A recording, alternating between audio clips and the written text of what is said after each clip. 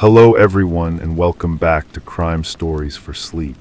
Before we begin, I want to let you know that during the first 15 minutes there will only be a few ads, and after that the listening will be completely uninterrupted. I chose to do this to give you a better experience, even though it has greatly reduced the channel's earnings. That's why I'd like to ask for a little support. Subscribe, leave a like, and if you like, let me know in the comments where in the world you ray listening from. These may seem like small gestures, but they ray essential to help the channel grow and allow me to keep bringing you these stories every night. Now lower the volume just a bit, get comfortable, turn off the lights, and let us dive together into tonight's first story. Story 1. The first thing I noticed was the silence of the clock. I had been coming to the Thorne mansion every Tuesday for 5 years, and the grand mahogany long case in the hall had always greeted me with its heavy, resonant tick, a sound so deep and regular you felt it in your teeth. It was the heartbeat of the house. That Tuesday it was still. The polished brass pendulum was a frozen teardrop in the dark wood throat of the thing, and the silence it left behind was a presence in itself, a held breath. I stood there in the cavernous foyer, my leather briefcase feeling suddenly flimsy and absurd in my hand, and I knew, with a cold certainty that had nothing to do with legal precedent, that something was profoundly wrong. The air was different. It was still and cold, carrying the faint, sweet scent of Gerald Thorne's preferred polish and the waxy perfume of the hothouse lilies on the console table. But beneath it was something else, something metallic and coppery that made the back of my throat tight. The morning light, usually fractured into cheerful diamonds by the leaded glass of the transom window, fell in dull, dusty slabs on the Persian rug. That's when I saw him. Gerald Thorne was sprawled at the base of the sweeping staircase, a marionette with its strings cut. His dressing gown, a rich sapphire silk, was splayed around him like a fallen king's robe, and the side of his head was a terrible, dark ruin against the pale, veined marble of the floor.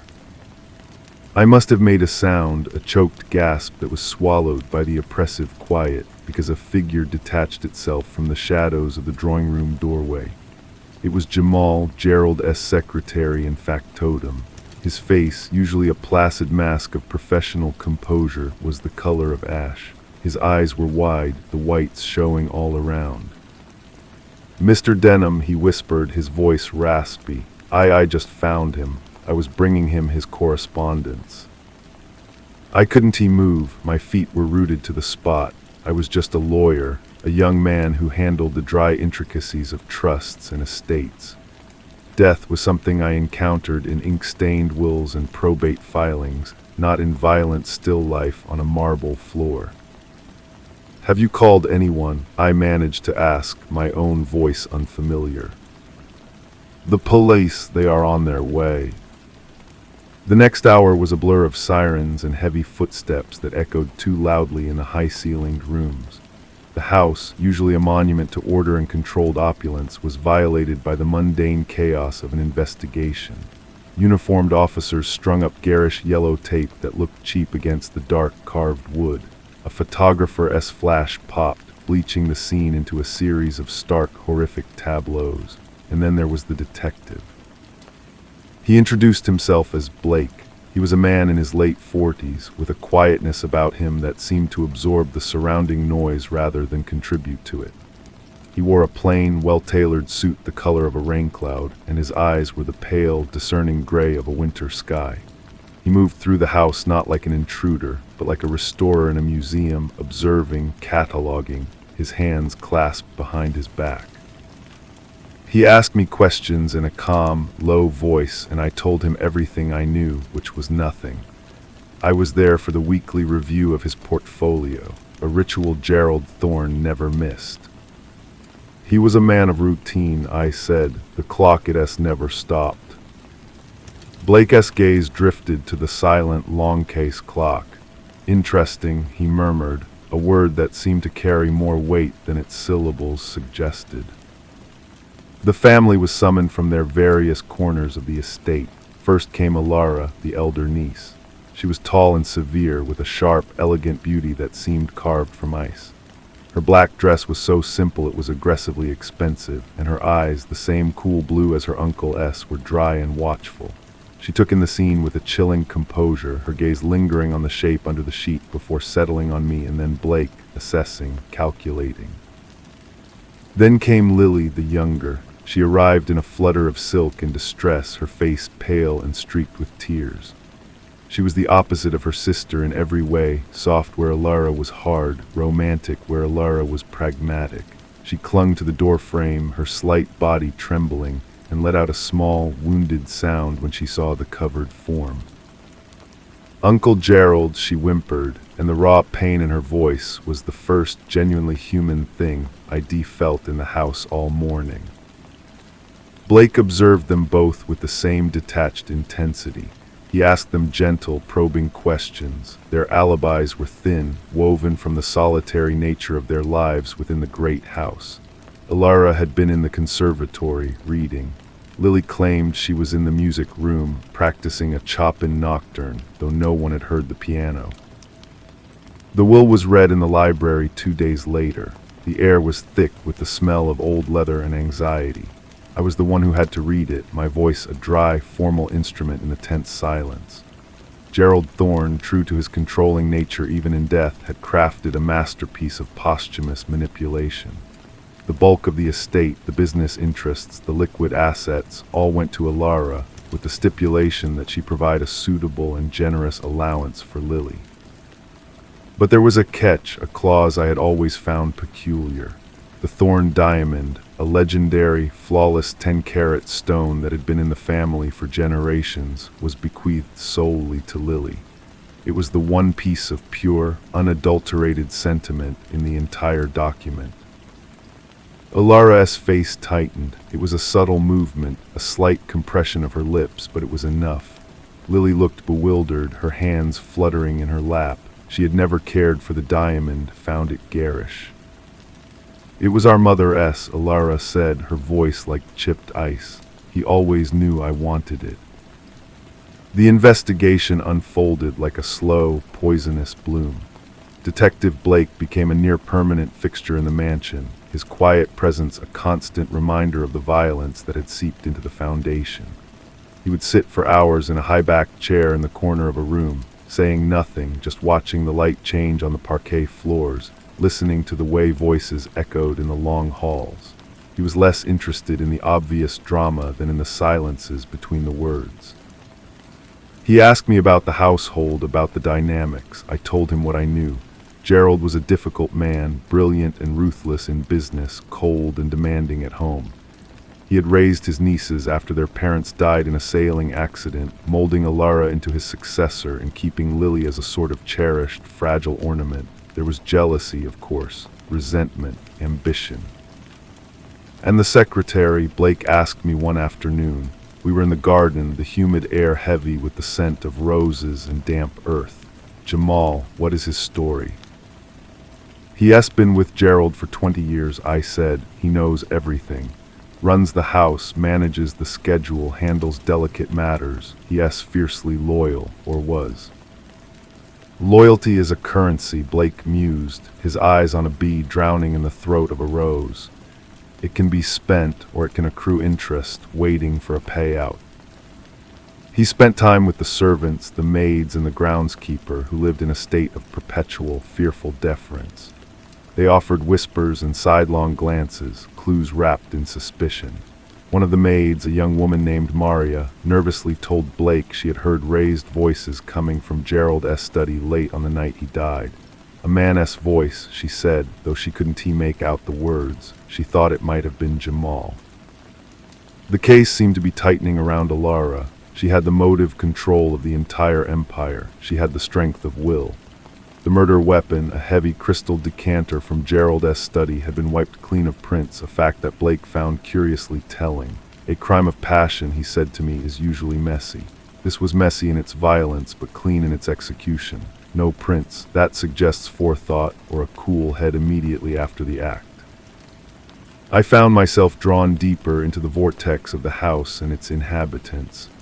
Lily would seek me out, her confidences spilling forth in the twilight hours in the music room. She spoke of her fear, her feeling of being trapped, her belief that Alara was capable of anything. She hated him, Lily whispered, her fingers tracing the patterns on a silk cushion. She said he was a monster. She said she would be free of him one day.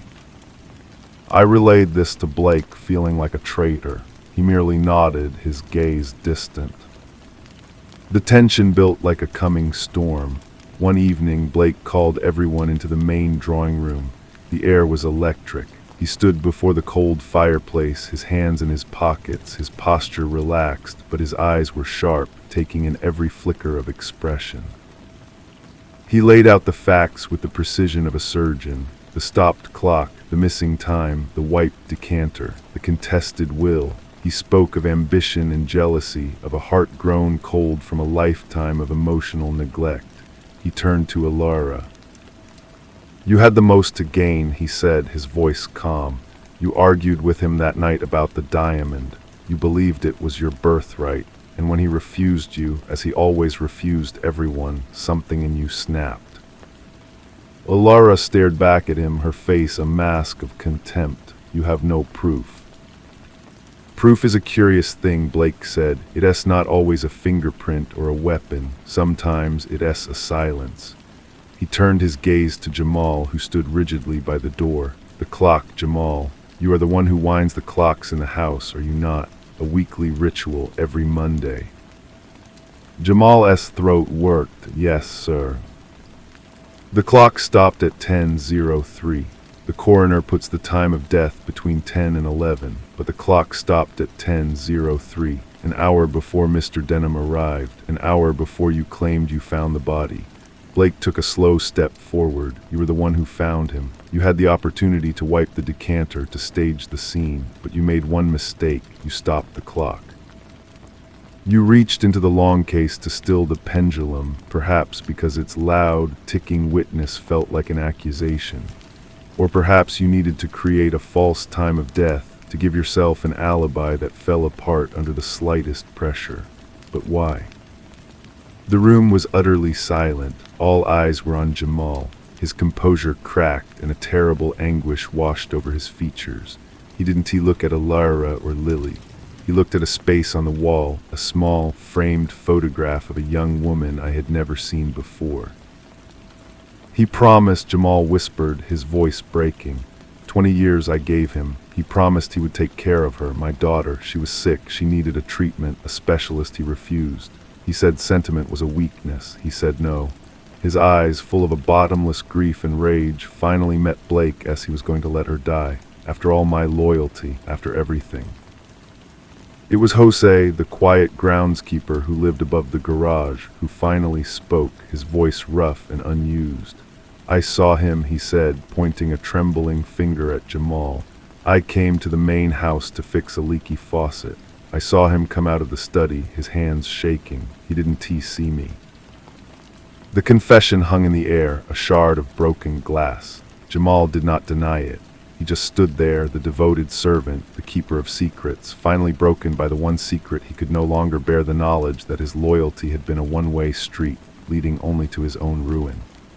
The culprit had not been hidden in the walls of the house, but had been walking its halls openly, his motive a simple, devastating human truth buried under years of servitude. The police led Jamal away. The storm had broken, but the air in the mansion felt no cleaner. Alara inherited her empire, her face an unreadable mask of triumph and exhaustion. Lily, now the sole owner of the Thorn Diamond, seemed smaller than ever, dwarfed by the glittering stone and the shadows of the house. I left soon after, the heavy oak door closing behind me with a final, muffled thud. I thought that was the end of it. Weeks later, I had to return to collect some final documents. I let myself in with the key I was soon to surrender. The house was empty. Alara was traveling on business. Lily had moved to a small apartment in the city, unable to bear the silence. The bank was handling the sale. I walked through the hollow rooms. The furniture was shrouded in white dust sheets, looking like a congregation of ghosts. Sunlight streamed through the tall windows, illuminating motes of dust dancing in the beams, the only movement in the profound stillness. The grand staircase where Gerald Thorne had fallen was just a staircase again. The drawing room where Blake had unraveled the truth was just a room. The silence was no longer a held breath, but a settled one, the quiet of a place being slowly reclaimed by inertia. In the library, I found what I was looking for.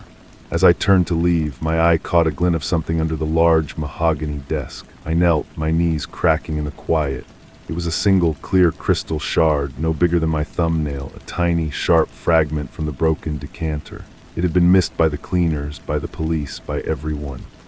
It had wedged itself in a seam between the floorboards, a final, minuscule secret the house had kept. I left it there. I walked out of the Thorne mansion for the last time down the gravel drive and did not look back.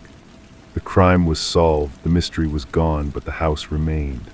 It would stand for another 100 years, its walls holding the memory of that violent silence, the scent of polish and lilies slowly fading, the only trace of what occurred, a single, almost invisible piece of crystal, waiting in the dark for the light to find it again. The city air felt thin and insubstantial after the cloistered atmosphere of the mansion. For days I tried to reacquaint myself with my own life, my small apartment, the predictable rhythm of my practice. But the case had left a residue on me, a fine dust of disquiet that no amount of routine could wash away. I kept seeing the frozen pendulum, the terrible stillness of the body on the marble, the raw devastation on Jamal's face. Justice had been served, yet it felt like a messy, inadequate conclusion. A month after my final visit, a small, thick envelope arrived at my office. It was addressed in a precise, elegant hand I didn't recognize. Inside was a note and a sealed, smaller envelope. The note was from Lily Thorne. "Mr. Denham," it read, "I am settling into my new life. It is quieter, and for that I am grateful. In going through my personal effects from the house, I found this. It was tucked inside a book of poetry my uncle gave me, a book I never liked and never read. I do not know what to make of it, but I feel you should have it. Thank you for your kindness during that terrible time. Lily." Puzzled, I opened the smaller envelope. It contained a single, aged photograph. It was a picture of a young Gerald Thorne, perhaps in his late 20s, his arm wrapped around the shoulders of a beautiful, dark-haired woman who was not his late wife. They were both laughing, and the intimacy between them was palpable. On the back, in faded ink, was an inscription: "To G, my North Star, all my love forever, A." The initial meant nothing to me, but the woman's face, even in the grainy, decades-old photo, was strikingly familiar. It was the same face from the small, framed photograph Jamal had been staring at in his moment of confession. The woman was his daughter. The pieces, which I had thought so firmly set, shifted and tumbled in my mind. Jamal's daughter was not just his daughter. She was Gerald Thorne's daughter. The secret was deeper, darker, and far more personal than a broken promise of financial support. It was a blood tie, a hidden lineage, a lifetime of watching your own child be treated as a stranger, an employee, a disposable dependent. The refusal to pay for her treatment wasn't just a betrayal of loyalty. It was a father condemning his own flesh and blood. I understood then why Jamal had not spoken this truth aloud. The shame, the scandal, the utter demolition of the carefully constructed world Gerald Thorne had built, it was a secret he had chosen to take with him, even in his confession. He had let us believe his motive was one of a wronged servant, when in reality it was the rage of a wronged father. I never told Detective Blake. The case was closed. Jamal would spend his life in prison, and the truth he carried was his alone to bear. I put the photograph in my desk drawer, a cold, hard weight against the wood. Sometimes I would take it out and look at the two faces, frozen in a moment of happiness that had curdled over long years into the catalyst for murder. The house on the hill had given up one more secret, a final, corrosive truth that changed everything and nothing at all. The real mystery had never been who or how, but the devastating, hidden why that lay buried under layers of silence and pride. And that was a truth too heavy for any courtroom, a final, private tragedy locked away in the heart of a broken man and now uneasily in mine. I tried to return the photograph to Lily with a brief note explaining that it was a private matter best left in the past. The letter was returned to me a week later, marked addressee unknown. A call to her apartment building confirmed she had moved away, leaving no forwarding address. She had severed her ties completely, a final, quiet act of self-preservation. My work became a refuge. I buried myself in contracts and wills and dry, unemotional trusts. I avoided cases that involved large, old houses. I found myself listening more intently to the silences in my clients' homes, watching the way they looked at their families, searching for the hidden cracks that could one day split everything apart.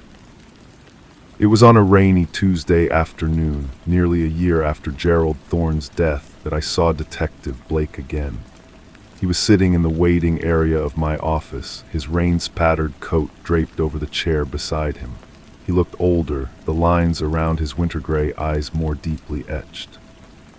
"We never found the letter," he said without preamble once I had closed my office door. He declined the offer of coffee. Jamal maintained his story to the end. He never wavered from the narrative of the broken promise, the denied medical funds. He was a convincing liar, or perhaps he was just protecting the last shred of his daughter's dignity.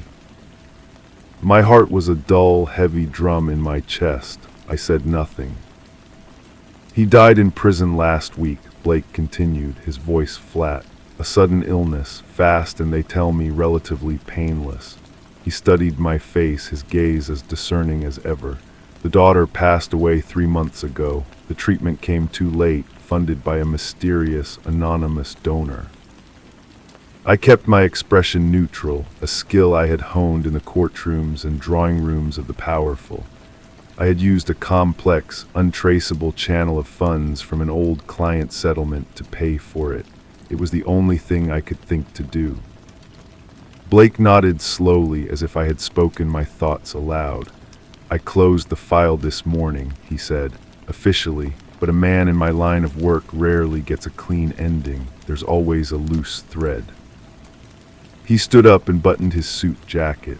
"The Thorne Mansion sold last month, a tech billionaire from the coast. They're tearing it down to build something modern, something with no history at all."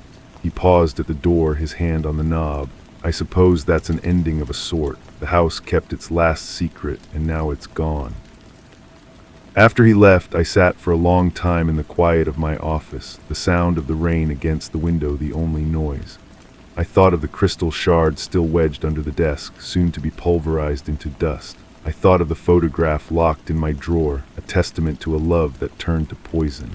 And I thought of Jamal, who had carried his truth into silence, and Lily, who had chosen to escape hers.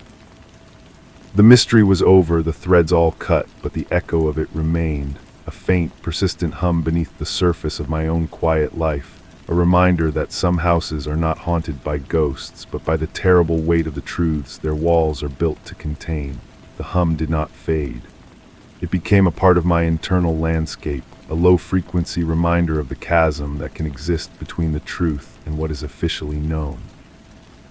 I threw myself into my work with a renewed, almost frantic energy, but my perspective had been permanently altered.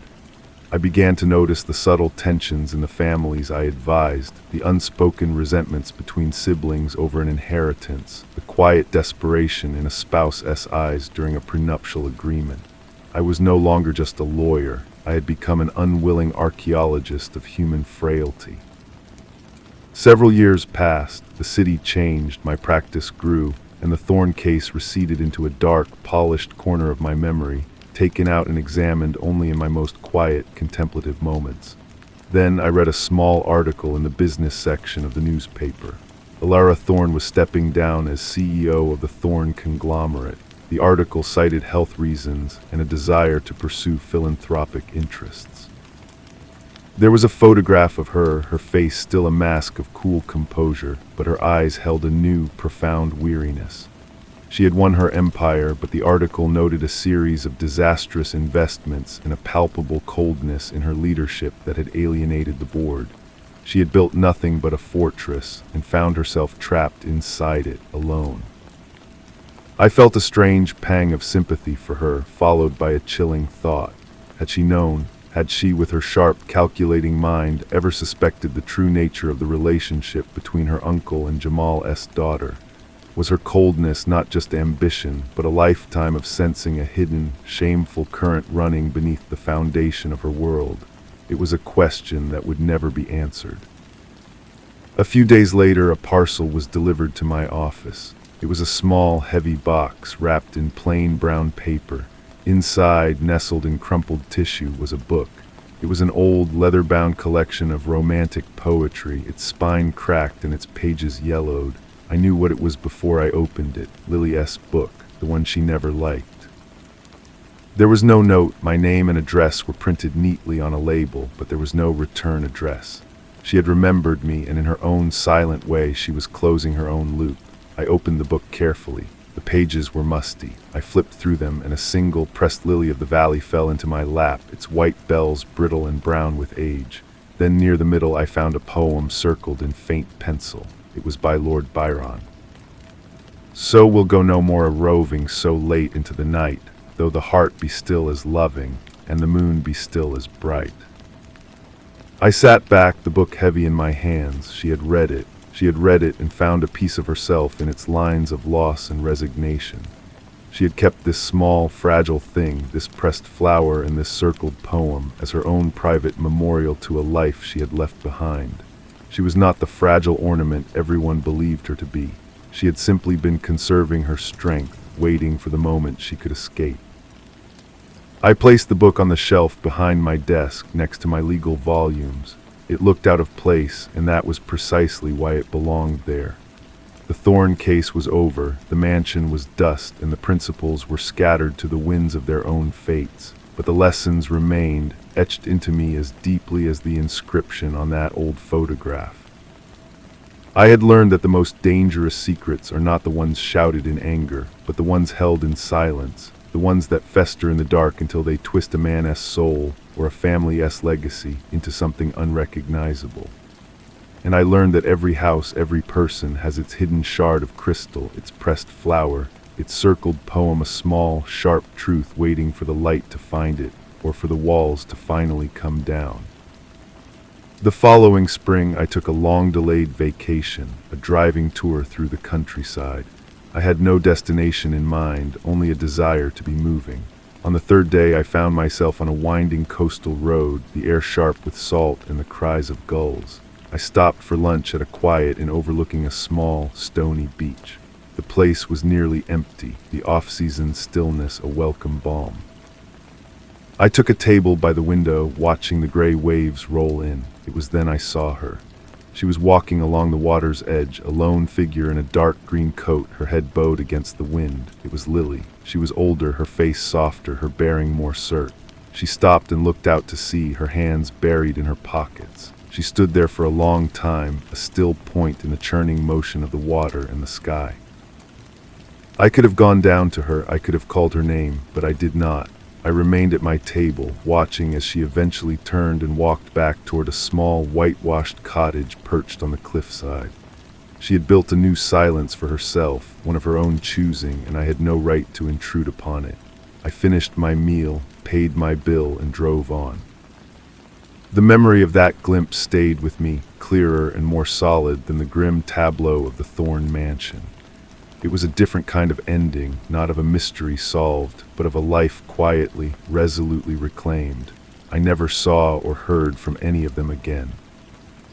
But sometimes, on a particularly quiet afternoon in my office, my gaze will drift from the dry text of a legal brief to the old book of poetry on my shelf, and I will remember that every story, no matter how dark its heart, has more than one ending.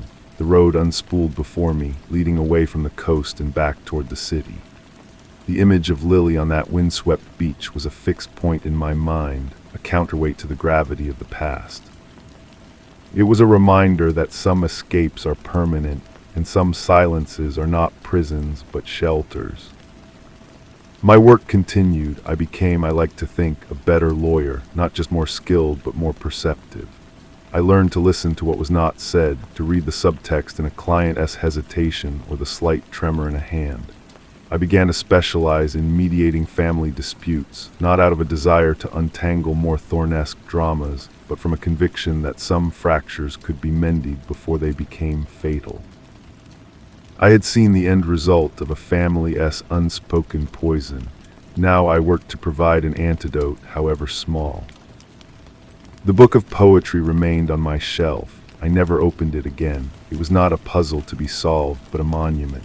It represented the simple, profound fact that people are never just what they seem. The fragile heiress was resilient.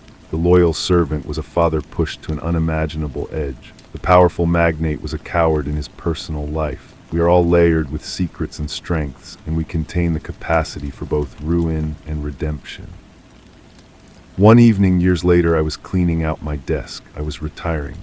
My own life had settled into a comfortable, quiet pattern, and it was time. In the very back of the bottom drawer, behind old files and dried-up pens, my fingers brushed against a small, stiff square of paper. I pulled it out. It was the photograph. Gerald Thorne and the woman, Jamal's daughter, forever young and laughing. The ink on the back was even more faded, the words "all my love" forever barely legible. I held it for a long moment, feeling the weight of its history, the tragedy it had set in motion. Then I stood, walked to the fireplace, and dropped it onto the grate.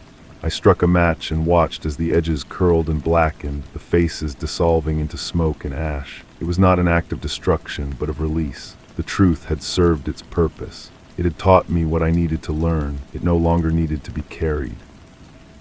The next morning I left my office for the last time. The sun was bright on the city streets. The noise of traffic and people was a vibrant, living thing. I did not look back. The past was finally where it belonged, not as a burden, but as a part of the foundation upon which I had built a life, a practice, and a hard-won understanding.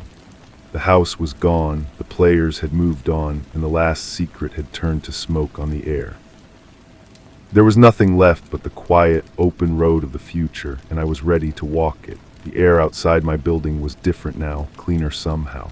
It was the air of a man unburdened. I walked without a specific destination, simply enjoying the sensation of the sun on my face and the simple anonymity of the crowd.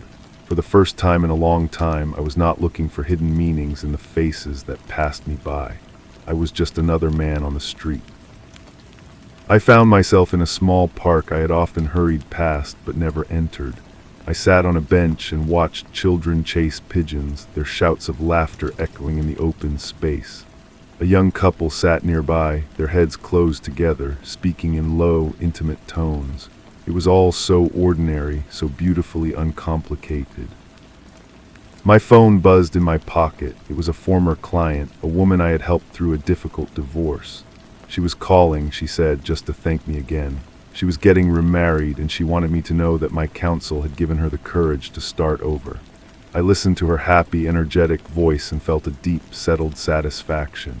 This was the legacy I wanted, not the grim, locked drawers of the past, but the open, hopeful conversations of the present. I ended the call and leaned back on the bench, closing my eyes against the sun. The hum was gone. In its place was a quiet certainty. I had spent so long peering into the dark corners of other people's lives that I had forgotten the simple pleasure of existing in the light. The case was over. My work was done. The rest of the day and all the days that followed were mine to fill with whatever I chose. And for now, the choice was simply to sit and to breathe and to be. The choice to simply be was a new kind of discipline. I had to learn how to let a silence be just a silence, not a thing to be probed or decoded. Retirement was not an end, but a recalibration. I took up gardening, my hands learning the feel of soil and root, a tangible, growing thing far removed from the brittle paper of legal documents. I traveled not to escape, but to see new places for their own sake. One afternoon, while sorting through a box of old university memorabilia my wife had insisted we finally tackle, I found a faded postcard from a long-forgotten trip. On the back, in my own youthful handwriting, I had scribbled a quote from a philosopher I no longer remembered. "We are not the sum of our secrets, but the distance we have traveled from them." I smiled, a genuine, unforced smile. The young man who wrote that had no idea of the truth he would one day uncover, or the weight it would temporarily assign him. But he was right. The distance I had traveled was considerable. The thorn case was a landmark on that journey, a dark valley I had passed through, but it did not define the entire terrain of my life. I placed the postcard on the small desk in my study at home, next to a recent photograph of my family. The two artifacts sat side by side, the past and the present in a quiet truce. There were no more loose threads, no more hidden photographs. There was only this life, this peace, hard-won and deeply cherished, and the steady, quiet rhythm of days spent not in pursuit of truth, but in the simple, profound act of living it. The rhythm of those days became my own. I learned the names of the birds that visited my garden and the best time of day to read on the porch. The city, with its hidden tensions and courtly dramas, felt like a story I had read long ago, its details softened by time. My wife would sometimes catch me looking out the window, a faint, thoughtful expression on my face, and she would simply smile, understanding that some reflections are private, even in a shared life. It was during one of these quiet moments that the mail arrived. Among the bills and catalogs was a thick, cream-colored envelope. The return address was a law firm I did not recognize. Inside was a brief, formal letter and a smaller, sealed envelope within. The letter stated that I was named as a secondary executor in the will of Alara Thorne, who had passed away peacefully the month before. My role was specific and contingent. I was to be given a single item if the primary executor, a corporate trustee, deemed certain conditions had been met. The conditions were not listed. The enclosed envelope contained that item. I broke the wax seal with a sense of inevitability, not dread. It was not a photograph or a letter, it was a key. A small, old-fashioned brass key, tied to a tag with a single word written in a precise, sharp hand, vault. The corporate trustee, a polite and efficient young woman, explained it over the phone. Alara had left meticulous instructions. I was to be given the key only if the Thorne mansion had been demolished, which it had, and if the company had been fully dissolved, which it now was. The key, she believed, was for a private safety deposit box held under a pseudonym at a bank downtown. She had no knowledge of its contents and no further interest in the matter. The estate was settled. I held the key in my palm. It was cool and surprisingly heavy for its size. This was Alara's final move, her last attempt to control a narrative from beyond the grave. She had known I was involved, perhaps from Detective Blake, perhaps from her own sharp intuition. She was passing the secret to me, the one person she believed might understand the weight of it. She was ensuring that the story did not die with the house or the company. It was a burden and a confession, all in one. I sat for a long time with the key on the desk in front of me, next to the postcard and the family photo. I could throw it into the river. I could bury it in the garden. I could spend the rest of my life wondering what was in that vault, or I could go. The next morning I put on my suit, a familiar uniform for an unfamiliar task. I drove downtown. The bank was a grand old building, all marble and hushed tones. The manager, after verifying my identity and the key, led me to a private room. The box was small. I carried it to the table, the click of the lock echoing in the silent room. Inside there was no stack of documents, no pile of money. There was only a single slim journal bound in black leather, and on top of it a dried, pressed lily of the valley, identical to the one from the book. My hands were steady as I opened the journal. The handwriting was Alara's, the same sharp, angular script from her business correspondence, but the words were not about business. It was not a diary of events, but a record of observation. Page after page detailed her uncle's decline, his absences, his strange melancholy, and his sudden, secretive generosity toward a former employee's family. She had pieced it together, not all of it, but enough. She had known about the affair, the child, the heartbreak. She had seen the crack in her family's foundation and had decided, coldly and rationally, that the only way to save the structure was to let it collapse in on itself. She had manipulated the situation, fueling Jamal's bitterness, ensuring the medical funds were denied, creating the pressure cooker that she knew would explode. She had not pulled the trigger, but she had loaded the gun and pointed it. She wanted her uncle's weakness gone, and she wanted the company, and she had calculated the human cost and found it acceptable. The final entry was dated the day before she stepped down as CEO. It read, "The house is sold. The past is rubble. I have won everything and nothing. He loved a ghost, and I became one. Let the one who understood the silence bear witness to the noise that created it." I closed the journal. The final, devastating why was now in my hands. It was not just Gerald S. pride or a simple, tragic love affair. It was a calculated, chilling act of familial cannibalism. Ilara had seen a vulnerability and had systematically destroyed it to strengthen her own position. She had used Jamal's love for his daughter as a weapon. I left the bank, the journal in my briefcase. I drove to the river and stood on the bridge, watching the water flow endlessly toward the sea. I took out the journal and held it over the railing. This was a truth that served no one. It would not bring anyone back. It would only poison the memory of those who were left. It was a truth meant for the dark. I let it go. The black book tumbled down, hit the brown water with a soft splash, and was carried away. It sank almost immediately, the river swallowing the last secret of the Thorne family whole. The key I kept. It sits in a small box in my desk, a simple, unmarked piece of metal. A reminder that some doors are better left locked, and that peace once found is a territory worth defending. I turned from the railing and walked back to my car, back to my life. The circle finally completely closed. The drive home was quiet. The city's noise felt different now, less like a challenge and more like a backdrop.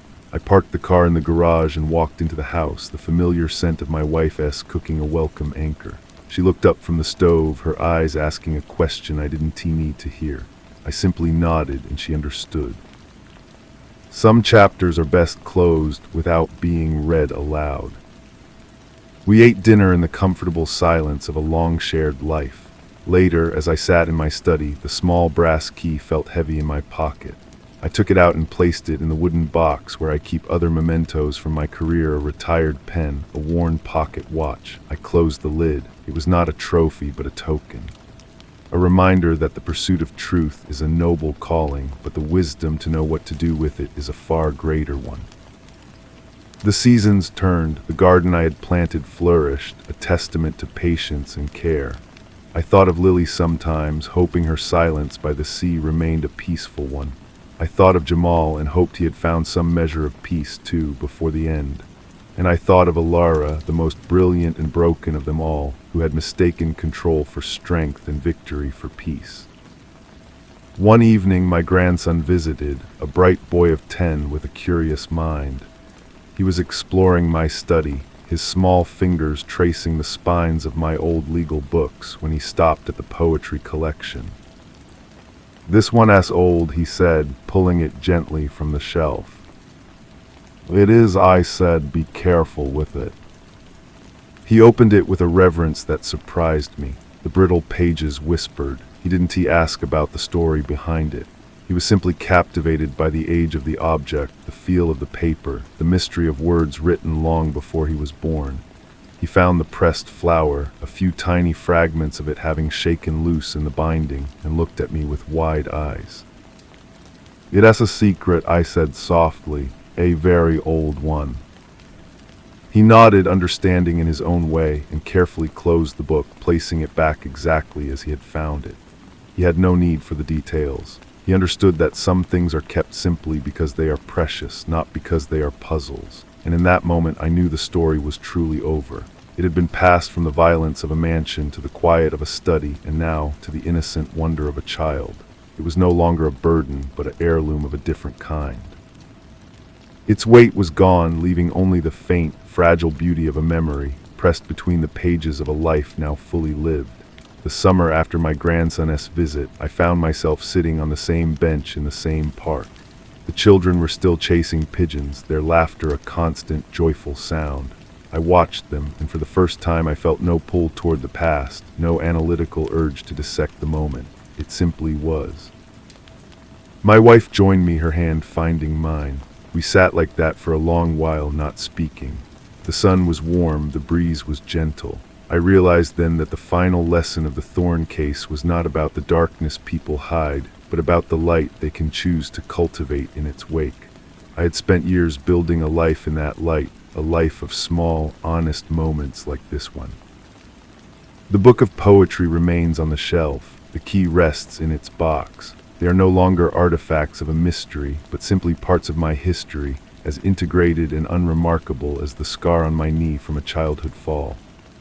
The story they tell is not one of gothic horror or tragic romance, but a simple, human one about the choices we make in the face of other people's choices. And sometimes, when the light is just right, I look at my wife or hear my grandson's laugh, and I feel a profound gratitude for the quiet road I chose to walk, and for the peace that I too built for myself one day at a time. That peace felt unshakable, a deep-rooted tree that no storm could topple. I had learned to stop listening for echoes in quiet rooms. My life was my own. Then on a Tuesday, a letter arrived. The handwriting was unfamiliar, a looping, elegant script. The postmark was from a small coastal town hundreds of miles away. Inside, on a single sheet of heavy, cream-colored paper, was a short message. Thank you for your discretion all those years ago. Your silence was a greater kindness than you can know. I am at peace. I thought you should hear it from me. It was signed with a single initial, L. Lily, she was alive. She knew I knew. She had been aware of my role, of the secrets I had uncovered and chosen to bury. She had lived all this time with the knowledge that someone else carried the truth, and now, at the end of her own road, she had reached out to absolve me of it, or perhaps to absolve herself. I read the letter once, then folded it carefully and placed it in the wooden box with the key. I felt no urge to find her to reply, to unravel this last thin thread. The letter was not a loose end. It was a period at the end of a very long sentence. She had her peace. I had mine. They were different, but they were both real. I walked to the window and looked out at my garden, at the vibrant, living things I had nurtured, and I knew that some truths are not for sharing, but for holding quietly until they become a part of the soil from which new things grow. And that was enough. The soil in the garden was rich and dark, teeming with life I had helped to cultivate.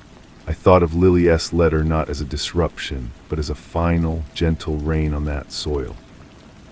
Her words did not require a response. Their purpose was complete upon arrival.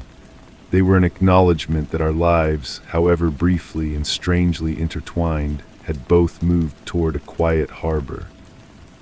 Months turned into a year. The wooden box on my desk remained closed, its contents settled.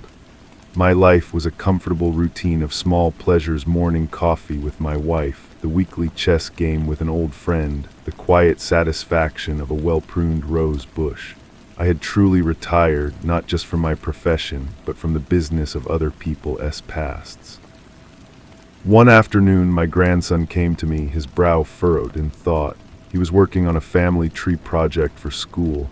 He had my side of the family mapped out neatly, but he pointed to a blank space. "It feels incomplete," he said, not with frustration, but with a simple, observational honesty. I looked at his chart, at the straight lines and clear names. "Not everything fits on a chart," I told him. "Some of the most important parts of a family's story are the choices they make, the kindnesses they show. Those are the roots you can't see, but they hold the whole tree up." He considered this, then nodded, his focus shifting from the blank space to the stories I could tell him about the names that were there. We spent the next hour talking about his great-grandfather's immigration, his grandmother's childhood. He filled the blank not with a name, but with understanding. After he left, I opened the wooden box. I looked at the key, the letter, the fragments of a story that would never belong on a family tree. They were my own invisible roots, the parts of my history that had taught me the value of the life I now lived. They had deepened my capacity for peace, for gratitude, for the simple joy of a grandson's curiosity. I closed the lid, the soft click of familiar and comforting sound. The past had given all it had to give. The future was a quiet, sunlit afternoon, and I was content to live in it, moment by moment, until the very end. The very end, when it came years later, was as quiet as those afternoons. It was not a dramatic conclusion, but a gentle fading, like the light leaving the garden at dusk. My family was with me, their hands in mine, their voices a soft murmur of love and farewell. In those final moments, the tapestry of my life did not flash before my eyes in a grand panorama. Instead, I was aware of a profound and simple gratitude. I had known great love. I had done work that mattered. I had found peace after the storm. The last thing I was conscious of was not a secret or a key or a pressed flower, but the steady, reassuring pressure of my wife's hand. There was no fear, only the quiet acknowledgement of a journey completed. The story was over, all its threads, both seen and unseen, woven into a whole that was, finally and completely good. And then there was only a deep and endless silence, not to be probed or decoded, but simply to be. The silence was not an emptiness, but a fullness. It was the space where all the spoken and unspoken words of a lifetime had settled into their final, proper order. There were no more questions. The investigation was complete. My family, in their grief, found comfort in the order of my study. My son, now a man with children of his own, took charge of my effects. He found the wooden box. He opened it and saw the key, the letter with its single initial, the fragments of a dried flower in a small envelope. He held them in his hands, these artifacts of a mystery he had never known. He felt their weight, not of metal and paper, but of significance. He knew instinctively that these were not for a family tree or a scrapbook. They were the final, private punctuation of a sentence he had never needed to read. He took the box to the river, the same river I had stood beside years before. He did not open the letter or try to identify the key. He simply threw the entire box, lid and all, into the center of the current. It sank quickly, the water accepting this last offering without a trace. He stood there for a moment, watching the flow, then turned and walked back to his family, to the business of living and remembering the man he knew as his father, not the keeper of anyone else's secrets. And in a small coastal town, an old woman named Lily felt a sudden, deep sense of release, as if a thread she had been holding for decades had been gently snipped. She looked out at the sea, the constant, calming horizon she had chosen for her sanctuary, and she smiled. It was done. The last witness was gone, and with him the final, fragile burden of being known. She was at last truly alone, and in that aloneness she found not loneliness, but a perfect and absolute peace. The story had not just ended. It had dissolved, its particles returning to the universe, leaving no ripple on the surface of the world, only in the hearts of those who had, for a time, carried it. Story 2. The first thing I noticed was the smell. Not the coppery tang of blood which was there, a faint metallic whisper at the back of the throat, but the scent of rain-wet asphalt and the distant, sweet rot of autumn leaves. It came from the open window. The screen was gone, cut out from the frame with a tool so sharp the edges of the aluminum were curled inward like a sleeping eyelid. The room itself was a study in stillness. A double bed, neatly made with a navy blue comforter. A single book on the nightstand, a thick history of the Peloponnesian War, a bookmark nestled a third of the way in. On the floor, beside a worn leather armchair, a pair of slippers sat parallel to each other, waiting. It was the slippers that got me, the quiet, domestic patience of them. Someone had stepped out of them and never stepped back in. This was the sniper's nest. That is what the police had called it, what the news vans parked 3 blocks away were calling it. From this third-floor window in the old Hadley house, you had a clean, unforgiving line of sight straight down Cypress Avenue to the town square. You could see the bronze soldier on the memorial, the white spire of the Methodist church, the park benches where 5 people had died 2 days ago. 5 shots, 5 kills, a perfect, brutal score. The rifle, a Remington 700, was found right here, leaning against this same wall, wiped clean of prints. And in the kitchen downstairs, sitting at the table with a cup of cold coffee, they found Leo Voss. He didn't run. He just sat there, they said, his hands folded in his lap, staring at the wall as if he were waiting for a bus. I am George. I used to be a soldier a long time ago in places where the dust had a different color and the silence was a physical weight. Now I fix things, not boats or engines, but situations. Broken security, broken loyalties, broken truths. Alyssa Croft, the county prosecutor, had called me. Her voice on the phone was a tight wire of controlled panic.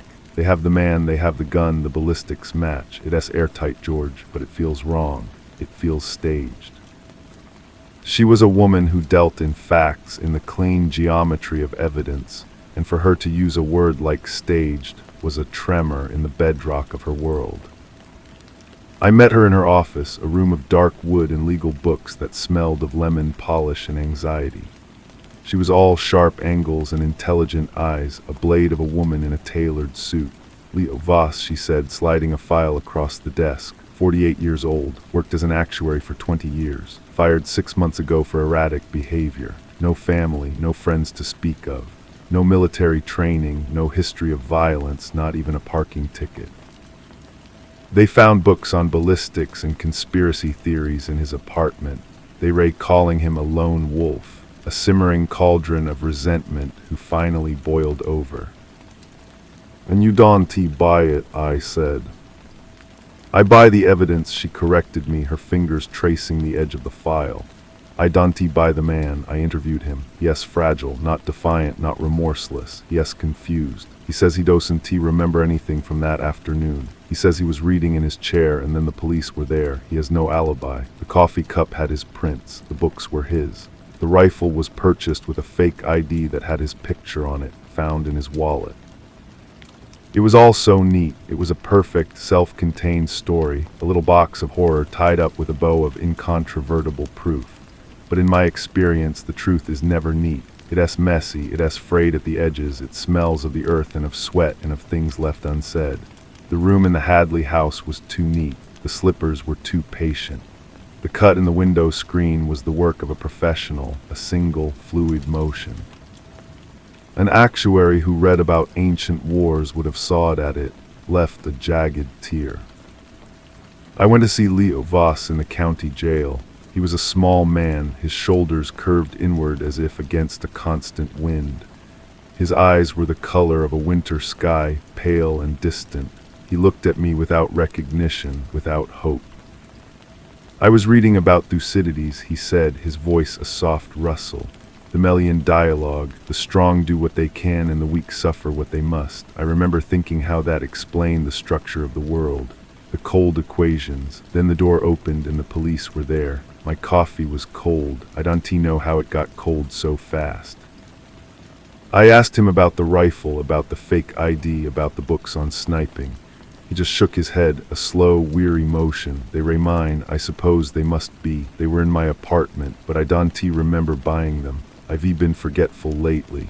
He looked down at his hands, which were trembling slightly. There are gaps, like missing time. The official story was a solid wall. Leo Voss, the quiet, broken man, the collector of grim philosophies, had finally acted out his darkest fantasies. He had chosen a day when the square was full of Thursday, market day, and he had become the ultimate arbiter of chance, plucking lives from the crowd with mechanical precision. A school teacher, a retired mailman, a young mother, a businessman, a college student. They were just names in a report, statistics in a tragedy, but I went to the square. I stood where they had fallen. I saw the faint, dark stains on the cobblestones that the rain hadn't quite washed away. I felt the silence that had replaced the sound of those shots, a silence that was heavier than any noise. I started to walk the spiral. That's what an investigation is, a slow, descending spiral around a central, hidden truth. You circle the same facts, the same faces, the same lies, and with each pass you wear away a little more of the surface, you get a little closer to the dark center. I circled Leo Voss, a man of routine, of quiet desperation. His neighbors described him as a ghost. His landlord said he paid his rent on time, in cash, always in new, crisp bills. The cash was a thread, thin and almost invisible. I pulled it. His bank records showed no large withdrawals, so where did the cash come from? I circled the victims. They were random, the authorities said, a cross-section of our small town, but randomness is a lie we tell ourselves to make chaos feel manageable. The school teacher, Sarah Bellingham, was the union representative who had just organized a strike against the state. The retired mailman, Frank Peterson, had been leading a campaign against a new zoning law that would have sold a public park to a development company. The young mother, Chloe Davies, was a blogger who exposed a local manufacturing plant for dumping chemicals. The businessman, Robert Hayes, was her primary source. The college student, Mark Sweeney, was dating Hayes S. daughter and had been asking too many questions. They weren't random. They were obstacles. They were loose ends, neatly trimmed. I took my findings to Alyssa. We were in her office again, the night pressing against the windows. I laid it out for her, the connections, the pattern. This wasn't a massacre, I said, my voice low. It was a culling, a very precise, very efficient bit of pest control. She listened, her face a mask of professional composure, but I saw the flicker in her eyes, the dawning horror. This is conspiracy theory, George. It's what they said Leah was into. You're building a house of cards on a foundation of coincidence. There are no coincidences in a shooting, I said, only trajectories, only points of origin and points of impact. The point of origin isn't that room in the Hadley house, it's somewhere else. Someone hired a professional, a real one. They used Voss. They broke him, they programmed him, they made him the perfect patsy. They left a trail of breadcrumbs made of his own life leading right to his door. And then they had him sit there, waiting for the police, in a state of shock they probably induced. Who, she whispered, the word hanging in the polished air of the room. That was the heart of the spiral, that was the dark center. The who. The why was becoming clear, a land grab, a silencing of dissent, a consolidation of power. The who was a ghost, a presence you could feel in the cold efficiency of it all, in the way every institution in town, from the police to the mayor's office, seemed to gently, inexorably steer the narrative toward the simple, comforting story of Leo Voss, the lone madman. I felt them before I saw them, the henchmen. They were professionals, too. I was in my motel room, the one on the edge of town with the flickering neon sign that bled a pink light across the ceiling all night long. I was piecing it together, the money trail, the crisp bills Leo used for rent. I found a shell company, a property management firm that owned the Hadley house and half the buildings on the square. The firm was a subsidiary of another, and that one was a subsidiary of a holding company based in Delaware. It was a Russian nesting doll of corporate obfuscation, but I found a name, a single name on a document buried in a digital mountain of paperwork, Alistair Finch. The door to my room exploded inward. No knock, no warning, just the splintering of wood and the rush of two large men dressed in black. They moved with a fluid, economical violence. They were the same hands that had cut the screen, I was sure of it, the same mind that had orchestrated this whole terrible symphony. I was out of my chair, my body reacting before my mind could form the thought, the soldier's instincts, buried but not forgotten. The first man came at me with a knife, a short, wicked blade. I caught his wrist, twisted, heard the bones snap. The knife clattered to the floor. The second man had a pistol with a suppressor. He didn't speak. His eyes were flat, empty. He fired. The sound was a soft phut. I was already moving, dropping, rolling behind the bed. The bullet tore into the mattress, stuffing blooming in the air like gray snow. I came up with the first man's knife. I threw it. It wasn't a choice. It was a calculation. The blade sank into the gunman's thigh. He grunted, his shot going wide, shattering the window. In the silence that followed, the sound of the breaking glass was incredibly loud. Then there were sirens in the distance, drawn by the noise. The two men looked at each other, a silent communication. They retreated as quickly as they had come, vanishing into the night, leaving behind the coppery smell of blood and the sharp scent of cordite. Alyssa arrived with the police. Her face was pale. She saw the destruction, the blood. My God, George. They were cleaning house, I said, my breath still coming hard. I got too close. The name is Alistair Finch. Her reaction was a subtle tightening around her mouth, a slight retreat in her eyes. Alistair Finch is a philanthropist. He is one of the most respected men in the state. He is building a new library wing. He is untouchable. That is usually the kind of person you need to be to orchestrate something like this, I said. The spiral was tightening, the pressure was building. The local authorities, the ones who weren't unwitting, were bought and paid for. The police chief suggested I leave town. The mayor gave a speech about healing and not giving in to wild speculation. The newspaper ran an editorial about the danger of paranoia. The machine was smoothing over the rupture I had created. Leo Voss's trial date was moved up. Alyssa was taken off the case, reassigned to a petty theft division. She called me, her voice hollow over the phone. They muzzled me, George, it's over. It's never over, not until you reach the center. I went to see Alistair Finch. He lived on a sprawling estate on the highest hill overlooking the town. The house was a monument to old money and quiet power, all white columns and manicured lawns. He received me in his library, a room that smelled of leather and privilege. He was an old man, but his eyes were young and sharp, the color of flint. He offered me a drink. I declined. I know about the holding company, I said. I know you own the Hadley house. I know you stood to gain from that new zoning law. I know the 5 people in the square were in your way.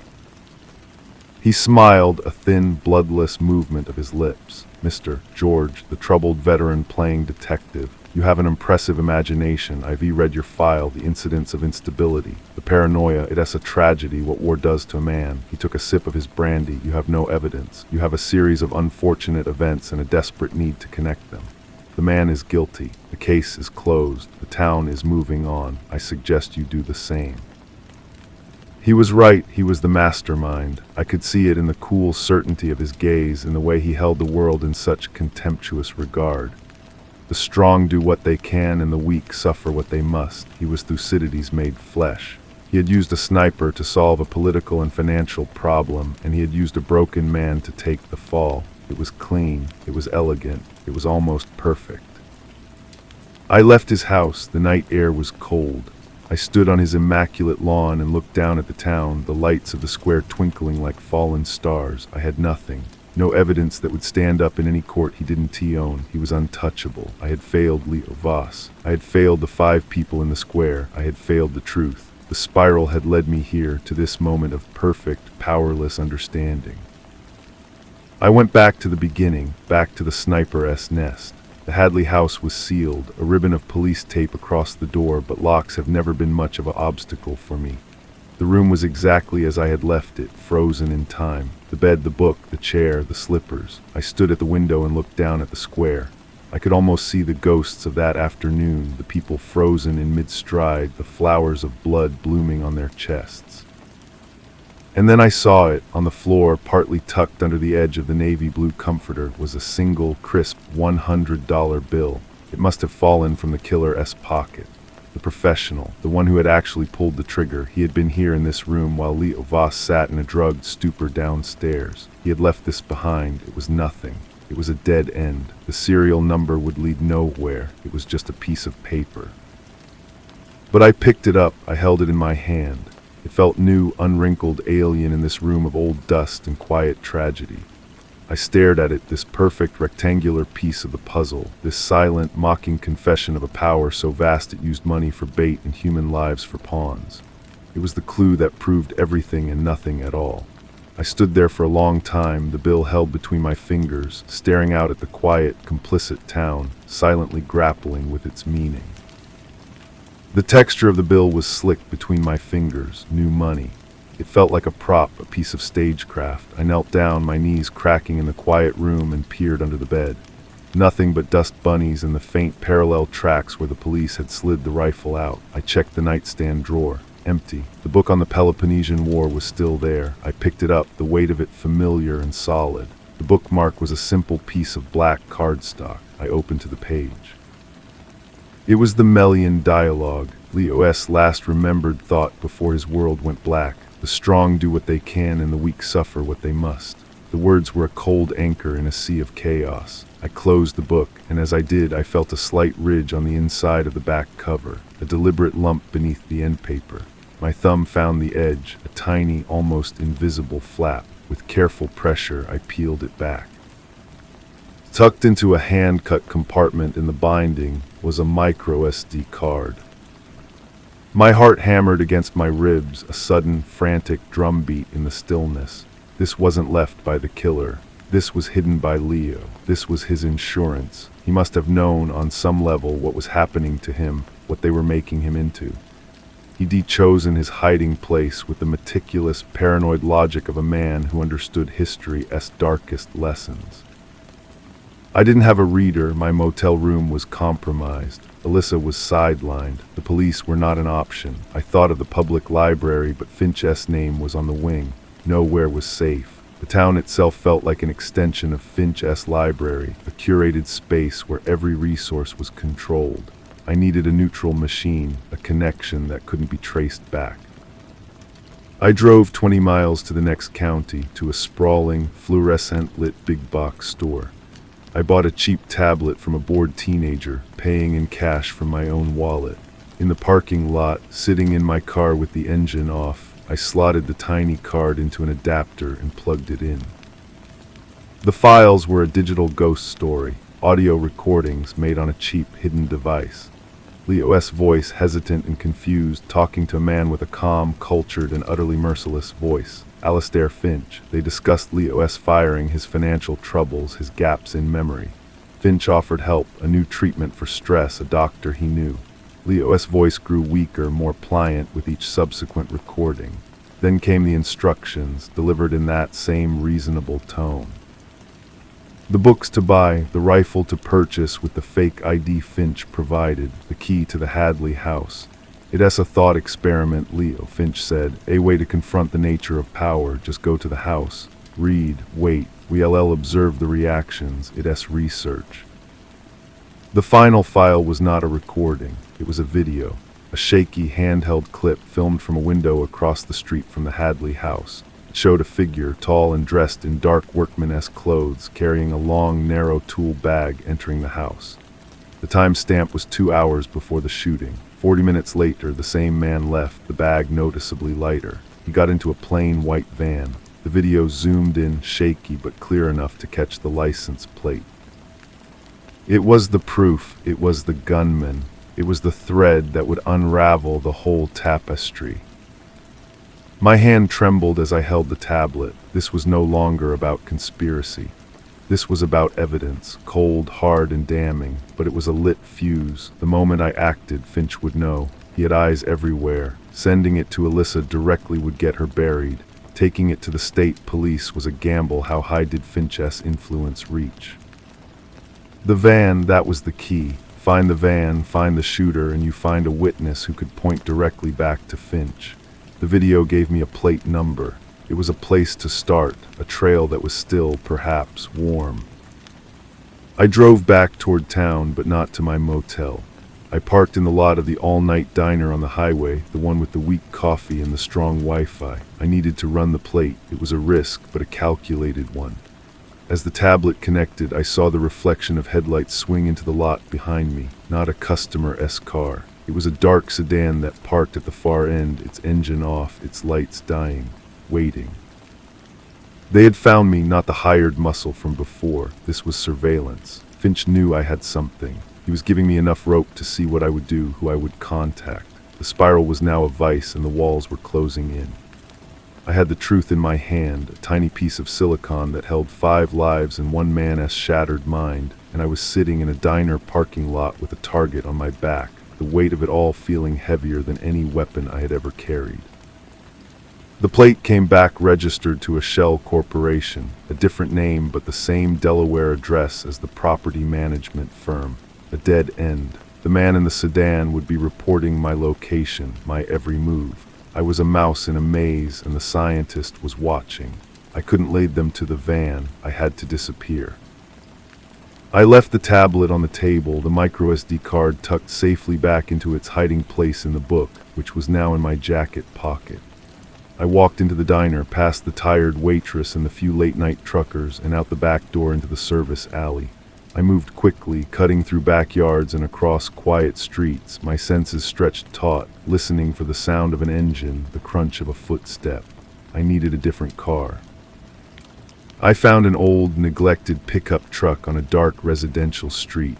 The door was unlocked. Hot wearing it was the work of a minute, a skill from a life I thought I'd left behind.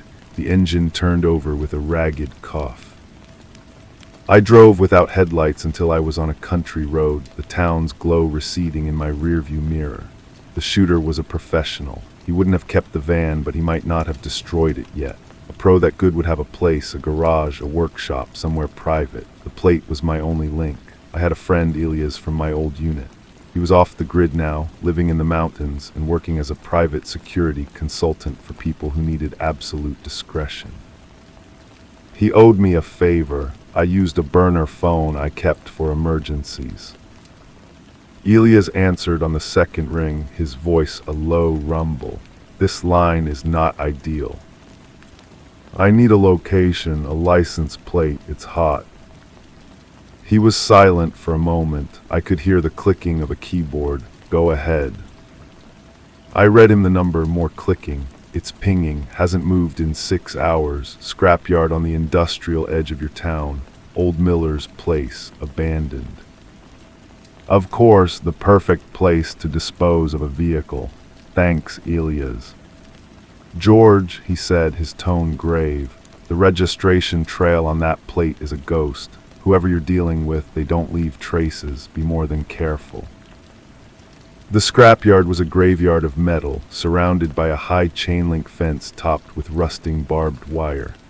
The main gate was chained, but a section of fence around the back was loose, peeled back from a previous intrusion. I slipped through. The van was there, parked between the skeletal remains of 2 school buses, its white paint glowing faintly in the moonlight. The license plate was gone.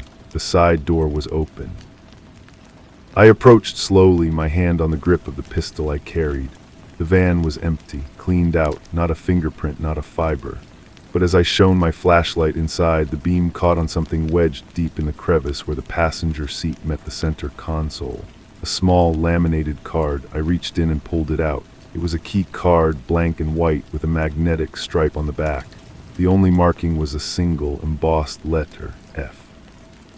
Finch, it had to be an access key to what? I heard the soft scuff of a shoe on gravel behind me. I dropped and turned, raising my pistol. It was the man from the video, the shooter. He stood 20 feet away, his own weapon held in a relaxed, professional grip. He was older than I expected, with a calm, weathered face that showed no surprise.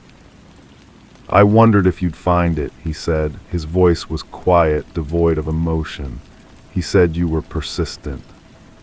The card, what does it open? I asked, my own voice steady.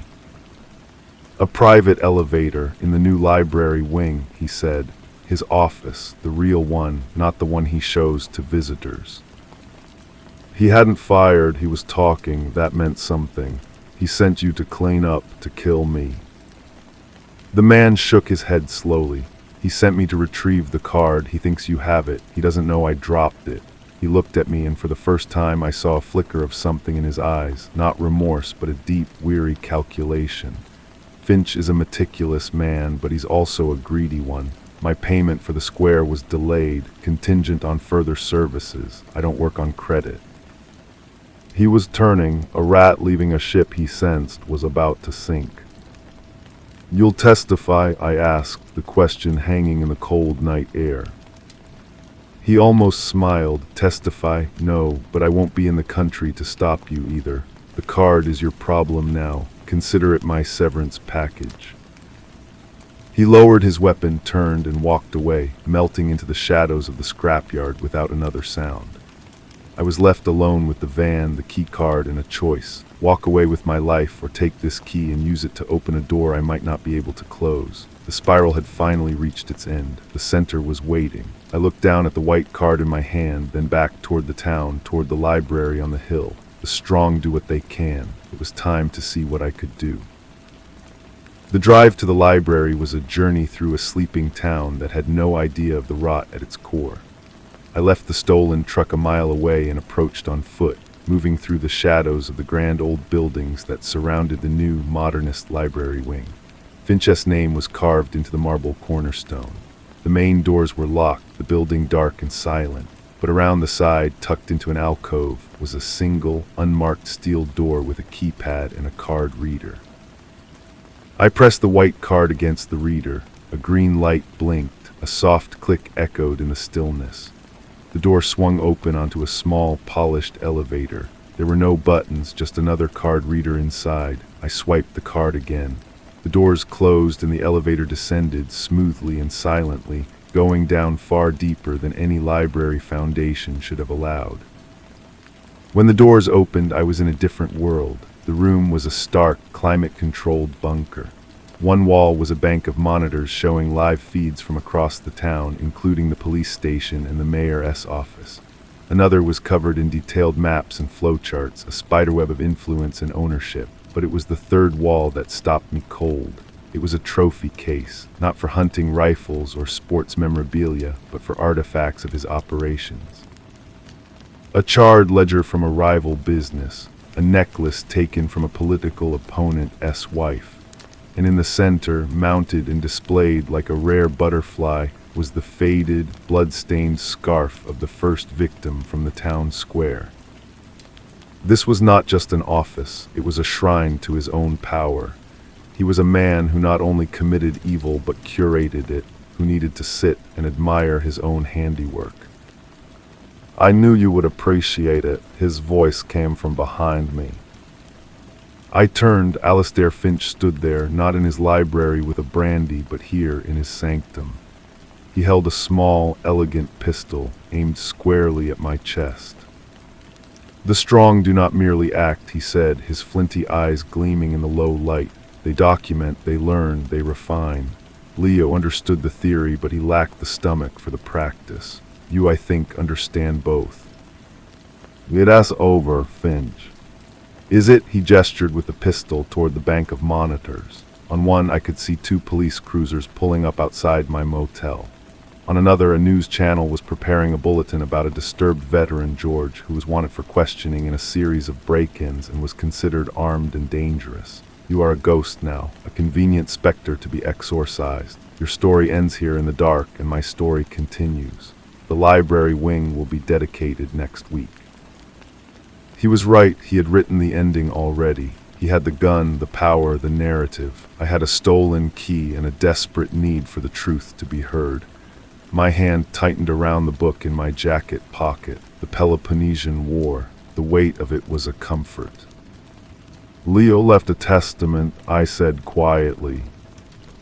Finch's smile was condescending. The ramblings of a broken mind. It proves nothing. "It doesn't have to prove it to a court," I said. "It just has to prove it to me." In that single fluid motion, I threw the book, not at him, but at the bank of monitors. It was a heavy, hardcover volume.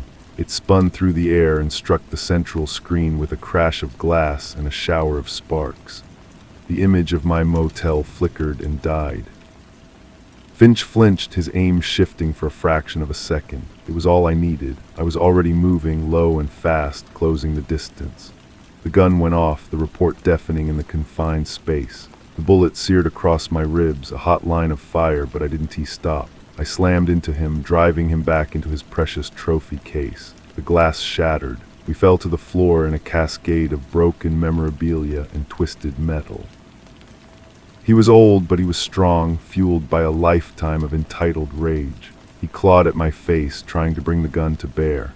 I grabbed his wrist and slammed it against the floor once, twice, until his fingers sprang open and the pistol skittered away.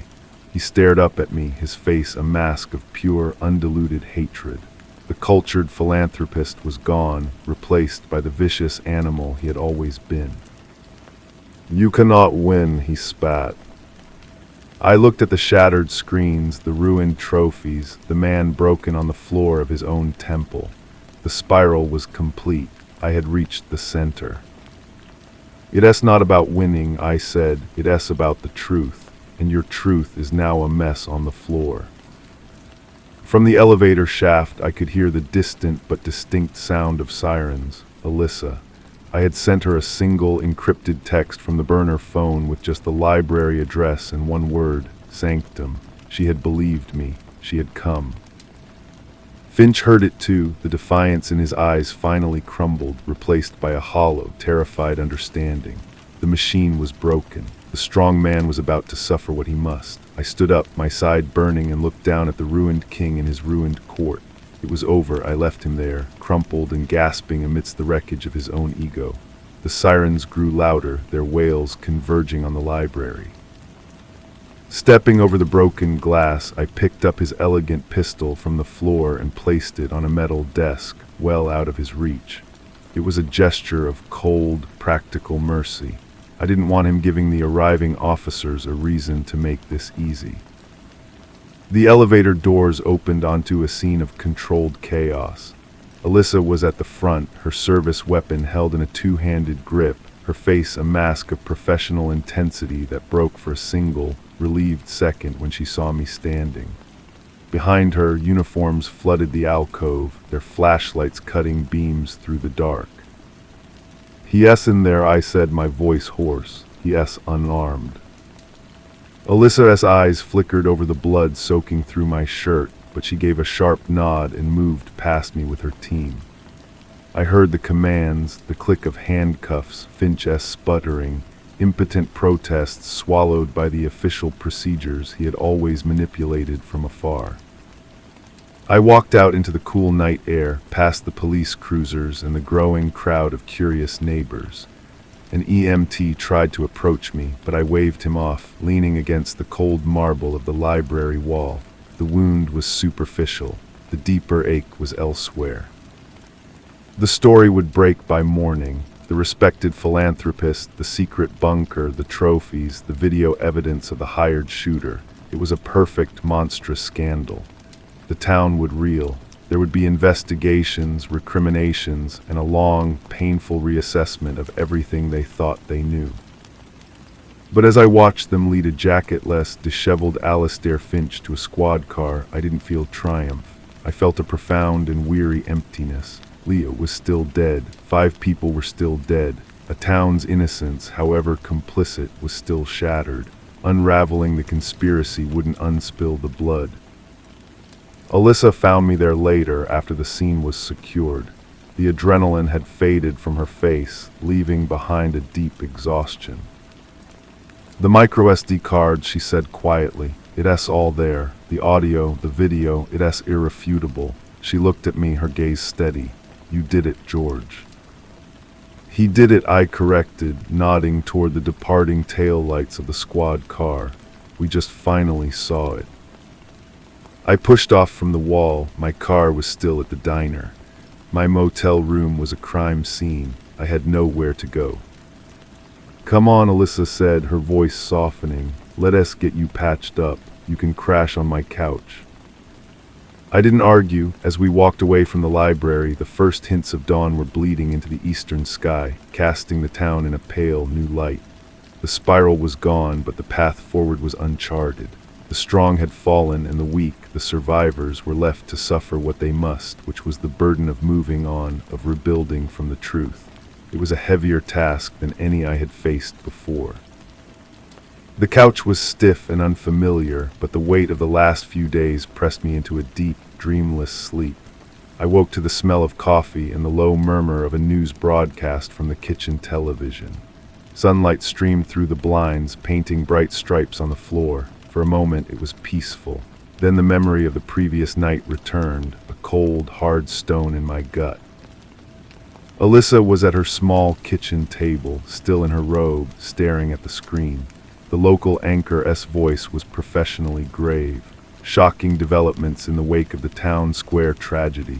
Prominent philanthropist Alastair Finch is in custody, facing a litany of charges including conspiracy to commit murder. Authorities are calling it one of the most elaborate. She muted the TV when she saw me. "They found the shooter's workshop," she said without preamble, "an isolated property under another shell corporation. Ballistics from the rifles he disposed of match the square. It's a slam dunk, George, it's over." I poured a cup of coffee, the steam warming my face. It's never over. There will be appeals, political maneuvering, sympathizers. A man like Finch doesn't go down without a long, ugly fight. "He will this time," she said, her voice firm. "The evidence is too much. The video, the audio of him and Leo, the trophies, it's a roadmap to his guilt." She paused, studying me. "What will you do now?" I looked out her window at the quiet street. The town was going about its business, but the air was different. The trust was broken. "I don't know, my work here is done. Leo's name is cleared. The truth is out." "But it cost you," she said. "It wasn't a question." I thought of the book, lost in the chaos of Finch's bunker. A small price to pay. It was a price I was willing to pay. I finished the coffee and set the mug in the sink. I need to get my car, and then I need to get out of this town." She nodded, understanding. "You know, you could stay. The department could use someone with your instincts." I almost smiled. "I'm not a cop, Alyssa. I'm a cleaner. I come in when things are already broken. You're the one who has to put it all back together." I grabbed my jacket, wincing as the movement pulled at the bandages on my side. The pain was a good reminder, a lesson. She walked me to the door. "Thank you, George, for not giving up." I just nodded and stepped out into the morning. The air was clean and sharp. I walked the mile back to the diner, my senses still heightened, still searching for threats that were no longer there. My car was alone in the vast lot. As I got in, my phone buzzed. It was a number I didn't recognize, but the area code was from my old life. I let it go to voicemail.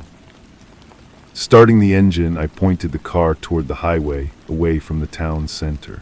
But I didn't head for the on-ramp. Instead, I found myself driving toward the cemetery on the hill overlooking the square. I parked and walked through the rows of headstones until I found the fresh, raw patch of earth that was Leo's grave.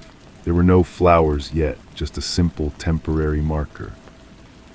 I stood there for a long time, listening to the distant sounds of the town below. The truth was out, but it couldn't fill this hole.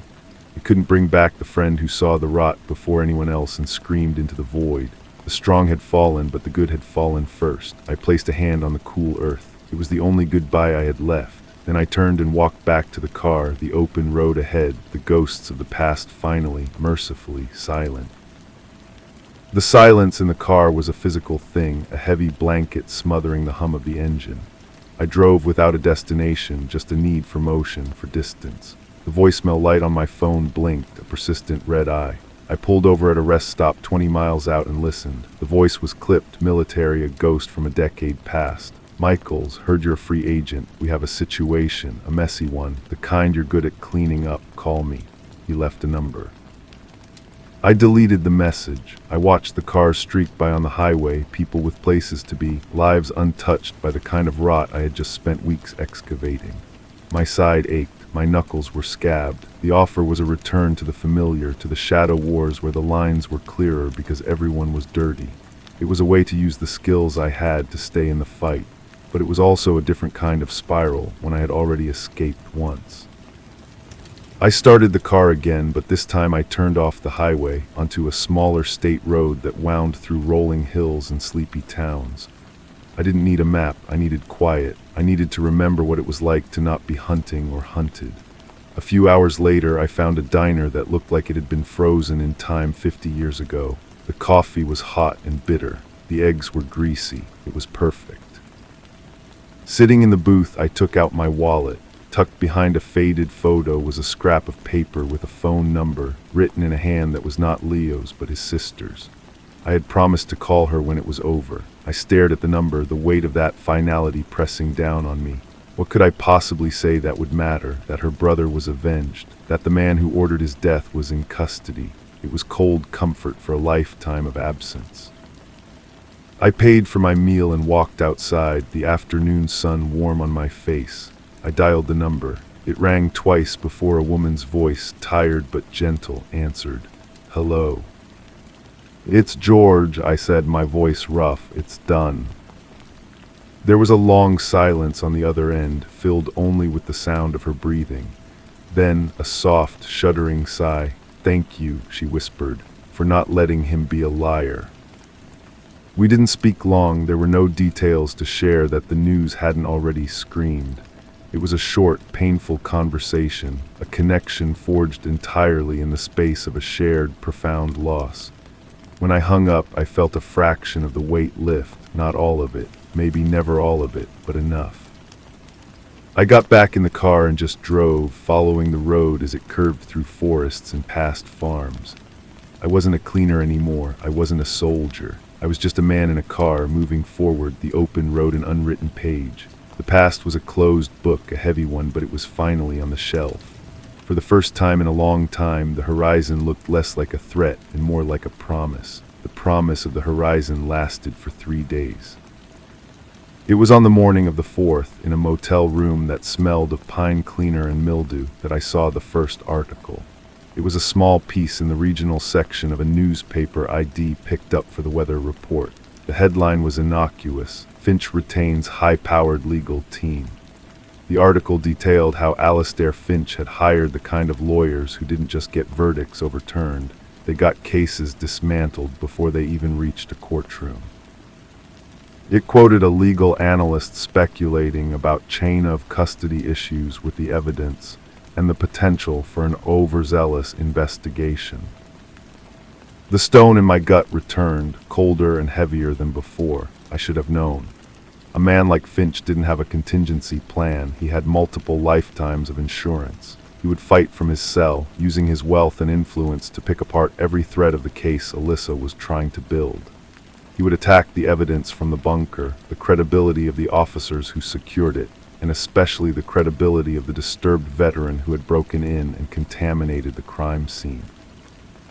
My phone sat silent on the nightstand. Alyssa hadn't called. She was likely buried in the legal onslaught, fighting a battle she might not be equipped to win. The offer from the clipped military voice suddenly felt less like a temptation and more like a premonition. This was the world. The fight never ended, it just changed venues. I packed my single bag and checked out. The sky was a flat, featureless gray. I drove without a destination for an hour before I found a quiet pull-off overlooking a river. I watched the water flow, relentless and uncaring, carving its way through the stone over centuries. The strong do what they can, and the weak suffer what they must. But what about those stuck in the middle, the ones who had seen the truth and couldn't unsee it? Finch thought in terms of narratives. He had tried to write mine as a ghost, a specter to be erased. He had failed, but he was trying to write a new one now, one where he was the victim of a conspiracy. I couldn't let that stand. Leo deserved more. The 5 people in the square deserved more. I started the car. I wasn't heading back to that town. That was Alyssa's fight, and I had given her all the tools I could, but my fight wasn't over. The road ahead was no longer an empty promise, it was a path. I wasn't a cleaner anymore, but I was a witness. And there were other towns, other Finches, other lies festering in the dark. My phone buzzed again. This time I answered. The voice on the other end was different from the one I'd expected. It was older, raspy, and laced with a familiar, weary authority. Michaels, it's Colonel Rourke. I heard you were in the wind. We need to talk about a mutual friend, a man who builds libraries. He paused, letting the significance sink in. It seems his problems are more widespread than one town.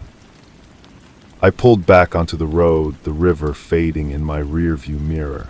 I am listening. Not on an open line, Rourke said. There's a place called the Wayfarer's Rest, about 60 miles north of you. Be there by dusk. Come alone. The line went dead. I didn't know if it was a trap, a new assignment, or both, but Rourke knew about Finch. That changed everything. It meant the spiral I had uncovered in that town was just a single thread in a much larger, uglier tapestry. My hand went to the bandages on my side, the dull throb a constant reminder of the cost of truth. I adjusted my grip on the wheel and pressed the accelerator. The horizon was no longer a promise of peace, but a summons to a deeper war. I was a witness, yes, but I was also the only one who knew how deep the rot went. The strong had to suffer what they must, and I was stronger than any of them knew. The Wayfarer's Rest was a low-slung roadhouse set back from a 2-lane blacktop, its neon sign sputtering a weak pink glow into the gathering dusk. Gravel crunched under my tires as I parked at the edge of the lot, noting the 2 other vehicles, a dusty pickup and a black sedan with government plates. I sat for a moment watching the door. My reflection in the windshield was gaunt, the lines on my face deeper than they were a week ago. I got out, the cool evening air a sharp contrast to the stuffy car. The inside was dim, smelling of stale beer and fried food. An old man nursed a whiskey at the bar, and in a corner booth, his back to the wall, sat Colonel Rourke. He looked older, his close-cropped hair now entirely gray, but his eyes were the same, missing nothing. He gestured with a slight tilt of his head for me to join him. I slid into the booth opposite him. A cup of black coffee steamed in front of him. He didn't offer me one. "You look like hell, Michaels," he said, his voice a low rumble. "It has been a long week." I read the files, saw the news. You tore a pretty big hole in a very quiet operation. He took a sip of his coffee, his gaze steady over the rim of the cup. Finch was a financier, a facilitator. He provided capital and a clean, respectable front for projects that required deniability. What kind of projects? I asked, though I already knew the answer wouldn't be good. The kind that don't get congressional oversight, the kind that get results when the official channels are too slow or too public. He set his cup down. Your friend Leo stumbled into one of his side ventures, a local test run. He wasn't supposed to see the financials, the shell companies. He was just an architect, but he was a good one, too good. He saw the pattern. And Finch had him killed for it. He had a problem eliminated, Rurt corrected, his tone devoid of emotion. That's how he sees the world, assets and liabilities. The shooting in the square was a message, a brutal, efficient one. Dante looked too close. I felt the old anger, cold and sharp, resurface. And you, where were you in all this? Rurk's jaw tightened. My unit was one of his clients, for a time. We needed things and he could get them, no questions asked. I severed ties 6 months ago when I realized the questions he wasn't asking were the ones that mattered most. He leaned forward, his voice dropping even further. Finch is a symptom, Michael's, not the disease. The network is still intact, and they are not happy with you. You lay a loose end. So are you, I said. A faint, grim smile touched his lips. Which is why I am here. They race circling the wagons. They try to bury the Finch case, and they try to bury you. Permanently. You can run, but you be looking over your shoulder for the rest of your life, which one be long. What's the alternative? We burn it down, he said simply. The whole rotten network, not with fists and guns. That's their language. We use their own tools, information. I have names, account numbers, routing paths, but I am a ghost to them now. They've frozen me out. You, however, you ray the wild card. You ray the one who just proved their system isn't foolproof. He slid a plain white envelope across the table. It was thin. This is a starting point, a name, a man who moves money for them. He careful, but he arrogant. He thinks he untouchable. Sound familiar? I didn't touch the envelope. Why me? Because you ray already broken in, Rurk said, and because you don't have anything left to lose. This isn't an order, Sergeant. It's an opportunity to finish what you started. I looked at the envelope. I thought of Leo in the ground, of Finch in a cell already plotting his next move, of Alyssa fighting a battle against an enemy she couldn't fully see. The road ahead hadn't just changed, it had forked. One path led to a life of running, the other led back into the dark. I picked up the envelope and slid it into my jacket pocket. The weight of it was negligible, but it felt like the heaviest thing I'd ever carried. Rurt gave a curt nod and stood, dropping a few bills on the table. Watch your 6, Michaels. He walked out, the door swinging shut behind him, leaving me alone in the quiet hum of the roadhouse. I sat there for a long time until the coffee in Rurk's cup went cold. Then I stood and walked back out into the night. The war wasn't over. It had just gotten bigger, and I was no longer just a witness. I was a weapon. I started the car and pulled out onto the blacktop, the single name in my pocket, a new target, a new center of a spiral I was only beginning to understand. Story 3. The first thing that hit him was the smell. It was a metallic scent, coppery and thick, but underneath it lay something else, something chemical and sweet, like burnt almonds and ozone. It was the smell of a struggle that had long since ended, a ghost of violence that had seeped into the very plaster of the walls and the fibers of the cheap carpet. Billy Kincaid stood in the doorway of the apartment, letting the odor wash over him, a familiar and unwelcome baptism. He was a prosecutor, not a detective, but some cases demanded a pilgrimage to the source, a communion with the silence left in the wake of the storm. The apartment was a still life of interrupted life. A single lamp lay shattered on the floor, its ceramic base a spray of white petals against the dull brown. A book lay splayed open, its pages ruffled by a breeze from the broken window. The couch was a landscape of stains, none of them new, but Billy's eyes were drawn to a darker patch on the floorboards near the kitchenette. It wasn't a pool, just a shadow, a subtle darkening of the grain where someone had tried and failed to scrub everything away. The air in the room was cold, the city's winter breath leaking through the shattered glass, and it carried with it the distant, mournful wail of a foghorn from the bay. This was where it had started, or where it had ended, depending on whose story you believed. For Billy, it was a single dark thread in a tapestry of horror, a tapestry he was now tasked with unraveling before a jury of 12 strangers who had no idea what they were about to see. The case was officially the People versus Manuel Reyes et al., but the newspapers, with their ghoulish flair, had already named it the Nightshade Murders. Manuel Reyes was the sun around which a system of lost planets had orbited. He was not a large man, but his presence in the courtroom was a physical force. He had the kind of face that seemed both ancient and ageless, with dark, liquid eyes that held a disconcerting stillness. He never fidgeted, never raised his voice.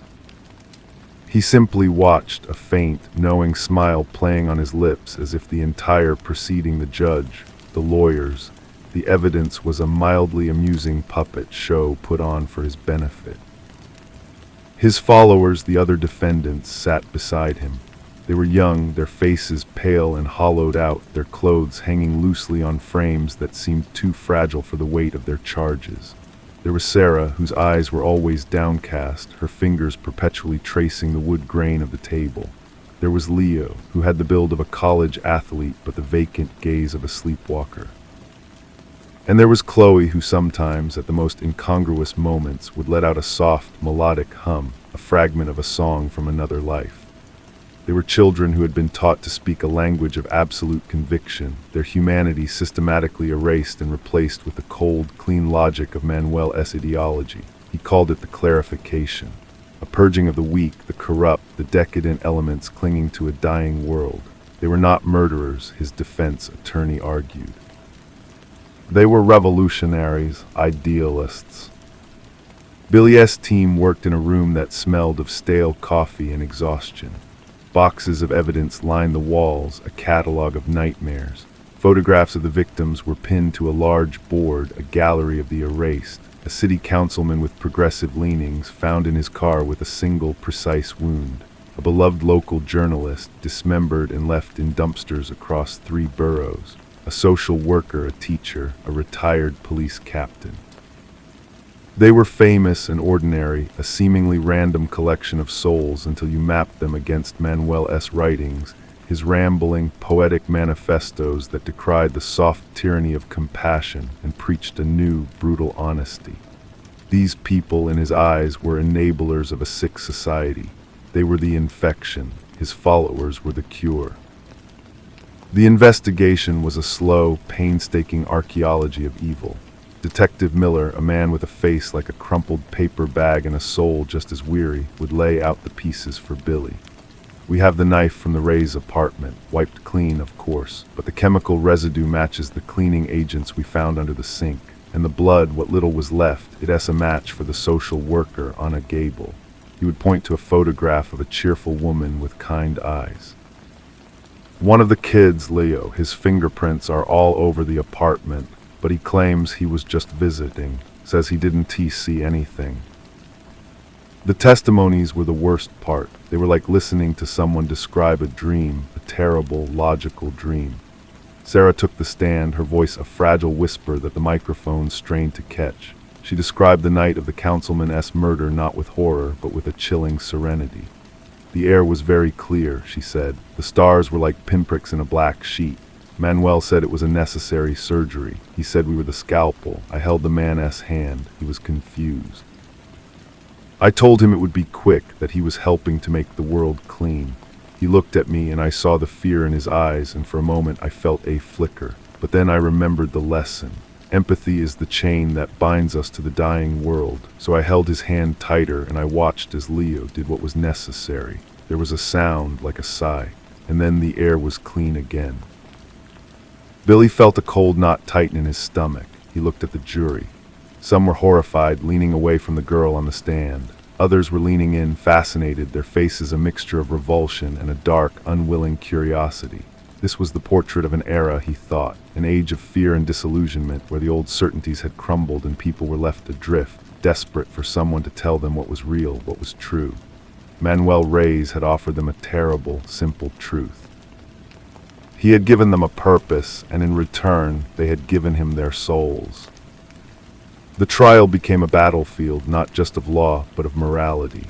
The defense attorney, a sleek man named Harrington, painted Manuel as a philosopher, a misunderstood visionary whose words had been twisted by unstable minds.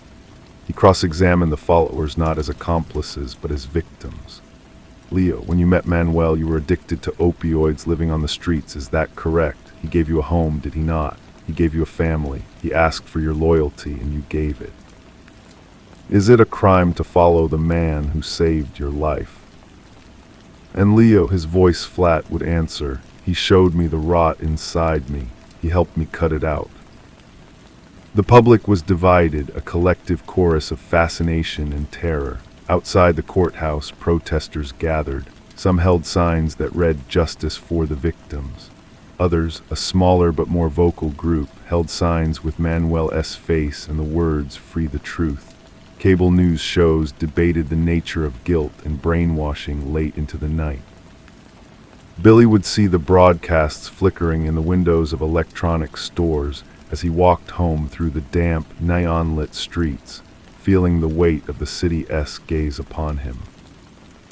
The climax of the trial was not a piece of physical evidence, but a psychological one. Billy had saved it for the end. He called to the stand a former follower, a young woman named Isabel who had escaped the group 6 months before the first murder. She was nervous, her hands trembling, but her eyes were clear. She spoke of the isolation, the sleep deprivation, the constant, rhythmic chanting that emptied your mind. She spoke of the confessions, where you were forced to reveal your deepest shames, and how Manuel would then reframe those shames as strengths, as proof that you saw the world for the ugly place it was. And then, she said, her voice gaining a sliver of steel, he would talk about the final act, the cleansing. It started as a metaphor. We were cleansing our own spirits, but then the names started appearing. He would put them on a board, the councilman, the journalist. He called them obstructions in the flow. He said their removal was a spiritual necessity. It was no longer a metaphor.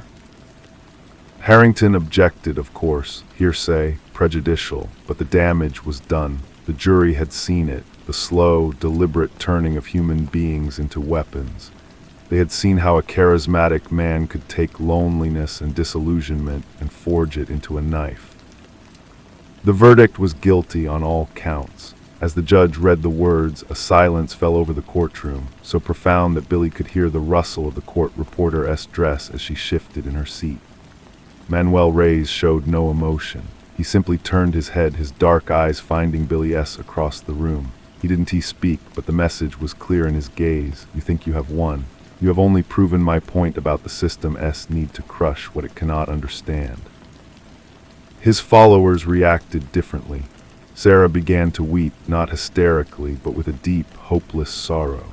Leo stared straight ahead, his face a mask of confusion, as if he had just woken from a dream and found himself in a place he did not recognize. Chloe started to hum again, a low, tuneless drone. Months later, the appeals were exhausted. The sentences were life without the possibility of parole. The city moved on, as cities do, to the next scandal, the next horror. The story was filed away, a closed chapter. On a cold, bright morning with a sky the color of washed-out bone, Billy Kincaid found himself standing outside the old apartment building where the social worker, Anna Gable, had been killed. He didn't know why he had come. The case was over. Justice of a sort had been served, yet it haunted him. The questions had not been answered, only settled. He climbed the stairs, the wood groaning under his weight. The door to the apartment was new, a cheap replacement, but the hallway still held the same faint, spectral odor, the metallic chemical ghost he had met on the first day. He didn't go in. He just stood there, his hand resting on the cool, painted wood. He thought of Manuel, sitting in a concrete cell, probably still smiling that faint, knowing smile. He thought of Sarah, Leo, and Chloe, their lives extinguished long before the state had formally caged them. He thought of the victims, their voices silenced forever. And he thought of the public, so eager for a monster they could lock away, so unwilling to look at the soil that had allowed such a monster to grow. The fear, the loneliness, the desperate search for meaning in a world that seemed to offer none. Manuel Reyes had not created that soil. He had merely sown seeds in it. Billy turned from the door. He walked back down the stairs, his footsteps echoing in the narrow stairwell. He pushed open the front door and stepped out into the sharp, clean air of the city. He did not look back at the building. He simply started walking, his hands buried deep in his coat pockets, the image of the quiet, empty apartment fixed in his mind, the shattered lamp, the dark stain on the floor, the broken window framing a slice of the cold, indifferent sky. He had won his case. He had proven guilt beyond a reasonable doubt, but as he walked, leaving the scene and all its unanswered questions behind him, he felt the hollow chill of a victory that was no victory at all, a truth that was as fragile and fleeting as a whisper in a storm. The walk back to his office was a long one, a deliberate choice to let the city's noise and motion scrub at the stillness inside him. He passed a newsstand, the headlines shouting about a political scandal, a celebrity divorce, the mundane and spectacular cycles of life continuing without pause. The Nightshade murders were already relegated to the archives, a digital ghost in the public consciousness. For them, it was over. For Billy, the door to that apartment would never fully close. His secretary, Alina, looked up as he entered, her sharp eyes missing nothing. "You look like you've seen one, Billy." She had been with him for 20 years, through countless trials, and had a sixth sense for the ones that left a mark. "Just taking a walk," he said, his voice sounding rough to his own ears. He closed the door to his office and stood for a moment, surrounded by the trappings of his career, the law books, the framed degrees, the signed baseball from a grateful client he'd kept out of prison. They felt like artifacts from another man's life. He sank into his chair, the leather sighing under his weight, and stared at the blank surface of his desk. The image of Manuel Reyes' face, that placid, unnerving mask of certainty, floated in his mind. "You have only proven my point." A soft knock came at the door. It was Alina, holding a single, slim envelope. "This came for you, hand-delivered, no return address." Billy took it. The paper was heavy, expensive. He slid a finger under the flap and tore it open. Inside was a single sheet of the same high-quality stock. The message was typed, just 3 lines. "The verdict is in, the performance is over. But the truth remains, waiting for its next audience. We are not the last." There was no signature, it didn't need one. The voice was unmistakable. It was Manuel's. The chill that had been clinging to Billy since he left the apartment deepened, seeping into his bones. How? The man was in a supermax facility, his communications monitored, his access to the outside world supposedly severed. This was a violation of a dozen protocols, a taunt from the heart of the prison system itself. He picked up the phone to call Detective Miller, his hand hovering over the keypad. Then he stopped. He looked at the note again. "We are not the last." It wasn't just a boast. It was a statement of fact. Manuel had never operated alone, not in the philosophical sense. His ideology, the clarification, was the real defendant, and it had been found not guilty.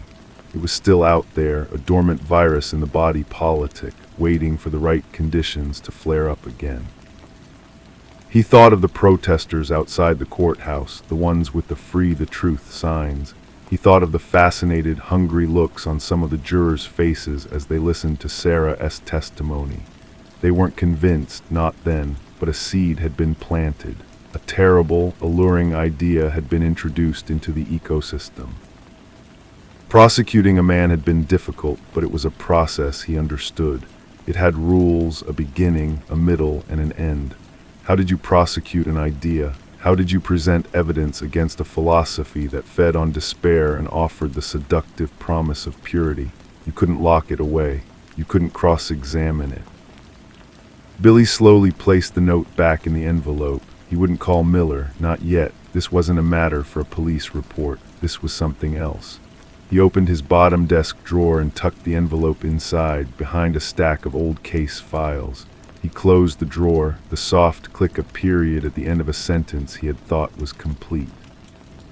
He looked out his window at the city sprawling below, a vast, complex machine of millions of souls, each with their own fears, their own loneliness, their own desperate search for something to believe in. The real trial, he realized, had not been in the courtroom. The real trial was happening out there in the streets and in the hearts of people, and it was a trial that had no judge, no jury, and no end in sight. He had won a battle against a monster, but the wilderness that bred the monster remained, vast and dark and waiting. And Billy Kincaid, for the first time in his career, had no idea what to do next. The days that followed were marked by a new kind of silence. The note in his drawer was a presence in the room, a low hum of dissonance beneath the routine sounds of the office. He went through the motions, meeting with clients, reviewing briefs, but his focus was fractured. He found himself studying people differently: the barista who served his coffee, the junior associates hurrying down the hall. He looked for a certain emptiness in the eyes, a flicker of that chilling serenity he had seen in Sarah. He was searching for a reflection of the idea, and in doing so, he knew he was already losing a part of himself to it. Detective Miller called a week later, his voice a gravelly rasp over the phone. "Kincaid, you got a minute? Something's come up." They met in the same cramped room that smelled of coffee and exhaustion, though the boxes from the Ray's case were gone. Miller didn't sit, he paced, a caged animal. "We got a tip, a body, down in the warehouse district. Different MO completely, messy, amateur, but pinned to the victim's coat was a page, torn from one of Ray's manifestos." Billy felt the floor tilt slightly beneath him. Who was the victim? Nobody, a small-time drug dealer, a blip on the radar. Miller stopped pacing and fixed Billy with a weary stare. But the page, it was from the chapter on purging the profiteers of weakness. It's his rhetoric, Billy, word for word. "It's a copycat," Billy said, the term feeling inadequate, a child's word for a spreading sickness. "Is it?" Miller shook his head, pulling a small evidence bag from his pocket. Inside was a folded square of paper. This was in the victim's mouth. Billy took the bag. Through the plastic, he could see a neatly typed message. "The first performance was for the court. This one is for the world. The curtain is rising." It was the same paper, the same font. "He's communicating from in there," Billy said, his voice low. "He's giving direction." "Or inspiration," Miller countered. "We've been monitoring his communications. Nothing, it's a fortress. This feels different. It feels like someone else read the script and decided to put on their own show." Billy thought of the note in his drawer. "We are not the last." This was the proof. The ideology had escaped its creator. It had found a new host, one that didn't need direct orders, one that understood the core premise and was now interpreting it, adapting it. This new killer was not a lost soul seeking a family like Leah or Sarah. This was someone who had absorbed the philosophy and was applying it with a brutal, independent logic that was far more dangerous. The city, of course, didn't see the distinction. The news broke and the old headlines were dredged up. The Nightshade murders, the return, the public fear was immediate and palpable. The closed chapter was ripped open, and this time the monster wasn't a single man in a cage. It was a phantom. Billy left the police station and walked again, but this time there was no aimless wandering. His feet carried him with a grim purpose to the law library of the courthouse. He bypassed the criminal codes and the volumes of case law. He went instead to the sections on sociology, on political philosophy, on the histories of mass movements and the seeds of violent extremism.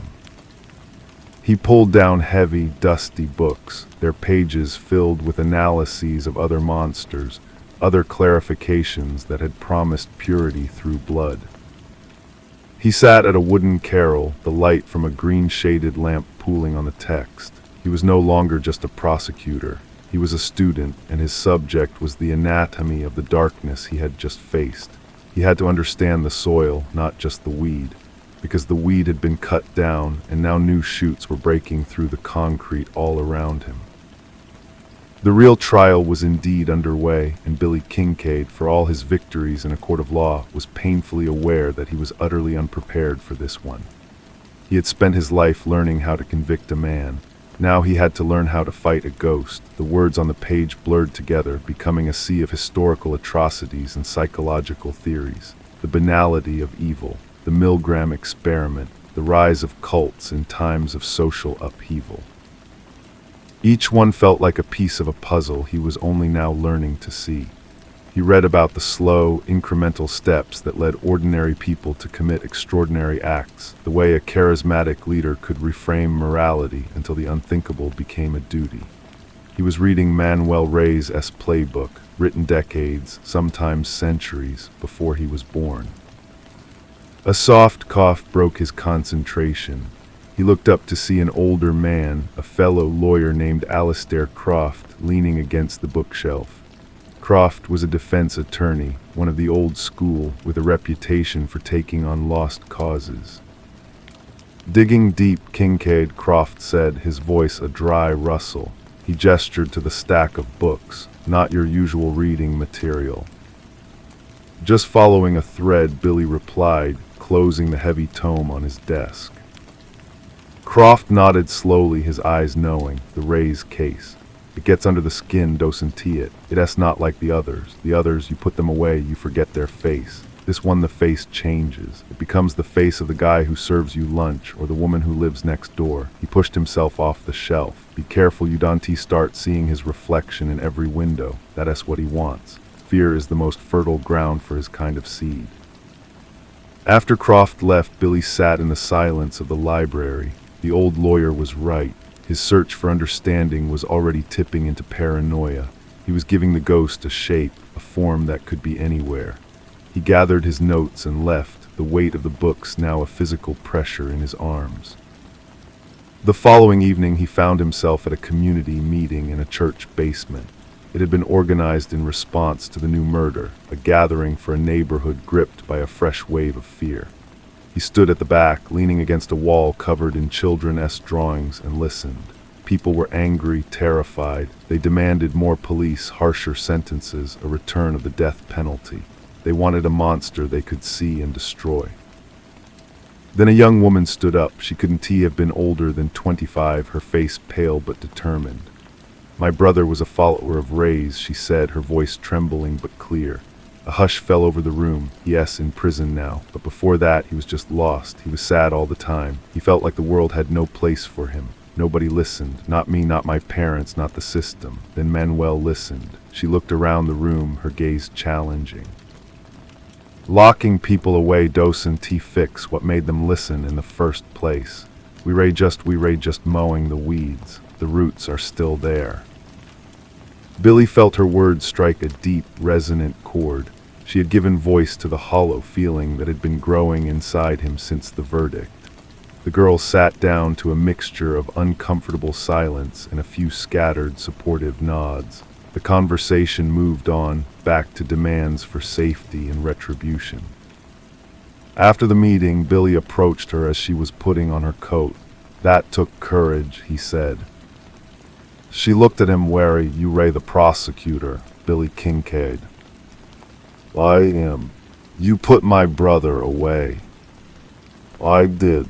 She studied his face for a long moment, looking not for malice, but for something else. Do you think it helped? She finally asked.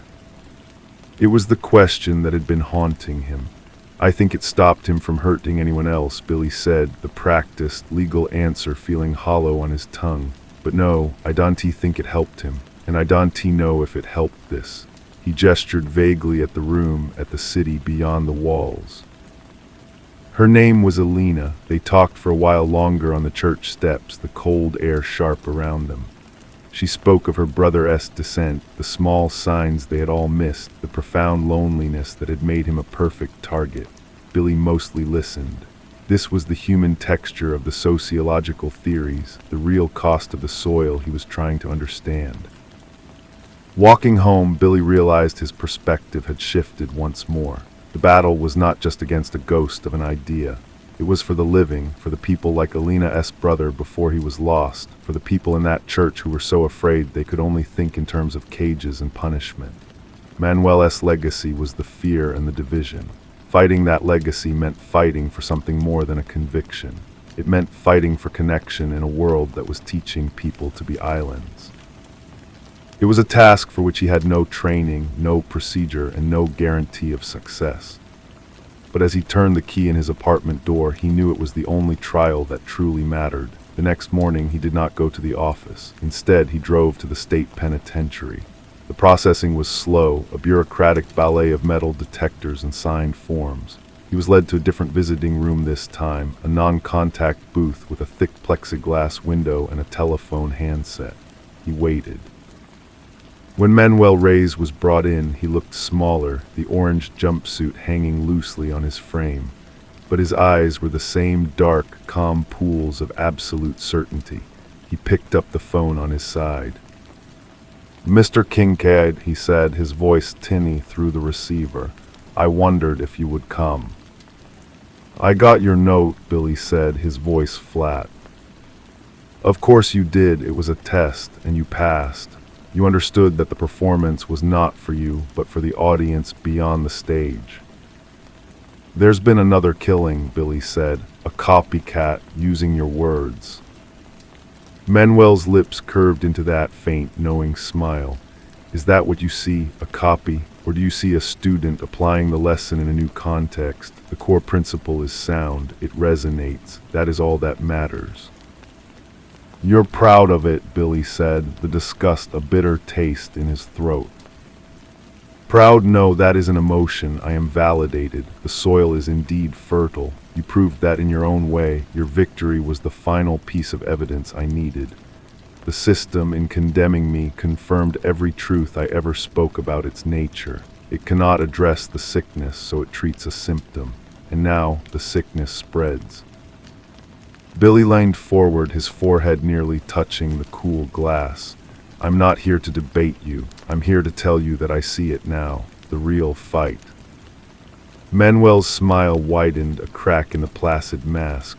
"And what will you do, prosecutor? You have no law for this, no courtroom. Your tools are useless." "Maybe," Billy said, "or maybe I've just been using the wrong ones." He hung up the phone before Manuel could respond. He stood, looking at the man in the cage, no longer a monster from a nightmare, but a symptom of a diseased world. A dangerous, intelligent symptom, but a symptom nonetheless. Billy turned and walked out, leaving Manuel Reyes to his validation. He drove directly to a non-profit he'd read about in one of the library books, a place called the Bridge Project that worked with at-risk youth, people teetering on the edge of the kind of isolation that made them vulnerable. The office was cramped, the furniture donated and mismatched, but the woman who ran it, a former social worker named Maria, had eyes that held a weary but unwavering hope. "I can't offer you much," Billy told her, standing in the middle of the cluttered room. "I'm not a counselor. I don't have any training in this, but I can organize, I can fundraise, I can use my voice in a different way." Maria studied him much as Alina had. "Why?" she asked simply. "Because I'm tired of mopping up the flood," he said. "I think it's time to try and turn off the tap." She nodded slowly, then gestured to a stack of boxes in the corner. "Well then, Mr. Prosecutor," she said, a faint smile touching her lips. "The first lesson is that hope is not a theory. It's a lot of paperwork. You can start by unpacking those." Billy took off his suit jacket and hung it on the back of a chair. He rolled up his sleeves and walked toward the boxes. It was a small, mundane action, but as he sliced open the first box of brochures, he felt the hollow chill inside him begin ever so slightly to recede. The war was vast and the outcome uncertain, but he had finally chosen his ground. He was no longer just a man who won cases. He was a man building a dam, one small, imperfect stone at a time. The cardboard dust made him sneeze. The brochures were cheaply printed, their colors slightly off, but the message was clear. "You are not alone, call us." The simplicity of it was a stark contrast to the labyrinthine legal briefs that had been his life. For the next few hours, he did nothing but unpack boxes, sort materials, and assemble informational packets. The work was menial, his back ached from bending over, and his hands grew dry from the paper. It was the most purposeful he had felt in months. He was leaving that evening, his suit jacket slung over his shoulder, when his phone buzzed. It was Miller. "Kincaid, where are you? We need to talk." "I'm done talking at the station, Miller." "Not the station, the all-night diner, you know the one." It was the place they'd gone after long trial days, a greasy spoon with bad coffee and decent pie. When Billy arrived, Miller was already in a cracked vinyl booth, 2 mugs of coffee steaming between them. He looked exhausted. "I did some digging," Miller said without preamble, pushing a file folder across the table, "on our new friend, the copycat." Billy opened the folder. Inside were crime scene photos of the dead drug dealer, a young man with a hollowed-out face. There was also a picture of the typed note, "The curtain is rising." "The paper and font are a match to your note," Miller said, his voice low. "But the printer is a common model sold by the millions, a dead end. The killing itself was clumsy, personal. This wasn't a calculated purge. It was a rage. But the killer took the time to find the right page from the manifesto to type that note. That's the part that's organized. That's the part that's for us." "For the world," Billy corrected softly, looking at the photo. "Right," Miller took a long swallow of his coffee. "So I started looking at other cases, unsolved, cold cases, anything with a whiff of ideological motivation, stuff we'd normally write off as a drug deal or a domestic that went wrong." He tapped a thick finger on the file. "I found 2. One from 6 weeks ago, a community college professor found dead in his office. The official report said a burglary. But his computer was wiped, and a single, clean copy of a political science text was left on his chest, open to a chapter on societal decay." Billy felt a cold knot tighten in his stomach, and the other. 3 months back, a city councilman's aide, hit and run, looks random, except a witness, who we initially dismissed as unreliable, said she saw a man place a small, folded piece of paper on the body before he ran. She thought it was a note with his name, for the police, but the responding officers never found any note. "The first performance was for the court," Billy quoted, the words tasting like ash. "These were the rehearsals." Miller nodded grimly. "It's not one copycat, Billy. It's a network, a quiet one. They're testing, practicing, finding their footing. Ray's didn't just inspire one new killer. He inspired a cell, and they're just getting started."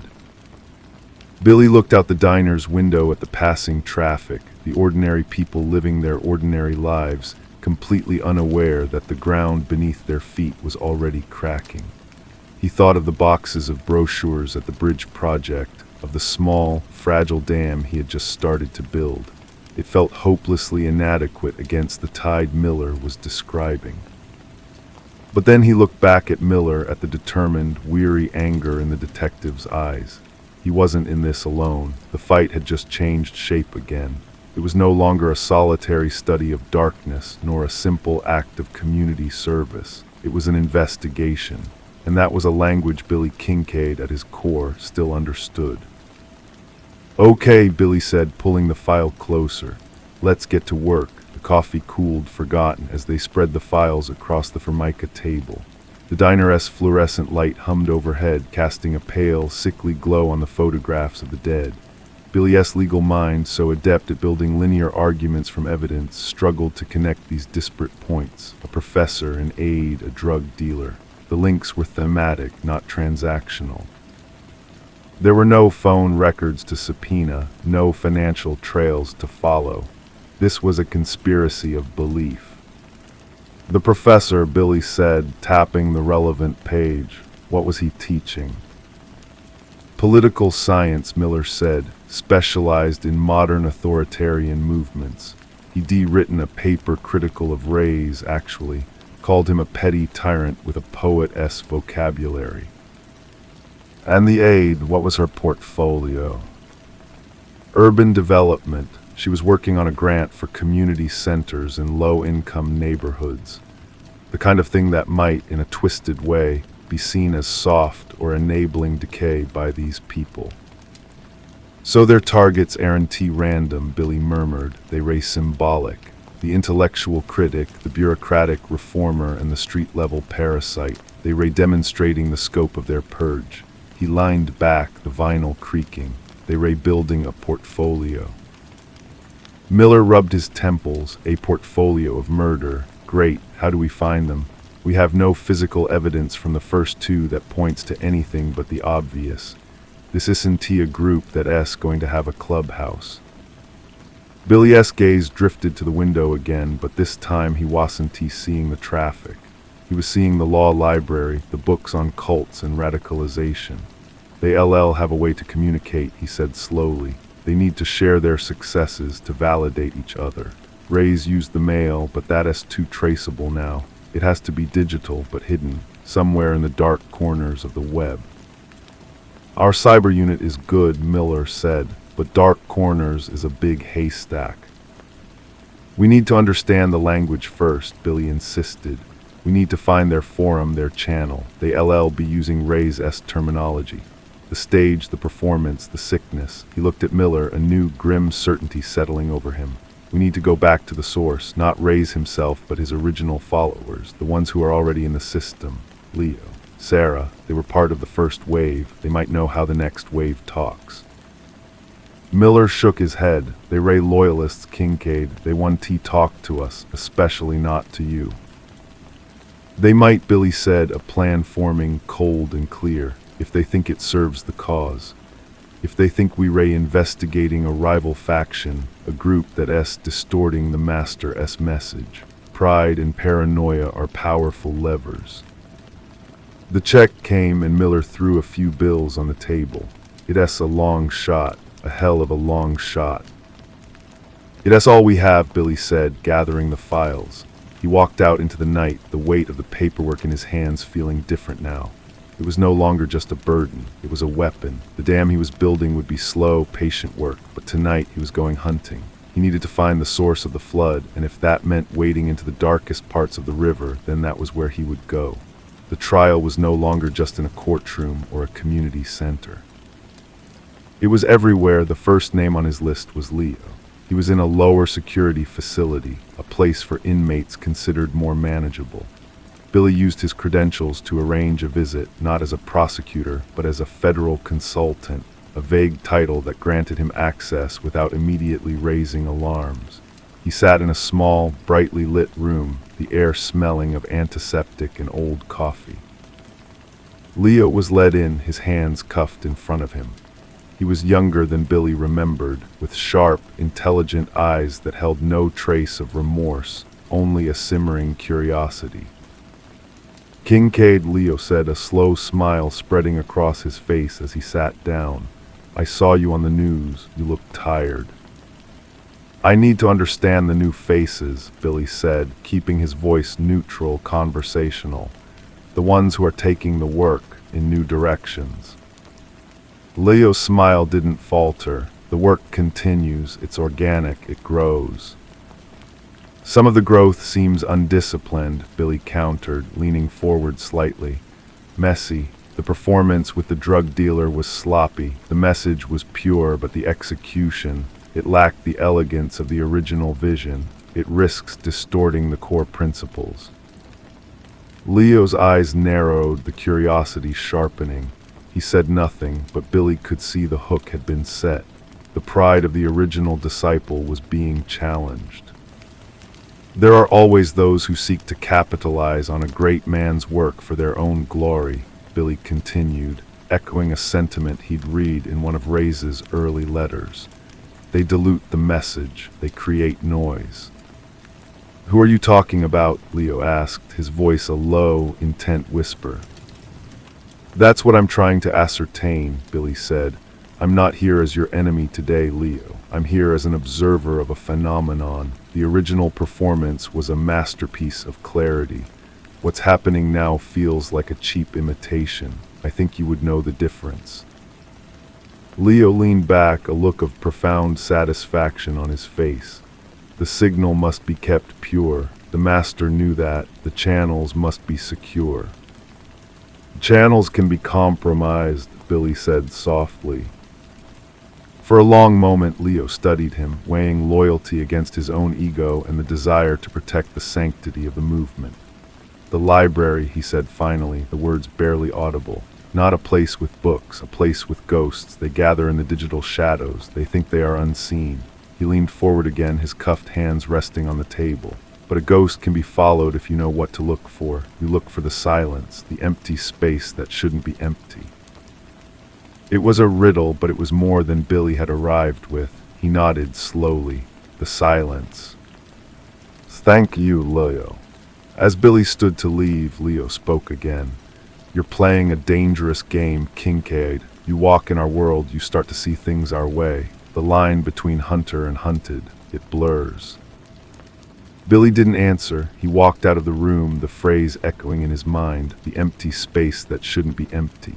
It was a thread, a fragile one, but it was a start. He pulled out his phone and called Miller. He gave us something, a metaphor. We need to find a digital library, a place defined by its silence. He could almost hear Miller's skeptical frown through the phone.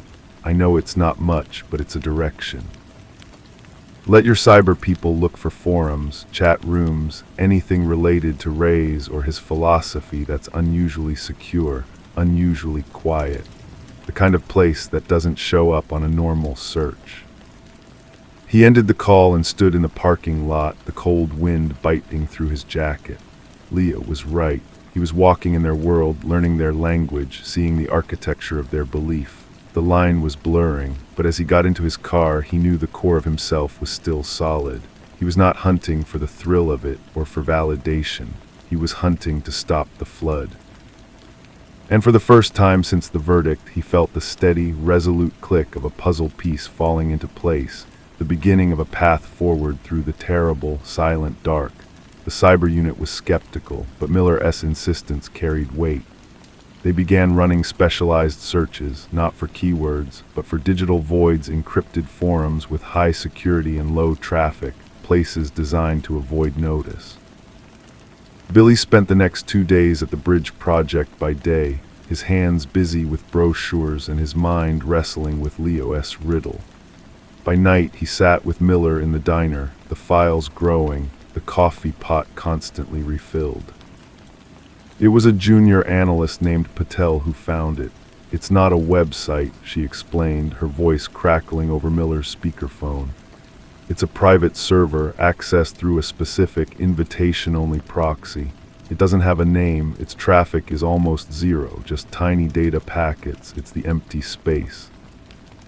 How do we get in? Miller asked.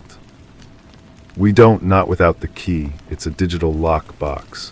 One wrong move and the whole thing vanishes, probably for good.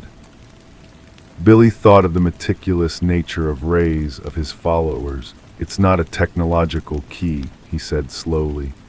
It's an ideological one, a password, a phrase from the manifesto.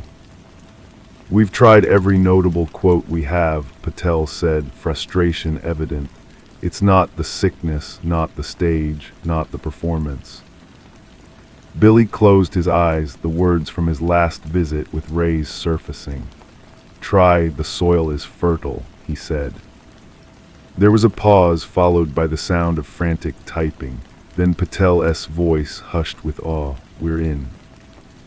The screen, when Billy saw it an hour later in the cyber unit's dimly lit office, was starkly simple. A black background with a single white text box at the center, like a blank page. It was titled The Ledger. Below, entries appeared not as chat messages, but as formal, dated logs. Entry 17, the critic, location secured, performance clean, message delivered, the text was placed. Entry 24, the aide, the method was chaotic, but the symbolism clear. The note was seen. The message was received. Entry 31, the dealer, the performance was flawed, emotional, but the words were pure. The curtain is rising. Billy felt a chill that had nothing to do with the room's air conditioning. They weren't just reading a forum, they were reading a murder log. These were not boasts, they were clinical reports filed for the approval of an unseen audience, for validation. "Can we trace them?" Miller growled, lining over Patel's shoulder. "Each post is bounced through a dozen anonymous servers across the globe," she said. "It's like grabbing smoke." "Then we watch," Billy said, his voice quiet but firm. "We don't touch anything, we just observe. We learn their patterns, their confidence. They feel safe here, that's their mistake." He pointed to the most recent entry, dated just that morning.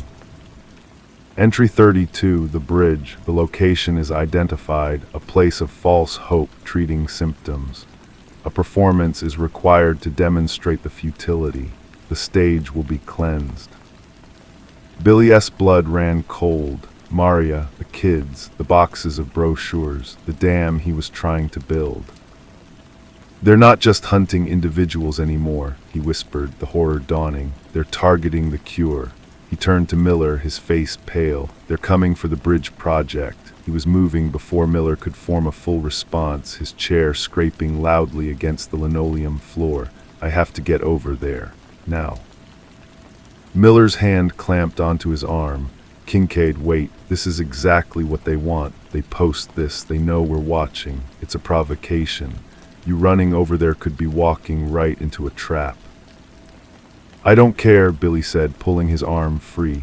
"Maria is there. There are volunteers, kids. It's not a trap, it's a target." The clinical language from the ledger echoed in his mind. The stage will be cleansed. He saw the cheaply printed brochures, the hopeful words going up in flames. "Then we do this right," Miller insisted, his voice dropping to a low, urgent tone. "We call it in. We get a patrol car to do a drive-by, a quiet presence. We don't tip our hand that we've broken their little clubhouse. And you and I go in separately, you first, me 10 minutes behind. We look like we're just checking on things, not like a SWAT team is descending." Billy knew he was right. The part of his mind that was still a lawyer, still a strategist, acknowledged the logic. But the rest of him was screaming to move. He gave a tight, sharp nod. 10 minutes, not a second more. He drove through the city streets, his knuckles white on the steering wheel. Every stoplight felt like an eternity. He saw the ordinary world outside his window, couples laughing, people walking dogs, and it seemed like a fragile, painted backdrop against a gathering storm. The bridge project. The name itself was a statement of defiance, and they had chosen to break it. He pulled up a block away, his eyes scanning the building. The lights were on in the main community room. He saw Maria moving past a window, carrying a stack of papers. The sight of her, safe and unaware, sent a wave of nauseating relief through him. He got out and walked toward the building, forcing his hands into his pockets to hide their tremor. He pushed the door open. The familiar scent of old coffee and fresh photocopies hit him. Maria looked up from a table where she was sorting donated clothes, her face breaking into a warm smile that faltered when she saw his expression. "Billy, what's wrong?" "Just checking in," he said, his voice too tight. He scanned the room. A few volunteers were working at computers. A teenager was reading a book in a corner. Everything was normal, too normal. Has anyone unusual been around today? Anyone asking strange questions? Maria shook her head, her brow furrowed with concern. "No, nothing, just the usual crowd. Is everything okay?" He couldn't tell her, not yet. The fear would spread faster than any truth. Probably nothing, just being cautious. He walked through the main room, his eyes darting into the smaller offices, the kitchenette. Nothing seemed out of place. He felt a prickle of foolishness. Had they misinterpreted the message? Was the bridge a metaphor for something else? Then he saw it, taped to the back of the front door, a place no one would look until they were leaving. A single, crisp, white piece of paper. He crossed the room and peeled it off. It was a simple line of text, typed in the same common font as the notes. "The performance requires a worthy stage." It wasn't a threat of immediate violence. It was a statement of intent. They had been inside. They had walked among the hope and the healing, and they had left their calling card to prove that nowhere was safe. The chill that had receded during his hours of manual labor came flooding back, deeper and colder than before. The hunters weren't at the door. They were already in the house. He held the paper by its corner, the words burning into his vision. Maria came up behind him, her voice hushed. "Billy." "What is that?"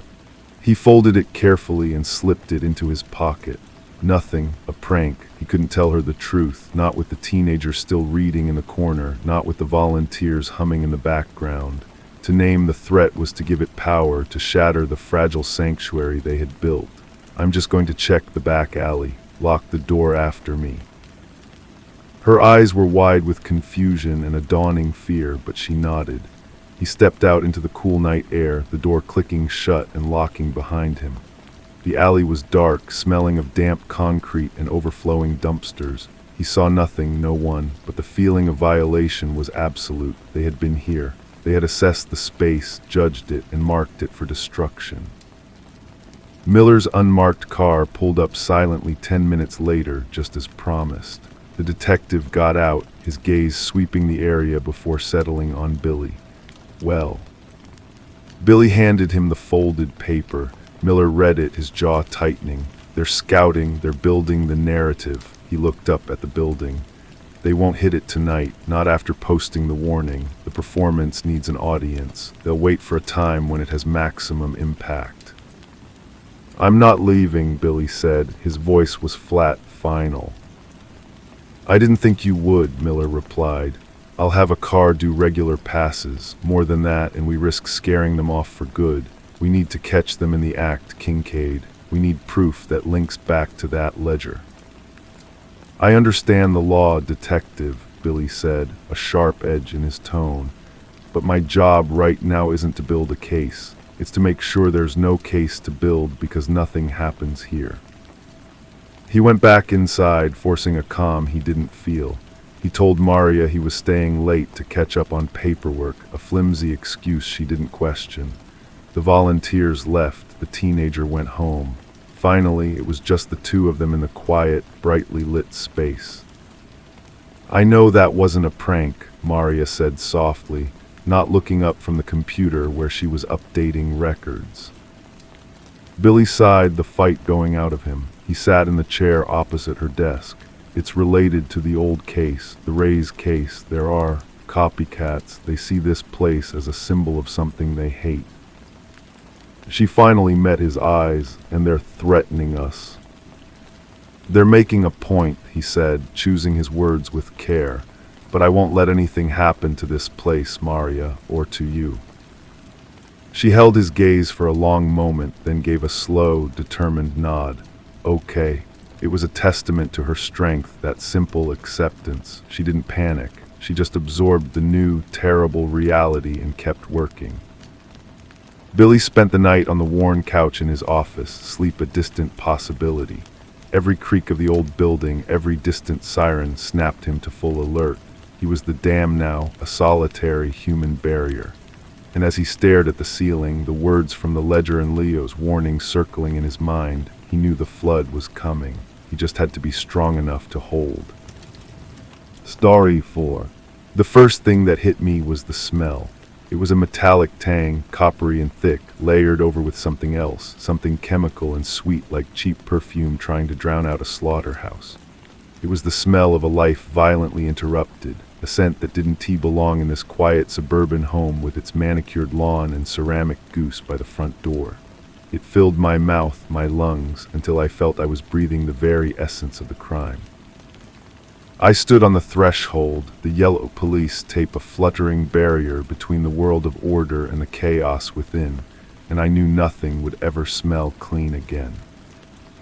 My name is Alonso. I am a prosecutor.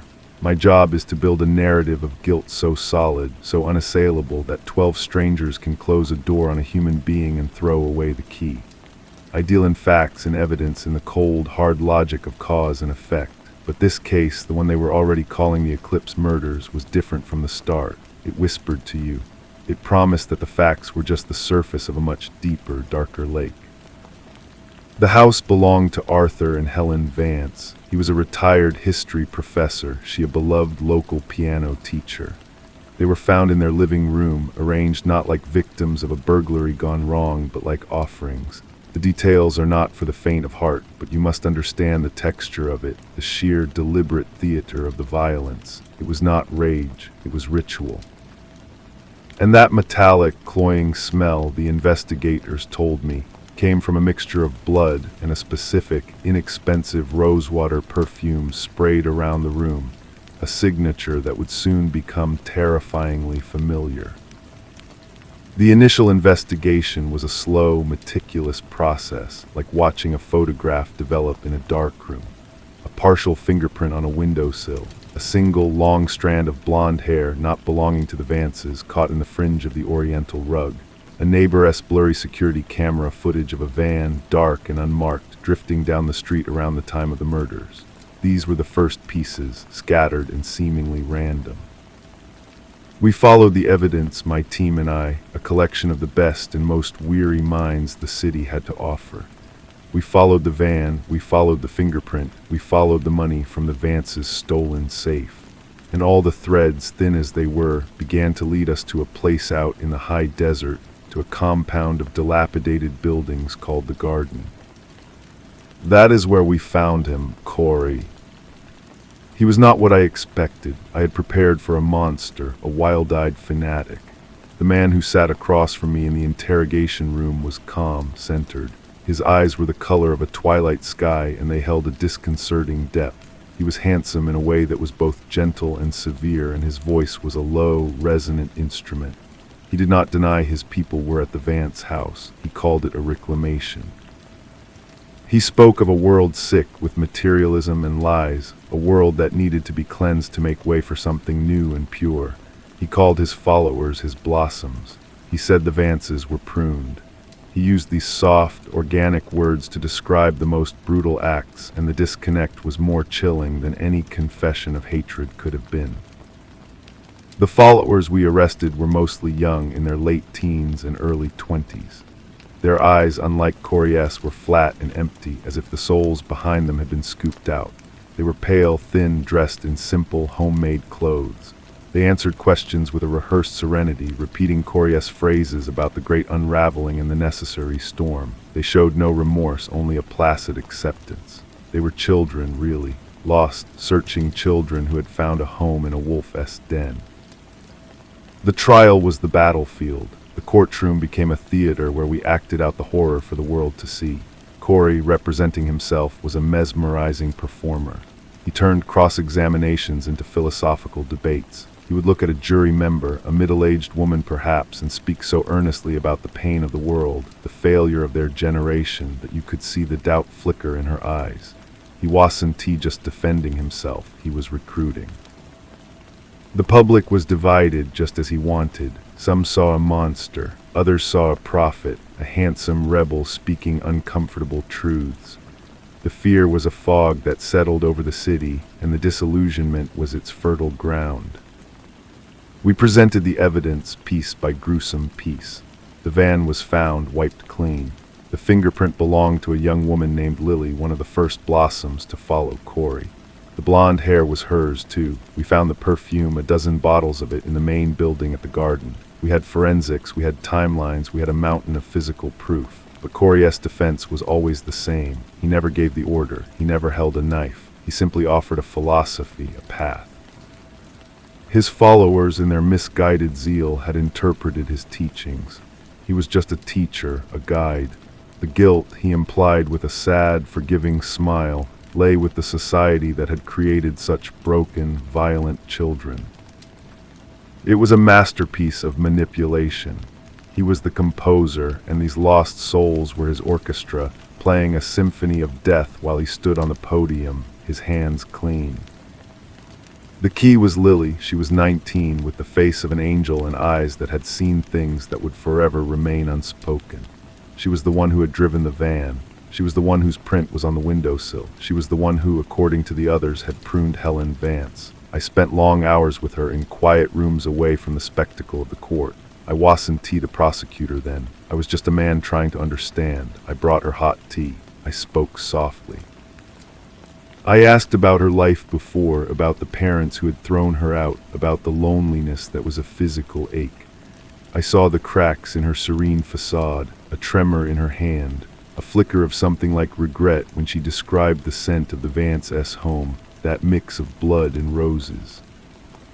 One afternoon, as the light was fading from the small, high window, she looked at me, and for a moment she was just a scared girl.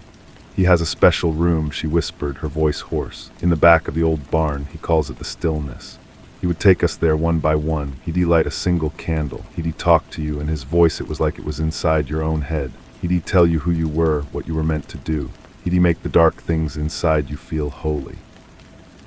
She looked down at her hands, folded in her lap. "He said the Vances were not of corruption. He said their death would be a beautiful release, a sacrifice for the new dawn. He looked right at me in the stillness and he said, 'Lily, you are my perfect instrument. You will make the world clean again.' And when he said it, I believed him. I wanted to do it for him." It was the closest we would get to a direct link. It was coercion of the most profound kind, a psychological slavery. But in the eyes of the law, it was still her hand on the knife. The trial dragged on for months. The spectacle faded, replaced by a grinding, exhausting routine of legal procedure. The public's fascination waned, replaced by a weary desire for it all to be over.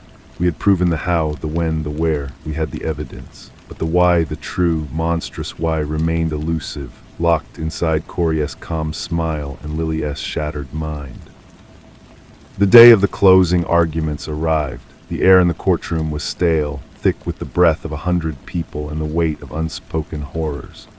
I stood before the jury, these 12 ordinary people who had been forced to stare into the abyss for months. I laid out the facts one final time. I spoke of the van, the fingerprint, the perfume, the ritualistic arrangement of the bodies. I spoke of the calculated manipulation, the garden of poison that Corey had cultivated. I asked them to see past the philosophy, past the charisma, and look at the cold, hard reality of two butchered elderly people. My voice was steady, a rock in a turbulent sea. I was confident. The law was on my side. Then Corey stood. He did not approach the jury. He simply stood by his table, his hands resting peacefully on its surface. He looked at them, each one in turn, his gaze lingering, penetrating. "Ladies and gentlemen of the jury," he began, his voice a soft, intimate murmur that somehow filled the entire room. "You have been asked to look at a garden and see only weeds. You have been told that the gardener is a monster for allowing the necessary work of nature to take place. The state has shown you death, and they have called it murder. I call it transformation. They have shown you followers, and they call them killers. I call them seekers. They have built a case on things: a van, a bottle, a fingerprint. But this case is not about things. It is about ideas, and you cannot imprison an idea." He paused, letting the silence thicken. "They want you to believe I commanded these acts. They want a kingpin, a monster in the shadows. The truth is far simpler and far more frightening. The darkness they speak of, it wasn't in me, it was in them." He gestured vaguely toward the seats where his followers sat. "It is in all of us. I merely held up a mirror. I showed them the storm inside their own hearts, and I gave it a name and a purpose. Is a mirror guilty of the reflection it shows?" He didn't ask for an acquittal. He didn't plead. He simply offered them this terrible, haunting question, and then he sat down. The jury was out for 6 days. When they returned, their faces were grim. They found Corey guilty on all counts. The gavel fell. It was over. He was sentenced to life without the possibility of parole. His followers received lesser, but still substantial, sentences. Lily was sent to a psychiatric facility, a ghost in a system not designed for ghosts. There were headlines, there were statements from the mayor. The city breathed a collective sigh of relief. The monster was in a cage. Order was restored.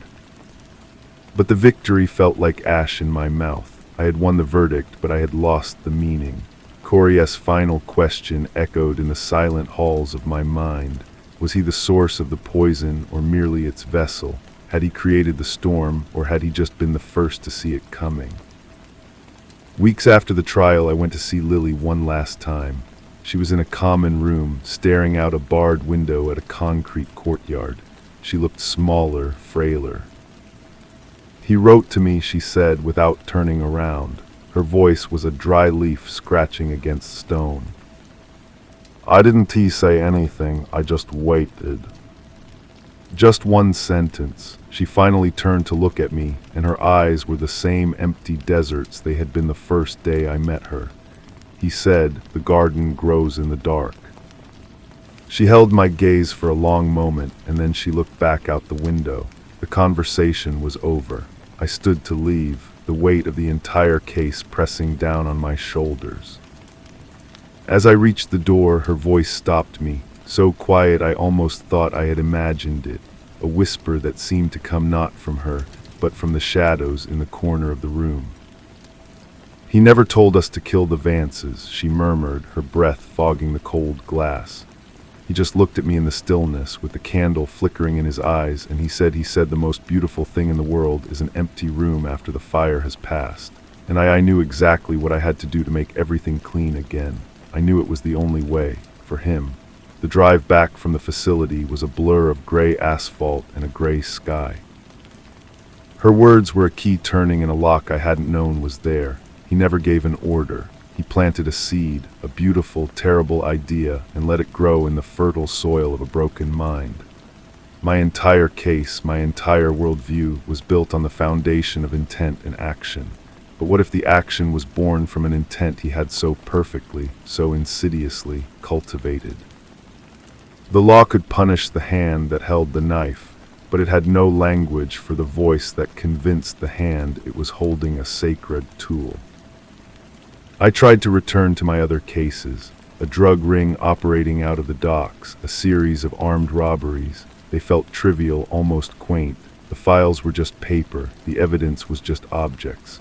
The metallic, perfumed smell of the Vance house seemed to have permanently colonized my senses, a constant reminder that the world was not the orderly place I had once believed it to be. A month later, a padded envelope arrived at my office with no return address. My assistant, a cautious woman named Brenda, brought it in, her face pinched with concern. Inside was a single sheet of high-quality, heavy paper. On it, in a precise, elegant script that I recognized from court documents, was a short poem. "The stone does not command the moss to grow, nor does the sun demand the ice to melt. It simply is the consequence, you know. It is in the nature of the world we felt." It was signed with a single, looping C. My blood ran cold. It wasn't a threat. It was a continuation of our conversation. He was still talking, still teaching from his concrete cell. He was telling me that he was like the sun or the stone, a natural force, and the deaths were just a natural consequence. He was absolving himself not through denial, but through a twisted form of cosmic acceptance, and he was making sure I understood. I called the warden at the Supermax facility where Corey was being held. The man's voice was tired. "He gets one letter out per month, subject to inspection. It was clean, no threats, no codes, just philosophical garbage. We can't stop him from sending it." He paused. "You're not the only one who got one. A few of the jurors, the lead investigator." He was still gardening, tending to his blossoms, even the withered ones, and planting new seeds in the minds of those who had tried to bury him. The victory was not just ash in my mouth. It was a lie. We had not contained him. We had merely transplanted him to a new kind of garden, one with bars, where his influence could grow in the dark, away from the public eye. I started having trouble sleeping. I would lie in the dark and see Corey's twilight eyes. I would hear Lily's whisper about the empty room. I began to question every interaction, every moment of persuasion in my own job. Was I any different? I built narratives to make 12 people see the world my way, to make them act, to put a man in a cage. I used logic and evidence instead of candlelight and whispers, but was the fundamental mechanism so dissimilar? The feeling of being watched, of being studied, became a constant companion. I found myself looking over my shoulder in parking garages. I would check and recheck the locks on my doors at night. It wasn't a fear of physical attack. It was the chilling certainty that my mind had become a new territory in Corey's silent war, a fresh patch of soil for his ideas. He was in the stillness of his cell, and I was in the stillness of my own home, and the distance between us felt terrifyingly small. One evening I stood in my tidy, modern kitchen, looking out at the quiet, well-kept street where I lived. It was a street much like the Vances. A ceramic owl, not a goose, sat on my neighbor's porch. Everything was in order, everything was clean, but the order felt fragile, a thin veneer over a deep and shifting darkness. I had gone into that first house seeking justice, armed with the law. I had emerged with a verdict, but I had left something of myself behind in that perfumed air. I had gotten the conviction, but the case was far from over. For me, it was only just beginning. The next morning, I drove to the office and resigned. My supervisor, Frank, a man with a kind face and a weary stoop, listened to my rambling explanation about needing a break, about the toll the case had taken. He didn't argue. He just nodded, his eyes full of a pity I couldn't bear. "Take all the time you need," he said, but we both knew I wasn't coming back. I spent the first week of my freedom in a state of suspended animation. I cleaned my apartment with a frantic, pointless energy. I went for long, aimless walks. I tried to read old novels, but the words were just shapes on a page. Corey's poem was folded in my wallet, a silent, corrosive weight. The stone does not command the moss to grow. He had reframed himself as a passive element, a part of the landscape, and in my quieter moments, a treacherous thought would whisper that he was right. That evil wasn't a monster you could cage, but a condition, a potential that existed in the atmosphere, waiting for the right host. It was on one of these walks through a park I had visited 100 times before that I saw the first one. A small, rough circle of stones about the size of a dinner plate nestled at the base of an old oak tree.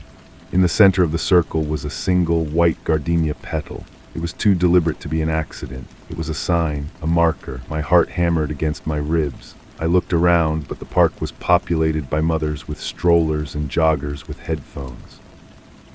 No one was looking at me. No one seemed to see the stone circle at all. I told myself I was being paranoid. It was probably just some kids or a quirky naturalist. But the next day on my usual route, I saw another one. This one was smaller, a tight spiral of pebbles arranged on a bench with a single long pine needle placed in the center like the hand of a clock. A cold dread, slick and familiar, began to coil in my stomach. This wasn't random. This was communication. It was the same aesthetic I had seen in the evidence photos from the garden, the same deliberate, natural simplicity. He was still speaking, and someone was listening. I didn't go to the police. What would I say? That a retired prosecutor was finding rock patterns in a public park. They would nod, make a note, and quietly suspect that the Vance case had finally broken me. Maybe it had. Instead, I started my own investigation. I began taking different routes, my eyes constantly scanning the ground, the trees, the edges of buildings. I found more of them. A tiny arrow made of twigs pointing toward the public library. A handful of black gravel arranged into a crude eye on the sidewalk outside a coffee shop I frequented. They were everywhere once I knew how to look. A hidden cartography written in stone and leaf. The meaning was opaque, but the intent was clear. It was a reminder, a demonstration. He was showing me that his garden was not confined to the prison walls. His blossoms were still out there, or new ones had sprouted, and they were moving through the world unseen, leaving these quiet, terrible little signs for whoever knew how to read them. For me. The final one I found was on my own street. It was placed directly in the center of my welcome mat, a perfect, tiny spiral of dark, wet soil. In the very center was a small, dead bee. The message was unmistakable. It was no longer just a sign. It was a visitation. They knew where I lived. The order of my world, the clean lines of my life had been an illusion. The garden was growing in the dark, and it had finally, quietly reached my doorstep. I stood there, key in hand, staring down at that little vortex of dirt, and I understood that my retirement was over. The law had finished with Corey, but he had not finished with me. The real trial was only now beginning, and I was the only one on the jury. I did not step on the mat. I walked around it, my movements slow and deliberate, and unlocked my front door. Inside, I locked it again, engaging the deadbolt and the chain. I did not turn on the lights. I went to the window and peered through the blinds at the empty street. Everything looked normal. The ceramic owl, the trimmed hedges, the quiet. But the quiet was different now. It was a listening quiet. I spent the night in my living room chair, facing the door. The dead bee on the mat was a punctuation mark. It signaled an end to the opening chapter of this new, silent conflict. They were no longer just leaving messages in public spaces. They had come to my home. The next step was contact. The following morning, I went to the storage unit where I kept the boxes from the Vance case.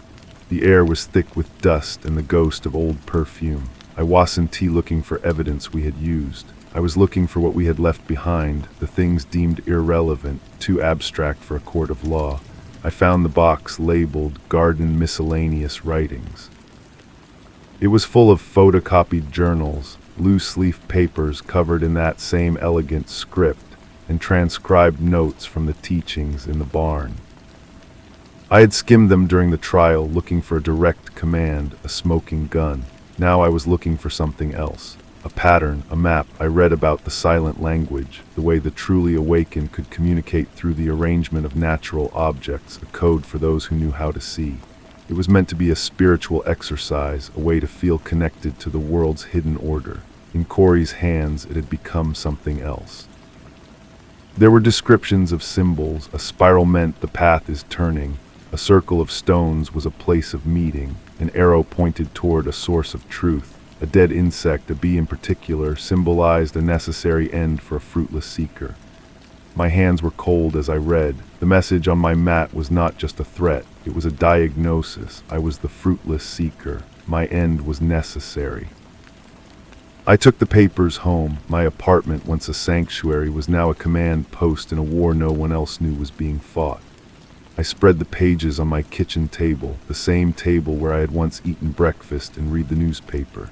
Now it was covered in the arcana of a madman. I cross-referenced the symbols I had seen, the spiral on the bench, the arrow toward the library, the eye outside the coffee shop. They weren't random, they were a trail. 2 days later, I followed it. The trail ended at the city's old botanical garden, a sprawling Victorian-era place of winding paths, hidden grottos, and a massive, dilapidated greenhouse.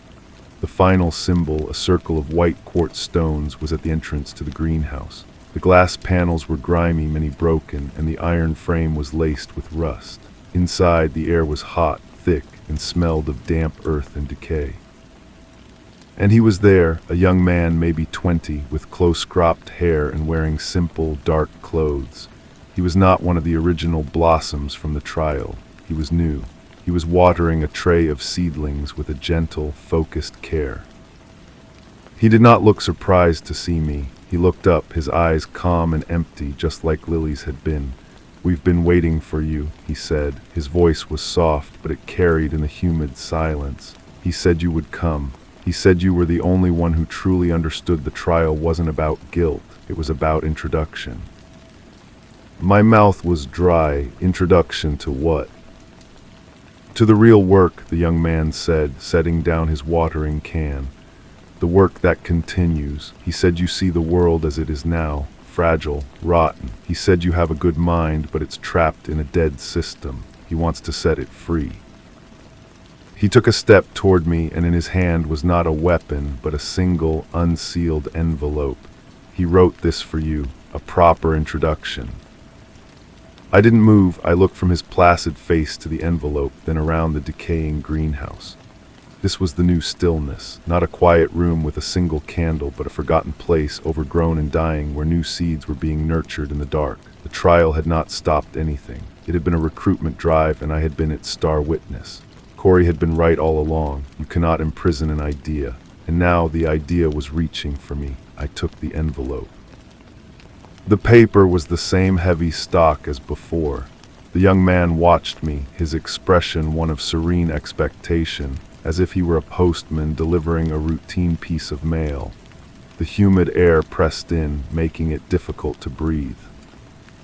I did not open it there. To read his words in this place, surrounded by this cultivated decay, felt like a surrender.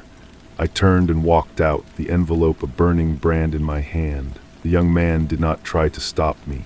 His silence was more unnerving than any protest. Back in my car, locked safely inside, I stared at the unopened letter on the passenger seat. This was the contact I had anticipated, but its form was all wrong. I had expected a threat, a taunt, a declaration of war, not this invitation. He wants to set it free. The words coiled around my mind. He saw my disillusionment not as a wound, but as a door he could open. I drove home, my thoughts a chaotic storm. I had spent my career building walls of logic and evidence. Now I was faced with an adversary who did not attack the walls, but simply suggested that the very ground they stood on was an illusion. He wasn't fighting me, he was trying to convert me. For 3 days the envelope sat on my kitchen table, a silent antagonist. I avoided the room. I stopped looking at my case files. The symbols in the park no longer seemed like a threat, but a syllabus for a course I had never wanted to take.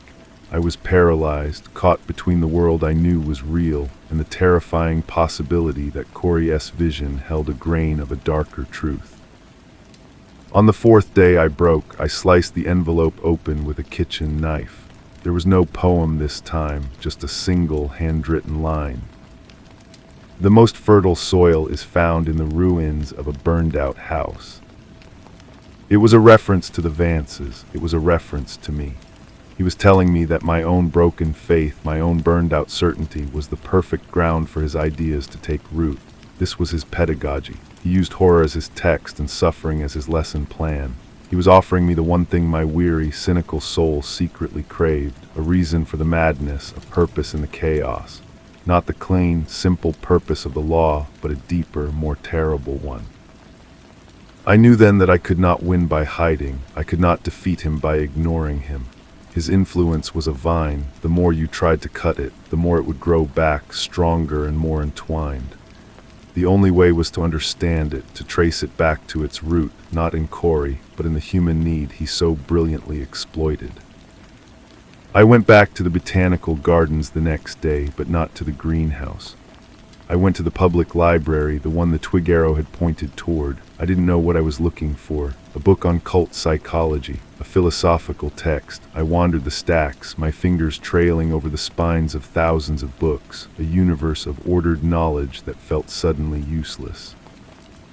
And then I saw it, on a small wooden study carrel in a corner of the philosophy section. Someone had left a book. It was an old, leather-bound volume of Schopenhauer. It was left open to a specific page. A single sentence was underlined in faint pencil, a sentence about the world as will and representation, a blind, striving force that was the true essence of reality. In the margin, in that same elegant script I knew so well, was a tiny notation. The will is the storm, we are but the lightning. It was another lesson, another piece of the puzzle. He wasn't just speaking to me through stones and leaves. He was using the whole city as his classroom, the texts of dead philosophers as his blackboard. He was demonstrating his total lack of boundaries, his omnipresent influence. He was proving that his garden was not a place, but a state of mind, and its gates were open to me if I was willing to step through. The question was no longer whether I could stop him. The question was whether I could navigate his labyrinth without becoming lost in it myself. The trial had made me a part of his story. Now I had to find a way to write my own ending. I closed the book, the cool leather feeling like skin against my palm. The library was silent except for the distant hum of a computer and the soft rustle of a page turning. I was standing in a pool of dusty light, surrounded by the accumulated reason of centuries, and all of it felt like a stage set, a flimsy construction that Elias Corey could disassemble with a single, well-placed thought. I left the Schopenhauer on the carrel. Taking it would have felt like accepting a textbook for a course I was still refusing to enroll in. But the sentence was etched into my mind. The will is the storm, we are but the lightning. It was a seductive, terrifying idea. It reduced human agency to a fleeting, brilliant flash, absolving the lightning of any responsibility for the fire it started. It was Corey's entire philosophy in a single, elegant nutshell. My next move was not born of strategy, but of a desperate, visceral need to reclaim something tangible. I drove to the county clerk's office. I needed to see the deed, the records, the physical history of the land where the Vance house had stood. If Corey saw the world in metaphors of nature and will, then I would counter with paperwork, with names and dates and boundaries. The clerk, a woman with kind eyes and a slow, deliberate way of speaking, helped me pull the records. The Vance property was old, a parcel that had been part of a larger farm a century ago. I traced it back through various owners, my eyes scanning the dry legal descriptions. Then I found it. A transfer of land in 1923 from a man named Alastair Crow to the city, a narrow, worthless strip that was now a forgotten access road. The name Crow meant nothing to me, but the date did. It was the same year the Botanical Garden main greenhouse was built. A cold, clear certainty settled over me. This was not a coincidence. Corey's choice of the greenhouse was not random. It was rooted. I asked the clerk for any other records under the name Crow. There was a last will and testament. Alastair Crow had bequeathed his entire remaining estate, including the land that would later become the Vance property, to his only son, a man named Thuron Crow.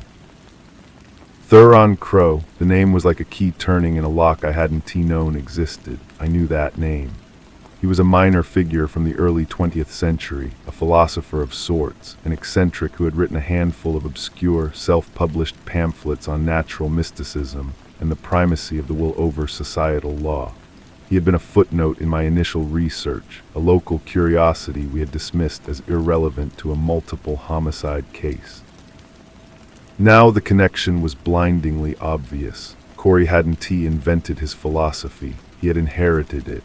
He had found Thuron Crow's writings and built his garden upon the foundations of another man's ruined house. Corey was not the storm. He was just another flash of lightning in a storm that had been brewing for 100 years. I drove to the university archives. It took most of the afternoon, but I found them. A small, dusty box containing the complete works of Thuron Crow. The pamphlets were brittle, their ink faded. The language was archaic, more poetic, but the core was identical. The worship of a raw, untamed nature. The contempt for human weakness and societal structures. The belief in a higher, crueler order that only a select few could perceive and serve. In one pamphlet titled The Cultivation of Silence, I found a passage that made my blood run cold. Crow wrote about the necessity of pruning the weak branches to strengthen the whole. He described a ritual of quiet planting, where the enlightened would leave markers of stone and bone in places of power to draw the seeking mind. Corey was not a unique monster. He was a disciple, a very effective, modern disciple, but a disciple nonetheless. The realization was both a relief and a new, deeper horror. It meant Corey's influence was part of a pattern, a recurring intellectual disease. But it also meant the disease had a history, a lineage, and if it had a history, it had a weakness. No idea is ever truly monolithic. It carries the flaws of its originator. I left the archives as the sun was setting. The city was bathed in a deep orange light, and the long shadows made the familiar streets seem strange and full of secrets. I understood now that the young man in the greenhouse, the symbols in the park, even Corey's letters, were all part of the quiet planting. They were designed to lead a seeking mind, my mind, down a path that ended at the feet of Thuron Crow. It was a test to see if I was worthy of the deeper truth. They wanted me to see the lineage. They wanted me to understand that Corey was part of something larger, something eternal.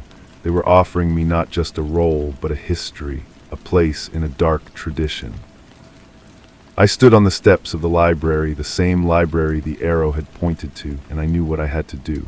I could not fight the storm, but I could study it. I could map its currents and predict its path. I would not become a blossom. I would become a gardener of a different sort. I would not pull the weeds. I would trace their roots, expose them to the light, and show the world the rotten soil from which they grew.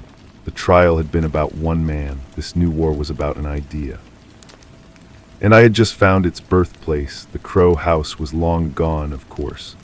The land where Thuron had lived and written his poisonous pamphlets was now a small, poorly maintained city park, a place for dog walkers and children to play. I went there the next morning, the air still cool and damp with dew. I walked its perimeter, my eyes scanning the ground not for symbols, but for a feeling, for a resonance. I found nothing but scattered cigarette butts and a single deflated soccer ball. The past was buried here, paved over with asphalt paths and cheerful primary-colored playground equipment.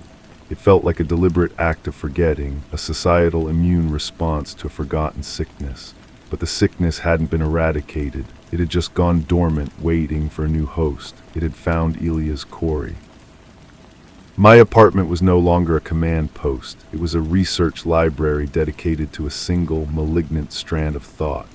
I pinned a map of the city to my wall. On it, I marked the locations of the Vance property, the old Crow land, and the botanical garden. I drew lines connecting them, a triangle of influence spanning a century. In the center of this triangle was the library, the nexus point. Corey was not just working at random. He was operating within a defined territory, a landscape he had charged with meaning. I began to read Thuron Crow's work in earnest, not as a curiosity, but as a primary text. His language was florid, steeped in a romanticized, brutal view of nature that was common among certain intellectuals of his time, but his conclusions were uniquely his own. He believed that civilization was a cage built by the weak to imprison the strong. True freedom, he argued, was found in absolute alignment with the world will, a force he described as indifferent, creative, and destructive in equal measure. To serve it, one had to shed morality, compassion, and reason. These were the fetters of the herd. It was all there, the justification for the Vance's murders. They were pruned. Their deaths were an act of aesthetic necessity, a purification of the landscape. Corey had simply updated the language, replacing world will with the stillness and aesthetic necessity with necessary ends. He had taken Crow's academic philosophy and turned it into a hands-on religion. A week after my discovery, a second letter arrived. It was not left on my mat. It was tucked into the frame of my apartment door, the corner of the crisp white envelope just visible. He was escalating, demonstrating his access. The message inside was another single line. The student who does not surpass his master dishonors him. It was a quote from Crow. It was also a challenge and a promise. Corey was acknowledging that I had found his source. He was telling me that he was not merely a student, he was an evolution. He had surpassed Crow by applying the theory, by making the abstract horrifically concrete. And the unspoken question hung in the air between the lines: could I surpass him? Could I understand his work so completely that I could dismantle it? That was the trap. To fight him on this philosophical ground was to accept his terms. It was a game of intellectual chess where he had defined the board and the pieces. I could spend the rest of my life deconstructing his ideology, and in doing so I would only become more deeply enmeshed in it. He wanted me to become his greatest critic, his most worthy opponent, because that too was a form of discipleship. I took the letter and pinned it to the map right over the library. I stared at the 3 points of the triangle, at the lines of influence, and I had a sudden, chilling thought. The map was incomplete. A triangle was the most stable structure. It needed a third point. The Vance property was one. The Crow land was another. The greenhouse was the third, but the greenhouse was a recent addition, a tool, not a source. The true third point had to be another place of power, another node in this historical network. I went back to the county records. I looked for any other properties connected to Alastair or Thuron Crow. I found one, a small wooded plot of land 20 miles outside the city, purchased by Alastair Crow in 1910 and never sold. According to the tax records, it was still held by a trust under the Crow name. It was a place that had been in the family, untouched, for over 100 years. This was it, not a public park or a borrowed greenhouse, a private, sacred space. If Corey was continuing a tradition, this is where he would go to connect with its source. This is where the roots would be deepest. I did not tell anyone where I was going. There was no one to tell. This was not a police matter. It was a pilgrimage. I drove out of the city as the afternoon light began to fade, following the directions I had mapped. The road narrowed, the pavement giving way to gravel and then to a dirt track that wound up into thick second-growth forest. The air grew cool. There was no gate, no sign, only a faint, overgrown path leading away from the road. I parked and walked in. The silence was immediate and profound, different from the listening quiet of my street. This was an old silence, a hungry one. The path led to a clearing. In the center stood a single massive oak tree, its branches sprawling and ancient, and at its base, arranged in a perfect spiral, were dozens of human bones. They were old, bleached white by sun and rain. A skull sat in the very center, facing the path, its empty sockets watching my approach. This was not a message, this was an altar. This was the heart of the garden. I stood there amidst the bones of God knows who, and I finally understood the full monstrous scale of the thing I was facing. It wasn't just about Corey or Crow. It was about the dark, fertile ground in the human soul that they had learned to cultivate, and I was standing in it. The bones were not scattered. They were placed with a meticulous, almost reverent care. Each one was clean, free of the dirt and grime of the earth, as if they had been polished by hand. The spiral was wide, inviting the observer to step into its center, to stand where the skull watched. I did not move. The air was so still I could hear the blood pulsing in my own ears. This was the stillness, not an absence of sound, but a presence of something else, something that drank the noise from the world. I knew then that I had been led. The discovery of Thuron Crow, the trail of breadcrumbs through the library and the archives, it had all been too easy. He had laid a path for me, knowing my mind would not be able to resist the puzzle. He had brought me here to this clearing to be evaluated by something older and colder than himself. A figure emerged from the trees on the far side of the clearing. It was not the young man from the greenhouse. It was Elias Corey. He was thinner than he had appeared in the courtroom, his face all sharp angles and shadows, but his eyes held the same unnerving calm. He wore simple, dark clothing that seemed to absorb the fading light. He did not speak, he simply stood at the edge of the bone spiral, waiting. The invitation was clear. This was the final lesson. To step into the spiral was to accept the premise, to stand on the sacred ground and acknowledge the truth of his world. My hand went to my phone in my pocket, a useless gesture. There was no signal out here. There was no one coming. This was between him and me, between the world of law and the world of will. I thought of the Vance family, of the clean, sterile horror of the crime scene photos. I thought of the young man's placid face as he spoke of setting something free. I thought of the burning brand in my hand, a futile gesture against the encroaching dark. All of it had led to this moment, to this choice in a silent wood. I did not step into the spiral. Instead, I took one step backward, then another. I broke the gaze of the skull. I turned my back on Elias Corey and the altar of bones. It was not a retreat. It was a refusal. I would not be his student. I would not be a character in his story. I would not grant his philosophy the dignity of a debate on its own terms. I heard no movement behind me, no command to stop. My back felt terribly exposed, a target for a knife or a rock or simply the weight of his gaze. But I kept walking back down the overgrown path, my heart hammering against my ribs. The silence felt different now, charged with a new tension. I had rejected the offering. I had spurned the sacrament. When I reached my car, my hands were shaking so badly I could barely get the key in the lock. I drove away, the headlights cutting a frail path through the deepening twilight. He had shown me the heart of his belief, and I had turned my back on it. It was the only move I had left. I could not fight his ideology with reason or his rituals with procedure, but I could deny him my conviction. I could refuse to play. The war was not over, it had just changed. It was no longer about understanding him or defeating his ideas. It was about outlasting them. He believed the storm was eternal. I had to believe that even the strongest storm eventually exhausts itself against the shore. My job was no longer to be the lightning rod. It was to be the shore. The shaking did not stop when I got home. It was a deep, cellular tremor, the aftershock of having stood on the precipice and stepped back. I locked the door and leaned against it, the silence of my apartment now a fragile, manufactured thing. I had looked into the heart of his world and walked away. It felt less like a victory and more like a temporary stay of execution. For the first time, I understood the true nature of his labyrinth. It wasn't a puzzle to be solved. It was a mirror. Every step I took, every discovery I made was a reflection of my own mind, my own will. He hadn't forced me to that clearing. He had simply laid out the path, confident that my own nature, my need to see, to know, to understand, would compel me to walk it. My refusal was the only truly unpredictable move I could have made. It was illogical. It was, in his terms, weak, and that was its only strength. The next few days were a study in stillness of my own making. I did not go to the library. I did not look at the map on my wall. I went to work, I filed reports on other, simpler cases, and I came home.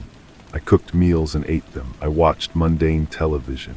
I was tending to the shore, grain of sand by grain of sand. It was agonizingly dull, and every moment was a battle against the pull of the labyrinth, against the need to know what he would do next. A week after my return from the clearing, a package arrived. It was a small, flat cardboard box left on the doorstep by a standard postal carrier. There was no return address. My name and address were printed in the same familiar, precise hand. Inside, nestled in plain white tissue paper, was a book. It was a modern, academic printing of the works of Schopenhauer. It was the same text I had left on the carrel in the library. I picked it up. It felt heavy, significant. There was no note. This was not a challenge or a quote. It was a gift or a weapon. By returning to me the very text I had rejected, he was forcing a new choice. I could throw it away, a final act of rejection, or I could open it and accept that our connection, however twisted, persisted. I stood there for a long time holding the book. Then I walked to my bookshelf and slotted it between a dictionary and a book on local bird species. I did not open it. I did not throw it away. I simply placed it within my world on my terms. It was just a book. It held no power I did not grant it. This was the new war, a war of quiet endurance. He would continue to plant his seeds, to tend his dark garden.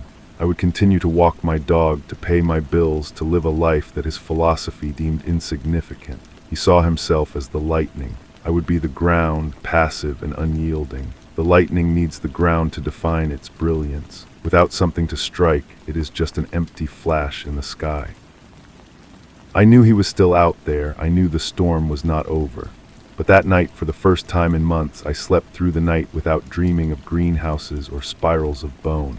I dreamed of the shore and the slow, patient work of the waves. The following morning, the world felt different. The colors seemed a fraction more vivid, the sounds of the city a little sharper. It was as if my refusal had recalibrated my senses, tuning them to a frequency he could not access. I went about my routine with a new sense of purpose, not the frantic energy of the hunt, but the steady rhythm of maintenance. I was maintaining a self, a life. A month passed, then another. There were no more letters, no packages, no signs. The local news was quiet. The fear began to mutate into a low, constant vigilance, a hum in the background of my life. I started to take different routes to work. I varied the times I walked my dog. These were not acts of panic, but of strategy. I was introducing entropy into my own patterns, making myself a less predictable fixed point. I began to read again, but not Thuron Crow. I read about geology, about the slow, immense patience of tectonic plates and the erosion of mountains. I found a strange comfort in these scales of time where 1,000 years was a blink. Corey's storm, Crow's philosophy, my own life, they were all just weather, brief and temporary against the bedrock of deep time.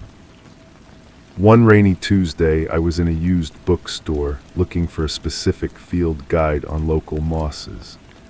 As I pulled a thick volume from a high shelf, a man bumped into me from behind, jostling my arm. "Sorry," he murmured, moving past.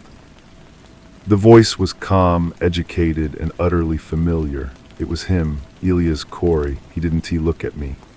He continued down the aisle, his hand brushing the spines of the books as he walked, a customer like any other. He was holding a small, paper-wrapped parcel. My breath caught in my throat. The hum of vigilance spiked into a siren. Every instinct screamed to follow him, to confront him, to demand to know what he was doing here in this safe, mundane place he had violated. But I didn't. I stood frozen, the field guide heavy in my hands. I watched him pay for his parcel at the front counter and walk out into the rain without a backward glance. It was not an accident, it was a demonstration. He He was showing me that the labyrinth had no walls, that my shore was not a separate place but part of his world. He could enter my stillness any time he chose. The war of quiet endurance was not a stalemate. It was a game he was still directing. I forced myself to breathe, to put the book back on the shelf with a hand that only trembled slightly. I walked to the counter. The elderly clerk was sorting through a stack of receipts. "The man who just left," I said, my voice surprisingly steady. "What did he buy?" The clerk looked up, peering over his glasses. "Oh, him, regular, always pays in cash, just a folio of blank paper, high-quality stuff, artist, I suppose." Blank paper, not a text to be read, but a medium to be written upon. He wasn't just studying his doctrine. He was still creating it. He was writing his own pamphlets, his own quiet planting for a new generation. I thanked the clerk and walked out of the store. The rain felt clean on my face. He had reminded me of his presence, but he had also given me a crucial piece of information. He was a regular, he had a pattern, and he was an artist, not just a killer. He needed to create, to express his worldview. That was a need, a vulnerability.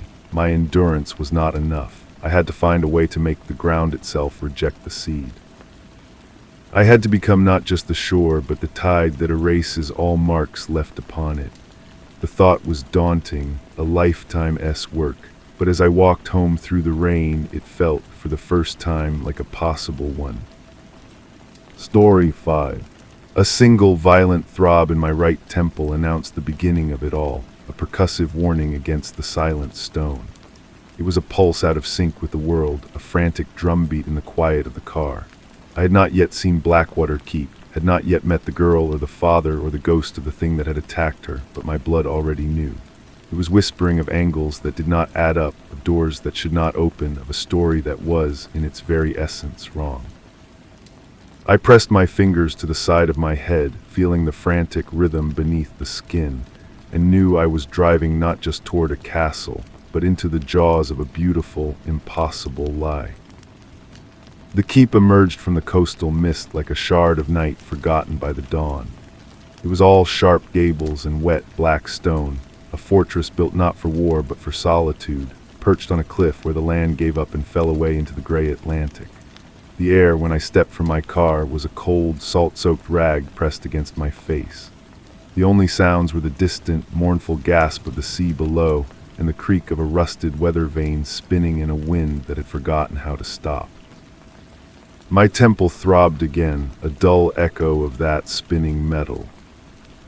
The door was opened by a man whose face was a roadmap of grim duty.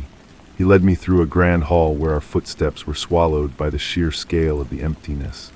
The air smelled of old wax, damp tapestry, and beneath it all, a faint, clean scent of antiseptic, like a hospital ward trying to forget its purpose. We found Cesar Vane in a library that felt more like a tomb for books. He was a man carved from the same stone as his home, tall and severe, with eyes the color of the winter sea outside. He did not offer his hand. "Dylan," he said, his voice low and measured, "Mason spoke of you.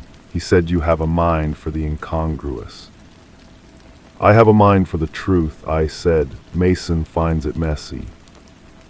A ghost of a smile touched his lips, there and gone. "My daughter finds the world messy now. She's waiting for you. Try not to agitate her. The doctors say her nerves are frayed." He led me up a wide staircase, the banister smooth and cold under my hand. The hallway on the second floor was a tunnel of shadows, the only light spilling from an open door at the very end.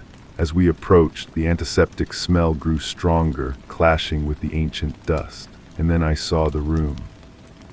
It was a contradiction, a young woman-esque sanctuary violated. Letitia Vane sat propped against a mountain of white pillows, her face pale as the linen. One side of her neck was a grotesque tapestry of purple and blue, the imprint of a hand so clear I could almost see the fingers tightening. Her eyes, a startlingly light blue, held no fear, only a deep, exhausted vacancy, as if the attack had not stolen her safety, but her very will. The room itself was a perfect square, dominated by a large window that looked out on the churning ocean. The walls were a soft gray, the floor polished oak. A writing desk stood in one corner, a wardrobe in another. It was neat, orderly, and utterly, terrifyingly sealed. "There is no other door," Cesar said, his voice hollow in the small space. "The window is 30 feet above the rocks. It was locked from the inside, so was the door." I heard her scream. I was in my study down the hall. I ran. The door was bolted. I had to shoulder it open twice, the wood splintering. It gave way. I found her like this, alone. I walked to the window, placing my palm against the cold glass. I looked at the lock, a simple brass bolt firmly in place. I examined the door. The frame was splintered, a fresh, raw wound in the old, dark wood. The bolt on the inside was heavy, solid. It had been thrown. "Who else was in the house?" I asked, my voice low. "Myself, Gerald, my assistant, the housekeeper, Mrs. Albright, the cook, that is all."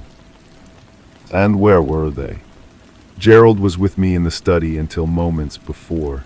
Mrs. Albright was in her quarters. The cook was in the kitchen." He looked at his daughter, his face a mask of stone, but his eyes were a tempest. No one could have gotten in, and no one could have gotten out. Letitia spoke then, her voice a dry rustle. He smelled of the sea.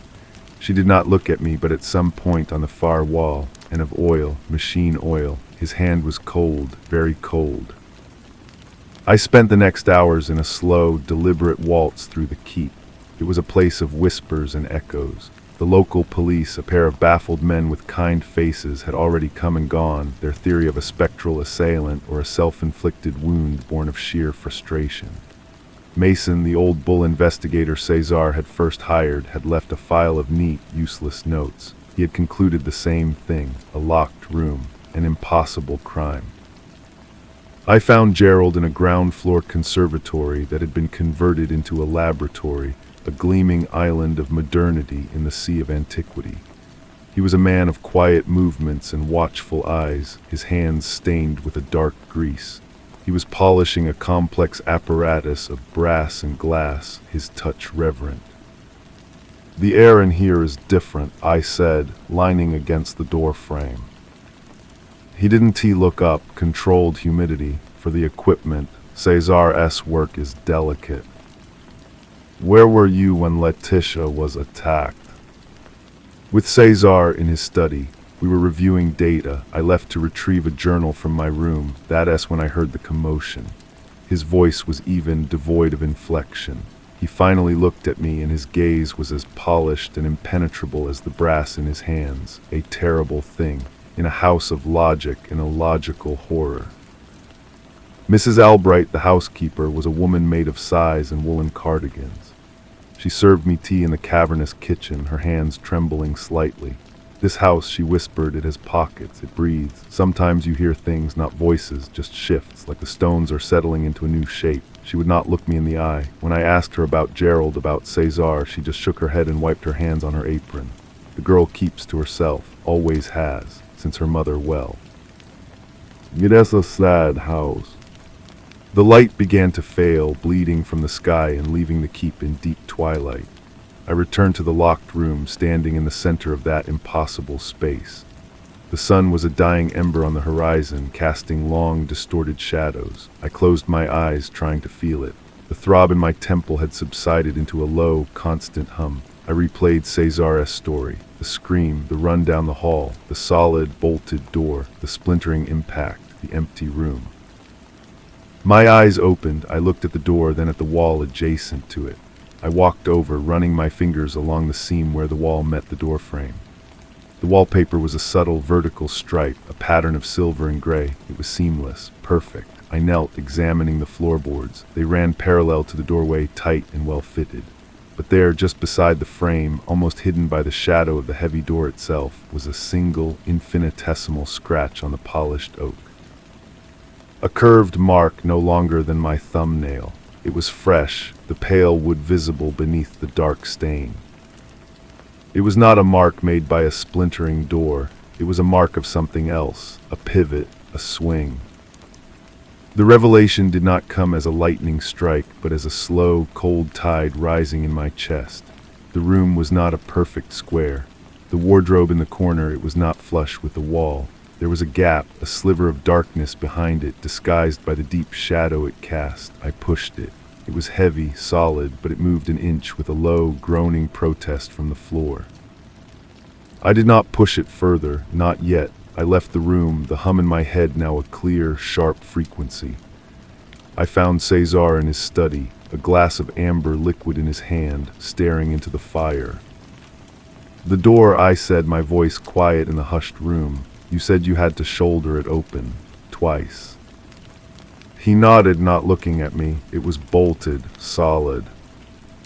"But the first time you tried, it didn't give. You threw your weight against it, and it held. Then you tried again, and it splintered open." "Well, yes. What if it wasn't the bolt holding it shut that first time?" I asked. What if it was something else? What if the door wasn't just locked, but blocked by another wall, perhaps? A second false wall, swinging closed to create the illusion of a seamless corridor, pivoting on a hidden mechanism triggered by a scream. He finally turned to look at me, his face illuminated by the firelight, his eyes pools of darkness. "That is a fantasy, Dylan, a contrivance." "Is it?" The scratch on the floor by the door frame, the wardrobe that isn't quite flush, the smell of machine oil on the assailant. "Your daughter said he smelled of the sea and oil. Gerald smells of oil. Your laboratory is full of it. This isn't a ghost story, Cesar. It has a story of engineering, of misdirection. A hidden panel, a secret space between the walls. The attacker was already in the room when you heard the scream. He waited for you to run down the hall." He slipped out through the panel into the space behind the false section of hallway wall. He swung it closed just as you reached the door. You hit the door and it was solid because it was braced by the newly placed wall behind it. You recoiled, gathered yourself, and charged again. In that moment he released the mechanism. The false wall swung back into its hidden recess in the adjacent room. When the door gave way on your second try, you saw only what you expected to see. A straight, empty hallway and a locked, now broken, door to an empty room. An impossibility. Cesar said nothing for a long time. The only sound was the crackle of the fire. "Why?" I pressed. "Why attack your own daughter, to frighten her, to make her a prisoner in her own home, or was it a message for you?" He drained his glass. "You are a very clever young man, but you understand nothing." "Then explain it to me." The voice came from the doorway. Gerald stood there, but he was not holding a polishing cloth. He was holding a small black pistol, its shape stark and final in the soft light. "He cannot explain it," Gerald said, his voice still eerily calm, "because he did not design it. I did." Cesar stood up, his body rigid. "Gerald, this is not the way." "There is no other way now," Gerald replied, his eyes on me. "He sees the geometry of it. He was always the one who would, eventually. Mason was a blunt instrument. You are a scalpel, a pity." The gun did not waver. My mind was cold, clear, sorting through the angles. The hidden panel, the engineered illusion, the cold, oily hands. "The mother," I said, the last piece clicking into place. "Mrs. Albright said Letitia had been different since her mother. She didn't leave. She died, didn't she, here, in this house, and it wasn't an accident." Gerald's smile was a thin, cruel line. Cesar's wife was disruptive. She questioned his work, our work. She threatened to expose it. The world is not ready for what we can build, the boundaries we can cross. She had to be removed, an accident in the laboratory, so tragic. "And Letitia?" I asked, my eyes darting to Cesar, who had turned his back to us, his shoulders slumped. She started asking questions. She remembered something. You had to silence her, but you couldn't make it look like another accident. Not so soon. So you created a monster, a ghost in the walls, to make her doubt her own sanity, to make any story she told sound like the ravings of a traumatized girl. "To protect the work," Cesar whispered to the fire. "No," I said, "to protect yourselves." Gerald took a step into the room, "And now we must protect it from you."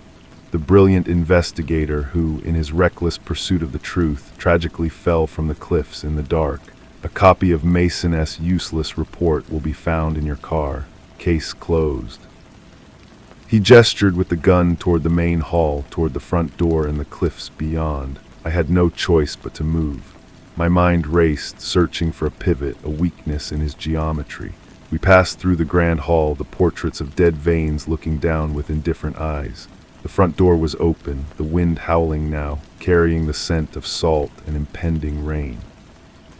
As we stepped onto the gravel drive, a figure emerged from the shadows of the house. Letitia. She stood wrapped in a blanket, her face a pale moon in the darkness. In her hands she held not a weapon, but the heavy, brass apparatus from Gerald's laboratory. Her eyes were no longer vacant. They were filled with a cold, lucid fire. "You told me he smelled of the sea, Letitia," I said, my voice steady despite the gun at my back. "But it was the oil you remembered most, wasn't it? The smell of his hands, the smell of this place." Gerald swung the gun toward her. "Letitia, go inside." She did not move. She looked at her father, who had followed us out, his face a mask of torment. "You let him hurt me," she said, her voice clear and sharp as broken glass. "You knew." In that fraction of a second, as Gerald's attention split between us, I moved. I didn't charge him. I dropped and spun, my legs sweeping to knock his feet from under him. It was a desperate, clumsy move, but it was enough. The gun went off, the report a flat, deafening crack that was swallowed by the wind. The bullet whined past my ear and sparked against the stone of the keep. I was on him as he fell, grappling for the gun. His strength was surprising, a wiry, frantic power. We rolled on the wet gravel, the world a chaos of grunts and the smell of damp earth and cordite. His hand, slick with rain or blood, tightened on the pistol. I saw his finger whiten on the trigger. Then there was a sound, a wet, heavy thud. Gerald's body went limp. I looked up. Letitia stood over us, the brass instrument now stained dark. She was breathing in ragged, sobbing gasps, the object falling from her hands to clatter on the stones. I pushed his body away and stood, my own legs unsteady. Cesar was frozen, staring at his daughter, at the man he had called his assistant, his partner in crime. The wind whipped around us, a chorus for the damned. The police came again with their flashing lights and their serious faces. They took statements, they took the body. They led Cesar Vane away, not in handcuffs, but with a hand on his elbow, a different kind of prison gate swinging shut. The story was too monstrous, too convoluted for the neat boxes of their reports. A genius scientist and his prot-G, killers who built impossible rooms to hide their sins, the geometry of murder. I stood by my car as the dawn began to blade into the eastern sky, a weak, pale light that did little to warm the chill in my bones. The case was solved, the truth was out. It was a clean, sharp ending, the kind I was supposed to want. But as I drove away from Blackwater Keep, watching it shrink in my rearview mirror, the throb in my temple returned. It was a different rhythm now. Not a warning of a mystery to be solved, but an echo of the one that remained. The mystery of the human heart that could design such perfect, terrible lies. The Keep had not given up all its secrets. It had simply allowed me to take the one I came for, while the deeper, darker ones remained, breathing in the spaces between the stones, waiting for the next curious soul to wander in. The road ahead was straight and empty. The sky was a flat, featureless gray. I tried to focus on the case, on the solved puzzle, on the neat alignment of motive and method. But my mind began to drift, to soften at the edges. The sharp image of the scratch on the floor blurred. Letitia's face fragmented into 1,000 pale pieces. The sound of the gunshot became distant, muffled, like a stone dropped into a deep, deep well. I could not hold onto the shape of it. The victory felt hollow, the truth insignificant. The only thing that remained, solid and cold as the keep itself, was the memory of the smell. The salt, the oil, and the clean, sharp scent of a lie, perfectly constructed, forever waiting in a locked room for someone to believe it. Letitia did not wave goodbye. She stood on the steps of the keep, a solitary figure wrapped in her blanket, watching me go. I knew I would be a footnote in her story, the man who pulled one thread and unraveled the tapestry of her life. There was no comfort in that. The rain started an hour into my drive, a steady gray drizzle that matched the mood inside the car. I stopped at a roadside diner, the kind of place with sticky floors and the smell of old coffee. I needed to ground myself, to write my report, to force the events into a linear narrative for the client who no longer existed. But my hand hesitated over the notepad. The official story was simple. Cesar Vane, complicit in the murder of his wife and the assault of his daughter, was in custody. Gerald the mastermind was dead, case closed. Yet the details itched at me, small splinters I couldn't extract. Mrs. Albright's fear, the way she said the house had pockets, the sheer obsessive complexity of the hidden panel. It was a solution, yes, but it felt like a solution built for a different, grander problem than simply silencing a curious girl. I paid for my coffee and drove on, the rhythmic swish of the wipers a monotonous lullaby. My thoughts drifted, sinking below the surface of the solved case. I saw the laboratory, the gleaming brass. I heard Gerald's voice, not in the study with the gun, but earlier in the conservatory. Cesar's work is delicate. He had been polishing a component, a series of interlocking rings and lenses. It looked like a navigational device or part of a complex clock.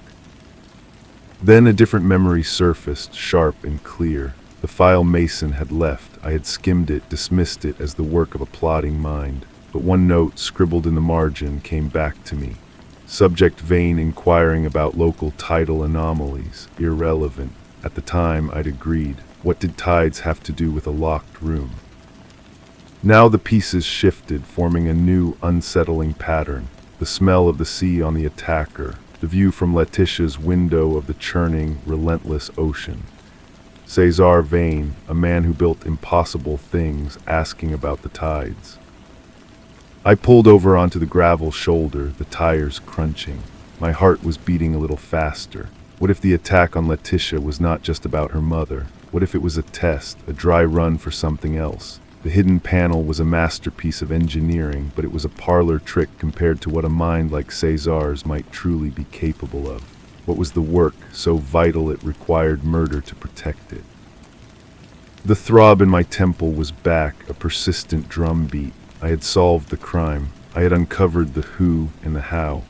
But I had stopped at the most obvious motive. I had left the why buried because it was easier, because it closed the file.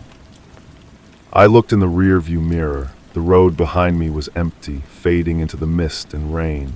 Ahead was the city, my apartment, the next case. A clean break. My hands tightened on the wheel. There was no client, no fee. Only a gnawing, inconvenient truth that the puzzle I had solved was merely the outer box for a deeper, more dangerous one. I signaled, waited for a lone truck to pass, and then I executed a slow, deliberate U-turn across the empty highway. The car now faced back the way I had come, toward the coast, toward Blackwater Keep. The solved case was a phantom. The real mystery was just beginning, and it was waiting for me in the whispers of the house, in the pattern of the tides, and in the cold, dead eyes of a man who believed his work was worth more than his own family. I pressed the accelerator, the engine humming in agreement. The keep was not done with me yet. The rain fell harder as I approached the coast, the sky a bruised purple. I didn't drive to the keep itself. Instead, I parked in the same pull-off where Mason had taken his photos, the one with the sweeping, dismal view of the house and the sea. The keep looked different now, not a puzzle to be solved, but a living entity, its dark windows like eyes watching my return. I left the car and trudged down toward the cliffs, the wind tearing at my coat. I needed to see it from this angle, with this new, terrible suspicion taking root. The sea was a churning cauldron of gray and white, the waves crashing against the rocks with a sound like distant artillery. Mason's note about tidal anomalies echoed in my head, irrelevant. I stood there for a long time, getting soaked, letting the salt spray sting my face. I was looking for something I couldn't name, a flaw in the landscape, a discontinuity. And then I saw it. It was so subtle I almost dismissed it.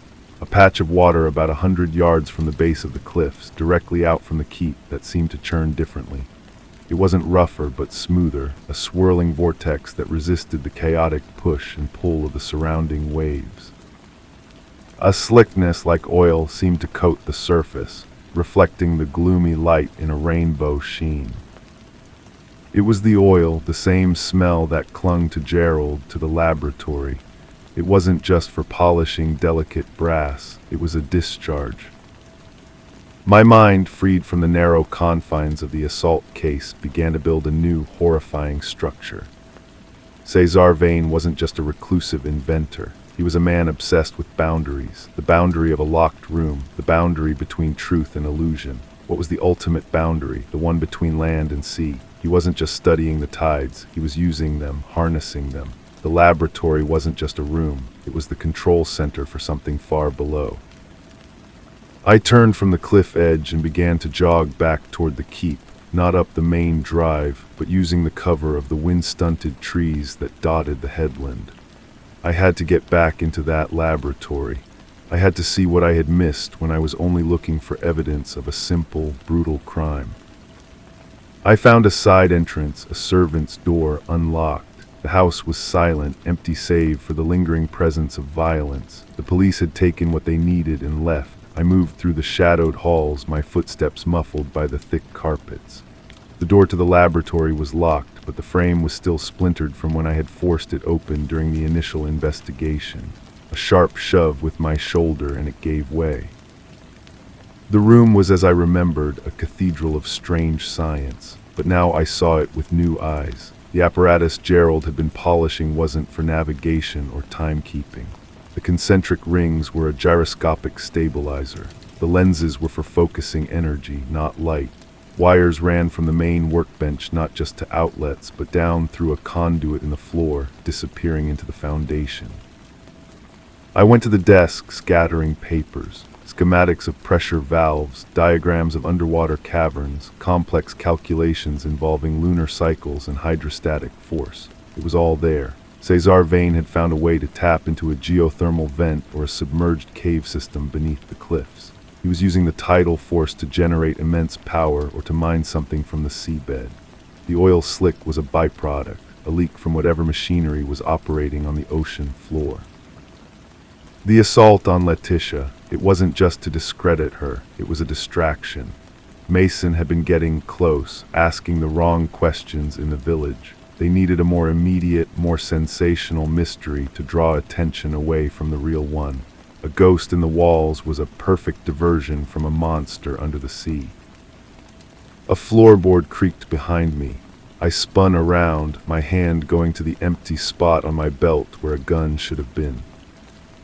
Letitia stood in the doorway. She was dressed now, her hair pulled back, her face still pale but composed. In her hand, she held a small, leather-bound journal. "You came back," she said. Her voice was flat. "I thought you might." "You knew," I said. "Not all of it, but you knew it was bigger than you." "I knew my father had sold his soul long before my mother died," she replied, stepping into the room. She held out the journal. This was hers, she suspected. She wrote about the changes in the tides, the vibrations in the house at certain times of the day. She thought he was building a weapon. I took the journal, its cover soft with age. It's not a weapon, it's a power source, something revolutionary, and he and Gerald killed her for it. And they would have killed me or driven me mad to keep it secret. She looked around the laboratory, her gaze lingering on the conduit in the floor. The police took my father, but they didn't ask the right questions. They didn't look down. The hum in my head was a roar now, a symphony of interconnected truths. I had solved the murder, but I had missed the crime of the century happening in the depths below. Cesar Vane was in custody for conspiracy to commit assault and murder, but his life's work, his dangerous, world-changing work, was still here, still operational, its secret buried with Gerald and a dismissed title report. Letitia's eyes met mine, and in them I saw the same cold fire from the night before. "What do we do now?" she asked. Question hung in the oily air of the laboratory. The case was closed, but the story was just beginning, and I was no longer just a private investigator cleaning up a mess. I was a man who had stumbled into the heart of a darkness so much deeper than he had ever imagined. I looked from Letitia's resolute face to the schematics on the desk, and I knew my U-turn on that rainy highway had been the most important decision of my life. We had to go down. We had to see what was really there. The journal felt heavy in my hands, a tangible piece of the truth her mother had died for. I opened it, the pages filled with a neat, precise script that detailed not just suspicions, but observations. Fluctuations in the well-water's salinity. Strange, low-frequency hums that coincided with the turning of the tide. Sketches of machinery that mirrored the brass components on the desk. They didn't just kill her for questioning his work, I said, my voice low. They killed her because she was close to understanding it. Letitia nodded, a single, sharp movement. He loved his creations more than he loved us. This was his greatest. I looked at the conduit in the floor, the thick bundle of wires descending into darkness. There has to be an access point, a way down. The old sea cave, Letitia said without hesitation. The one the original builders used for smuggling. My father had it reinforced years ago, said it was for structural integrity. He forbade me from ever going near it. That was it, the final piece of the geometry. The hidden room was the decoy, the laboratory was the control room, and the sea cave was the gateway. We left the lab, the silence of the house now feeling like a held breath. Letitia led me through a warren of service corridors and down a narrow, spiraling stone staircase that smelled of damp and age. We emerged into a cavernous, rough-hewn space at the base of the keep, where the sound of the ocean was a deafening roar. A set of modern, rust-streaked metal doors had been set into the rock, sealed with a heavy wheel lock. It was locked fast. I strained against it, but it wouldn't budge. It's pressurized, I said, stepping back. It needs a key or a code. Letitia's face fell for a moment, then hardened. The conservatory, she said. The orchid he was so proud of, the one that never bloomed. The pot is fixed to the shelf. It turns. We ran back up, our footsteps echoing in the stone stairwell. The conservatory was humid, the air thick with the scent of earth and vegetation. The orchid pot, a grotesque, glazed thing, was indeed fixed. I gripped it and twisted. It rotated with a deep, grinding click from somewhere far below. Back in the sea cave, the wheel lock now turned easily. The metal door swung inward with a hiss of equalizing pressure, revealing not a dark cavern, but a brightly lit, cylindrical elevator. The hum I had felt as a throb in my temple was now a palpable vibration in the air. We stepped inside. There were only 2 buttons, one for the laboratory level, and one marked with a simple, engraved wave. I pressed the wave. The descent was slow, the machinery groaning against the immense pressure of the sea. The walls of the shaft were reinforced steel, beaded with condensation. After a minute that felt like an hour, the elevator shuddered to a halt. The doors opened onto a sight that stole the breath from my lungs. It was a dome, a vast, transparent hemisphere nestled on the seabed. Beyond the curved walls, the deep ocean was a twilight world of drifting silt and strange, phosphorescent life. And in the center of this impossible room stood Cesar Vane's true masterpiece, a colossal machine of spinning brass rings and crystalline lenses, all centered on a vortex of raw, blue-white energy that pulsed in time with the distant crash of the waves above. It was drawing power from the Earth's core, from the tidal force, from the very motion of the planet itself. The oil slick on the surface was a mere seepage, a trivial flaw in a system of unimaginable complexity. This was not just a power source, it was a heart, a new artificial heart for the world, built in secret by a madman, and it was untested, uncontained, its potential for creation or destruction beyond calculation. Letitia stood beside me, her reflection ghostly on the transparent wall. He built a god, she whispered. And he was willing to sacrifice everything to it, I replied. The case was closed, but the work was just beginning. We had to contain this, to understand it, to decide if such a thing could ever be allowed to see the light of day.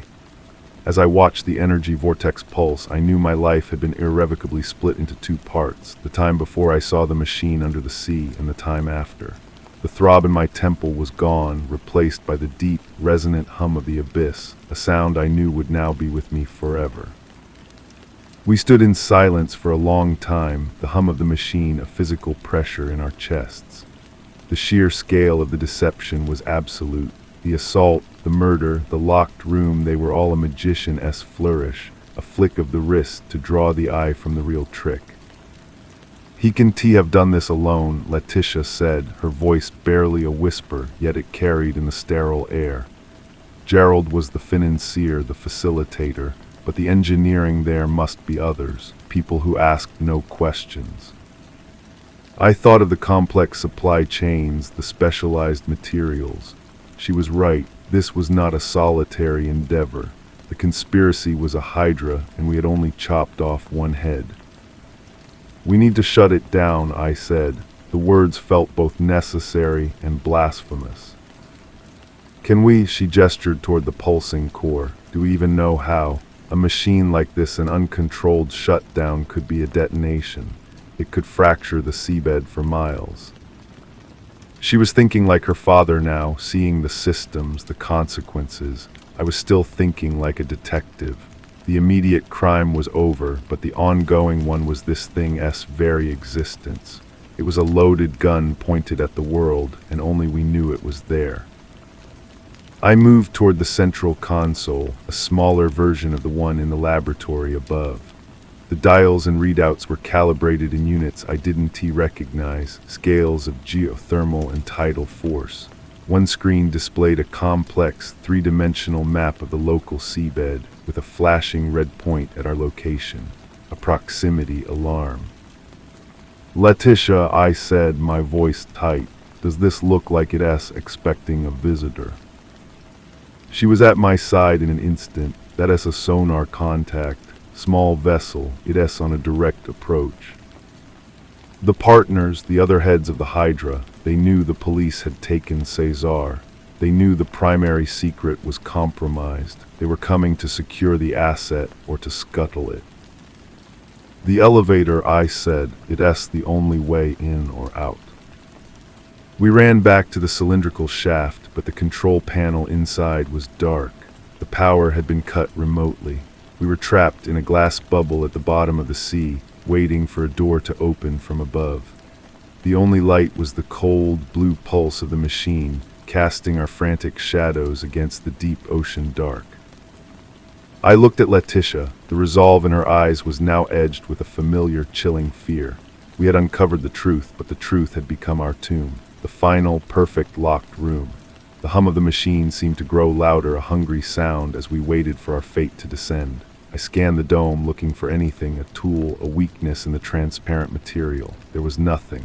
We were in a prison of someone else's design, a specimen jar waiting to be collected.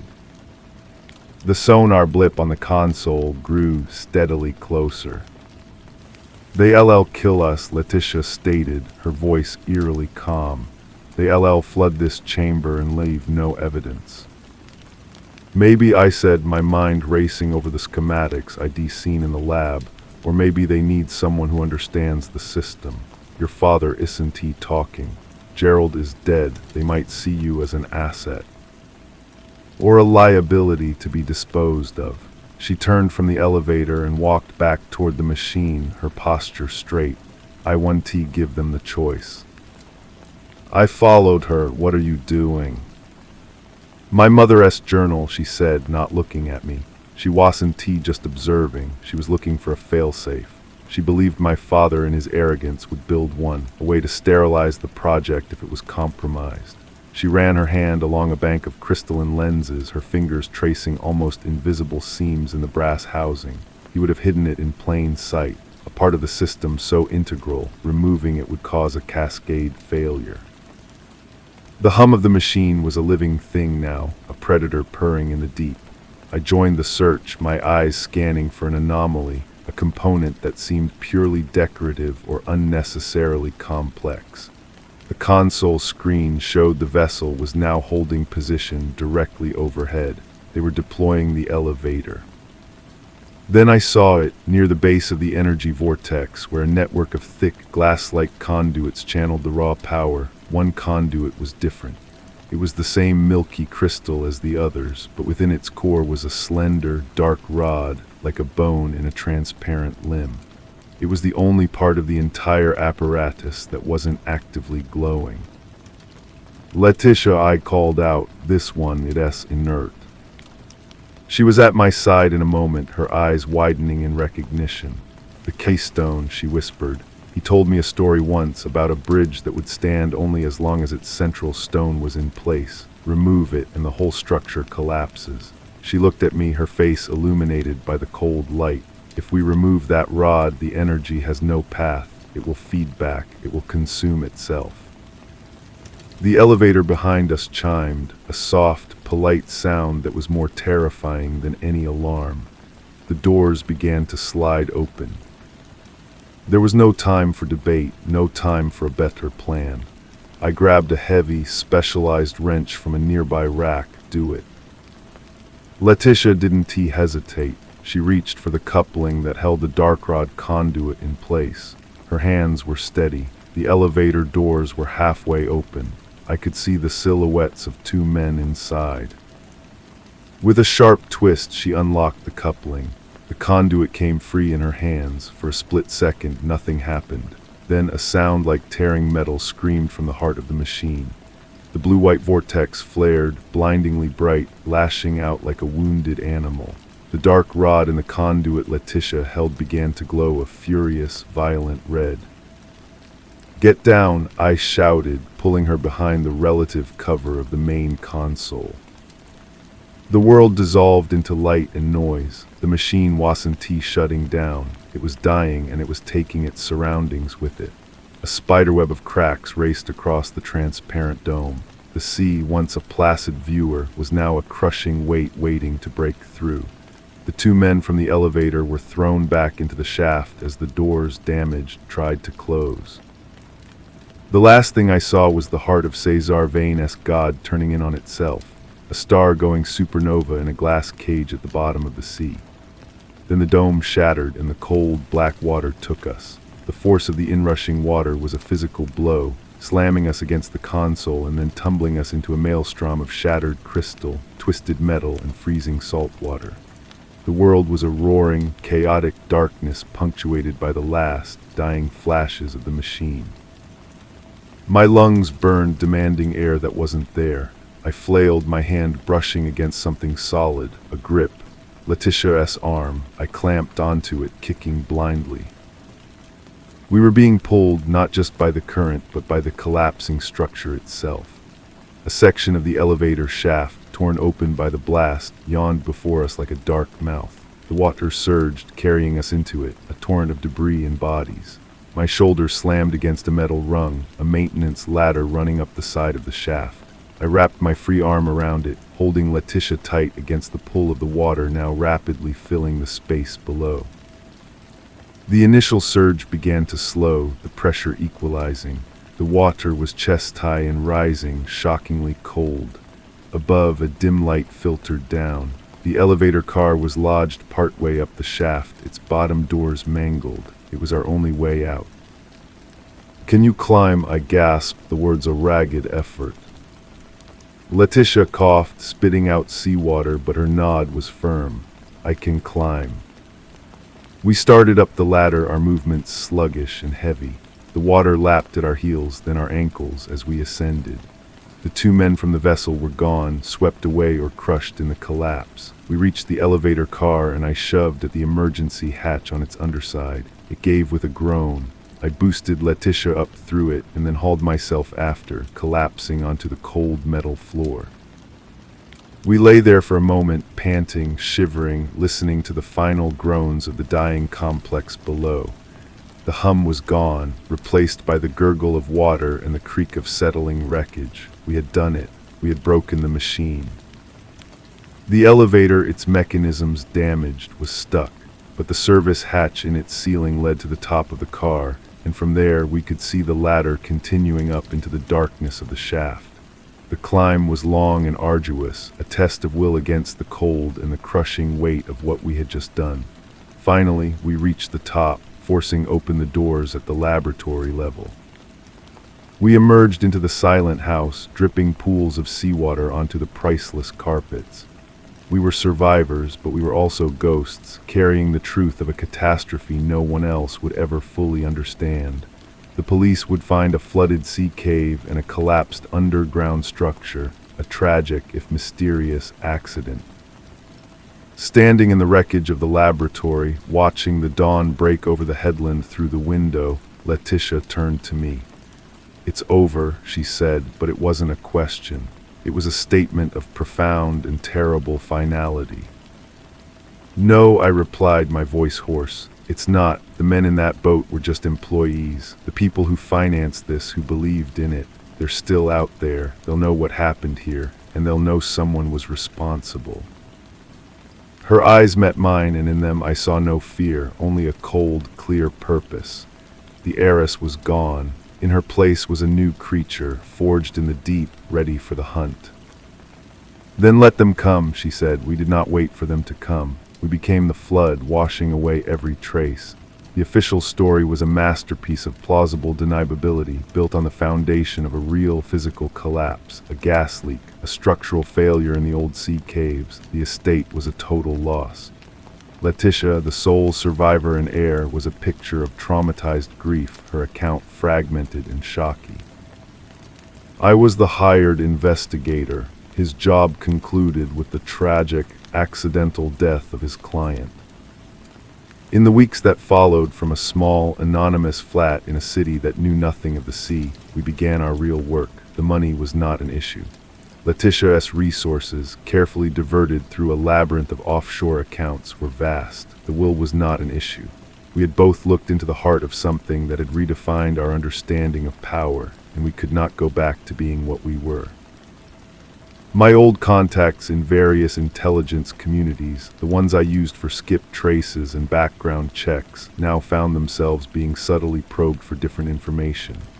Unexplained funding, advanced energy research, geothermal anomalies. Letitia, with her intimate knowledge of her father's mind and methods, cross-referenced it all with her mother's journal, a text that was now our Bible. We found the first thread in a corporate shell company registered in Luxembourg. It led to a research institute in the Swiss Alps, one that published papers on crystalline resonance. The second thread was a defense contractor in Virginia, quietly purchasing patents for tidal force conversion. They were disconnected, innocuous on their own, but to us they formed a pattern, the ghost of the machine's architecture. We were not trying to expose them. The world was not ready for that truth, and the ensuing panic would only drive our enemies deeper. We were building a map of the Hydra. Our goal was not to slay it, but to understand its every contour, to anticipate its movements, and to be ready to cut off any new head before it could grow. Letitia sat across from me, the blue light of the monitor reflecting in her eyes. She was analyzing seismic data from the South China Sea. "Another anomaly," she said, her voice calm and analytical. "The signature is faint, but it's there, the same resonant frequency." I looked up from my own work, a dossier on a reclusive physicist who had vanished from public view 2 years ago. They're trying again, in a new place, with new partners.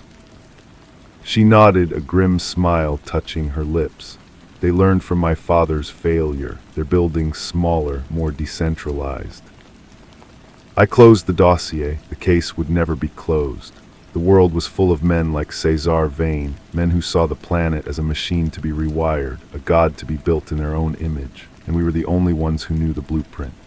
The private investigator and the heiress were gone, lost in the collapse of Vane Keep. What remained were two guardians in the shadows, the silent, watchful sentinels at the gate of a truth too dangerous for the light of day. The hum of the abyss was gone from my ears, but its echo was now the rhythm of my life. A constant, low reminder of the war we had chosen to fight. The flat was spare, a temporary cell we used for planning and little else. Sleep was a fleeting visitor, often chased away by dreams of crushing pressure and a cold blue light. We operated in shifts, one resting while the other watched the digital threads of our nascent network. We were a small, secret agency of two, and our only mission was perpetual vigilance. It was during one of my watches, the city outside a dull orange glow against the night sky, that a new alert flashed on my screen. It wasn't from one of our financial tracers or scientific monitors. It was a personal, encrypted message, routed through 3 anonymous servers before appearing in a dead-drop email account I hadn't used in a decade. The header was a single, chilling word: condolences. My blood ran cold. I opened it. The message was brief. The loss of the heart was a tragedy for all mankind. Your report on the structural instability of the Vane estate was most thorough. Your talents, however, are wasted on insurance fraud. We have a proposition. A new project free of the late Mr. Vane's theatricality. Consider the offer. You will be contacted. They knew who I was, and they knew I had lied. They weren't threatening me. They were recruiting me. It was a move of such audacious confidence that it felt like a hand had reached out of the screen and closed around my throat. I woke Letitia. She read the message, her face a mask of calm that I knew hid a torrent of calculation and fury. "They're testing you," she said finally. "They want to see if you are pragmatic enough to join the winning side, or if you are a sentimental fool to be eliminated." "What do we do?" I asked, the weight of their knowledge pressing down on me. "We say yes," she replied, her voice utterly devoid of emotion. "You will play the part of the ambitious man, tempted by a greater purpose. You will get closer to them than any external investigation ever could." The risk was astronomical. It was walking into the lion's den and asking for a job as a zookeeper. But she was right. It was the only move that made sense. It was the only way to turn their arrogance against them. "And you," I asked, "what will you do?" A faint, hard smile returned to her lips. "I will be your ghost, your silent partner. They think they are hunting a lone investigator. They have no idea that the daughter is the true architect of their ruin. They will look for a man in the shadows. They will never see the woman standing in the light behind you." The plan was set. A week later, the contact came as promised. A time, a place, a quiet cafe in a neutral city. I went alone, every sense screaming that I was being watched, that every patron could be an agent. A man in an impeccably tailored suit sat at a corner table. He looked like a banker, not a revolutionary. He introduced himself as Mr. Albright. He never offered a first name. "The work is demanding and the compensation is commensurate," he said, stirring his tea. "The goals are profound. We believe you have a unique aptitude for seeing the larger picture. The Vane affair demonstrated that." I played my part, the weary professional looking for a greater challenge. I asked about the work, about the goals. He was vague, speaking in grand terms about energy independence and geopolitical stability. But beneath the corporate jargon, I heard the echo of Cesar Vane's madness, refined and polished into a sales pitch. As we spoke, my phone, a sterile burner, vibrated once in my pocket, a prearranged signal from Letitia. She had identified 2 of Albright's security detail and had already begun tracing their identities back through facial recognition software. The hunt was on. I was the bait and she was the hook. And as I shook Mr. Albright's hand, agreeing to a preliminary consultation, I knew the war had truly begun. We were no longer just watching the Hydra. We were climbing onto its back. The consultation was a test of its own, a series of hypothetical scenarios presented in a sterile conference room overlooking another city-esque skyline. Albright and his associates, a man and a woman who shared his polished, nondescript quality, watched me intently as I navigated their puzzles. They were probing for my methodology, my ethics, my breaking point. I gave them the version of myself they wanted to see, brilliant, adaptable, and comfortably amoral. I spoke their language of efficiency and acceptable losses. Throughout it all, the phone in my pocket was a silent, ticking heart. Letitia was in my ear, not with words, but with data. Brief, encrypted packets would arrive between meetings, a name, a corporate address, a flight manifest. She was building the architecture of their organization from the digital dust my presence was stirring up. She was the silent witness in the room, and they never knew. After 3 days, Albright was satisfied. "Your insights have been validating," he said, handing me a slim silver data key. "This contains your first assignment, a due diligence matter. A researcher in Reykjavik has been causing ripples with his publications. We need to understand if his work is a curiosity or a genuine risk. Assess him. Standard protocols." I took the key. It was a simple request, a routine job for a man with my supposed skills, but I knew it was another layer of the test. They wanted to see how I handled field work, how I dealt with a potential loose end. The researcher, a Dr. Cale Erlingson, was likely a harmless academic, or he was a precursor, another Cesar Vane working on a smaller, more discreet scale. Back in the temporary apartment, I slotted the key into an isolated terminal. Letitia watched over my shoulder as files on Erlingson populated the screen. His work was on acoustic lithotripsy, using sound waves to fracture rock. On the surface, it was geothermal energy research, but the underlying principles were a stone's throw from the resonant frequencies that powered the machine at Vane Keep. "He's a theorist," Letitia murmured, her eyes scanning the data. "He doesn't have the resources or the vision to build anything. But his papers, they are a recipe. Someone else could follow them." The assignment was clear. I was to be the someone else. I was to be the one who decided if Dr. Erlingson was useful or dangerous. The unspoken question was what I would recommend, elimination or recruitment. "We give him a warning," I said. "We scare him, make him bury his research. It's the only way he lives." Letitia shook her head, a slow, deliberate motion. "No, that would be an anomaly. Albright would expect a man like you to either recruit a useful asset or cleanly dispose of a problem. A warning is the action of a moral man. It would expose you." She was right. The logic was cold and inescapable. To maintain my cover, I had to act as they would. I had to become the very thing we were fighting against, if only for a moment. "I'll file the report," I said, the words tasting like ash. "I'll recommend recruitment. We can control the narrative, feed him false leads through their system." "It's a short-term solution," Letitia replied. "Once he's inside, he becomes their problem and ours." She placed a hand on my shoulder, a rare gesture of contact. "This is the cost. We are not just mapping the Hydra. We are learning to think like it. We must be more patient, more ruthless, and more far-seeing than they are." I booked a flight to Iceland. As the plane climbed above the clouds, I thought of the blue light and the crushing water. I had escaped that prison only to willingly walk into a larger, more complex one. My freedom was an illusion. My life was now a weapon in Letitia's hand, and her will was the only compass I could trust. The mission was everything. The man I had been was another casualty of the deep.